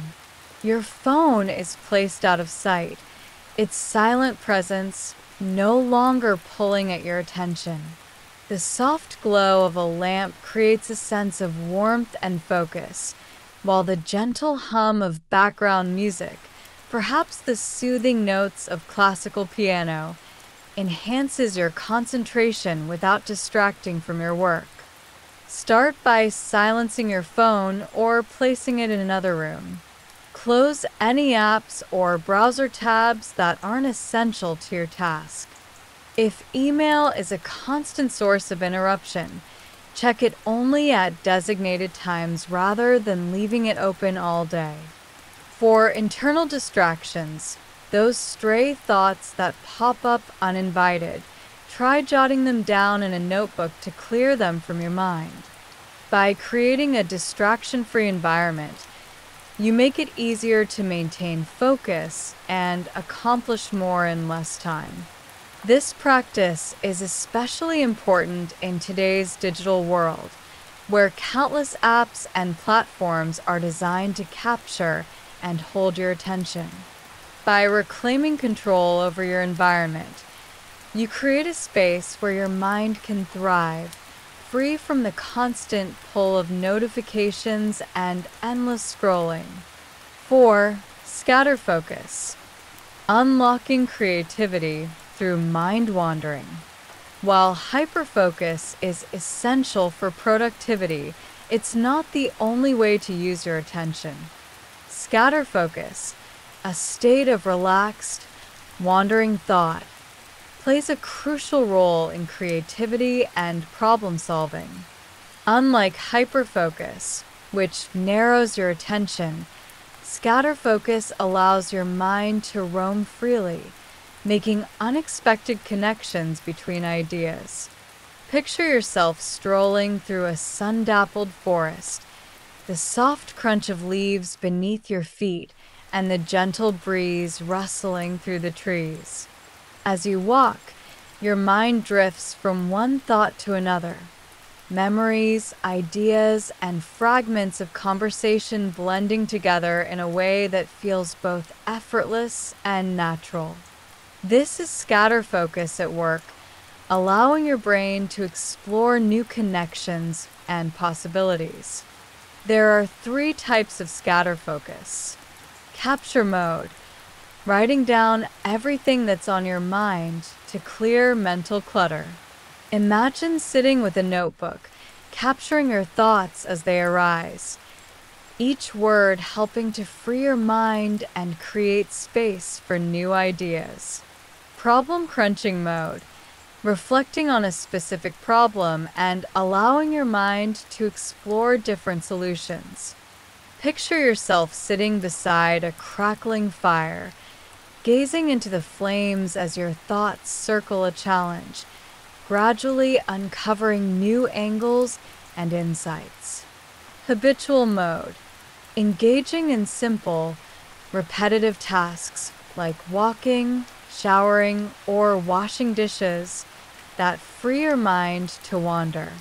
These moments of quiet reflection often lead to unexpected bursts of creativity as your brain makes connections that might otherwise go unnoticed.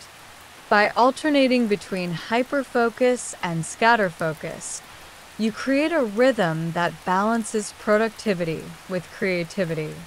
This dynamic interplay allows you to tackle complex tasks with clarity and efficiency, while also giving your mind the freedom to explore new ideas and perspectives.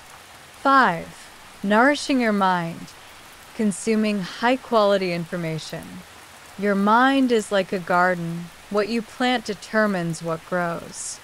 Just as nutrient-rich soil produces healthy plants, high-quality information fuels clear, creative thinking.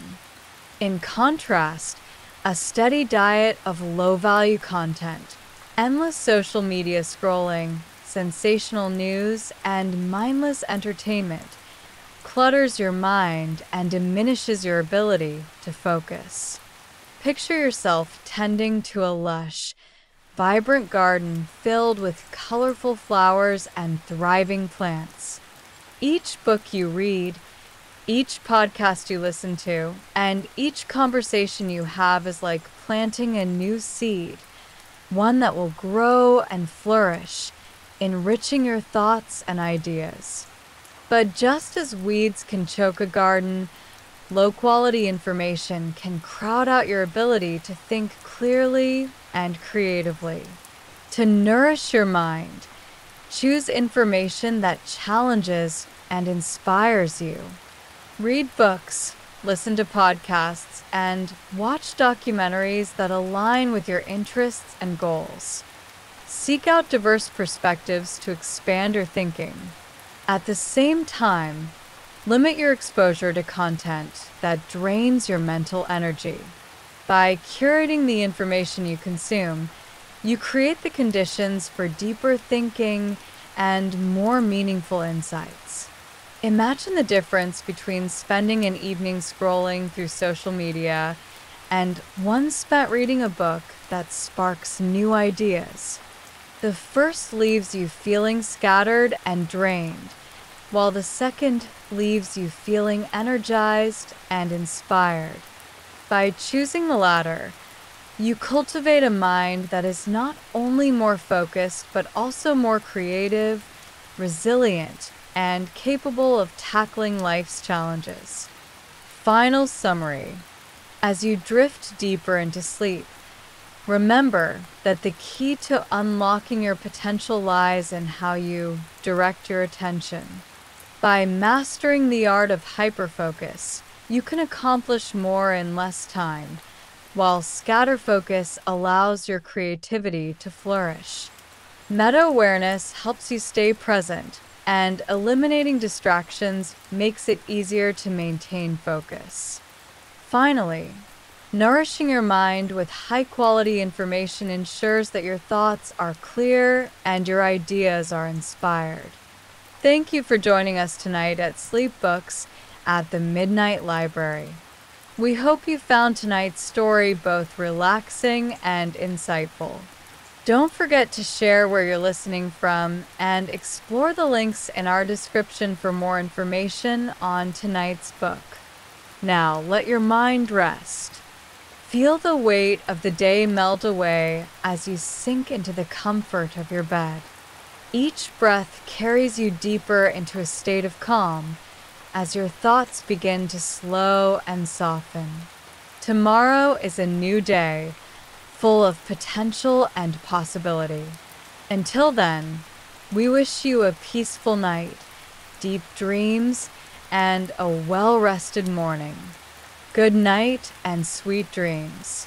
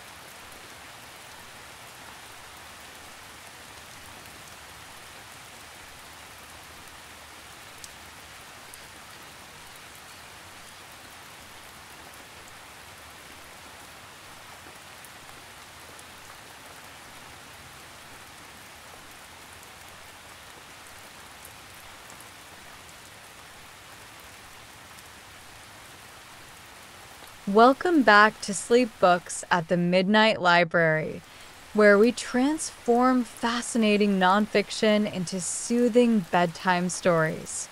Tonight, we embark on a timeless journey, one that bends reality, challenges physics, and takes us beyond the limits of what we know. We're exploring Time Travel, a history by James Gleick, a book that traces the origins of time travel as an idea, from its birth in literature to its place in science, philosophy, and pop culture. As you settle into bed, allow your mind to drift. Imagine stepping into a mysterious time machine, one that could take you anywhere, to the past to witness history unfold, or to the future to glimpse the unknown wonders ahead. Would you visit the roaring 1920s to dance at a jazz club? Would you walk the streets of ancient Rome, surrounded by emperors and gladiators? Or perhaps you'd leap forward 1,000 years to see a world transformed by technology and interstellar exploration? Tonight, we will gently explore the history, paradoxes, and possibilities of time travel, all while helping you relax, unwind, and drift into deep sleep. If you'd like to read the full book, links are in the description below. And if you have suggestions for future sleep stories, we'd love to hear them. Now close your eyes, let your breathing slow, and allow your thoughts to float through time itself. About the author, James Gleick. James Gleick is a renowned science historian and writer, known for his ability to explain complex scientific concepts in a way that is gripping and accessible. His books explore chaos theory, physics, and the evolution of scientific thought, earning him multiple Pulitzer Prize nominations. In Time Travel, a History, Gleick takes us on an intellectual adventure, unraveling the ways in which humanity has imagined, explored, and debated the very nature of time itself. His work invites us to think differently about the past, the future, and the present moment, and tonight, we will let those ideas guide us into a peaceful and dreamy state of mind. The 5 key takeaways from the book. 1.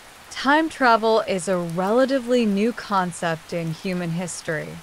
While myths and legends hinted at glimpses into the future, the idea of physically moving through time only emerged a little over a century ago, popularized by H.G. Wells' The Time Machine, 1895. 2. Time travel has rules, and those rules create paradoxes.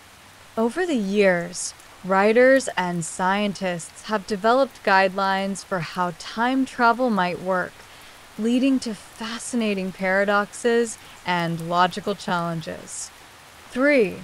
Einstein's theories changed how we think about time. Before Albert Einstein, time was seen as a constant, moving forward at the same speed for everyone. His theories of relativity revealed that time is flexible. It slows down when you travel faster. 4. Time travel creates paradoxes that challenge logic and causality. The famous grandfather paradox and butterfly effect highlight the mind-bending problems that come with changing the past. 5. We time travel every day through memory, literature, and technology. While physical time travel may not exist, we do it mentally all the time by remembering the past, imagining the future, and even using the internet. Now, let's explore these ideas in more depth and allow your mind to drift into the timeless rhythm of sleep. Exploring these key takeaways in detail. 1. Time travel is a new but powerful idea. Time travel feels like something that has always been part of human imagination, yet, for most of history, it didn't exist as a concept. Ancient civilizations believed in fate and prophecy, where the future was predetermined. But the idea of moving through time like space, backward and forward at will, was unheard of. Then, in 1895, H.G. Wells wrote The Time Machine, and everything changed. Wells imagined time as a flowing river, one that could be navigated with the right technology. Suddenly, time travel wasn't just a dream, it was a possibility. Tonight, as you drift deeper into relaxation, imagine yourself stepping into an elegant Victorian time machine, gears whirring, levers shifting, and feel yourself floating through the currents of time. 2. The rules of time travel and its paradoxes. As time travel became more popular in fiction, certain rules had to be established. Could you change the past? Would the future be set in stone? And then came the paradoxes, the mind-bending logical problems that time travel creates. The grandfather paradox. If you travel back in time and prevented your grandparents from meeting, would you cease to exist?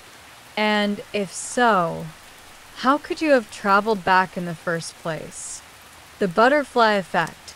A tiny change in the past, like stepping on a single butterfly, could have massive, unpredictable effects on the future. These paradoxes remind us of how delicate the fabric of time is, like a dream that shifts when you try to grasp it. So tonight, as you sink deeper into your pillows, allow your mind to let go of time altogether, floating in a place beyond past, present, and future.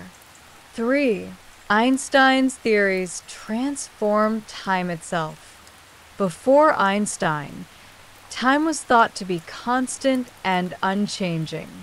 Then came the theory of relativity, which revealed that time is actually malleable.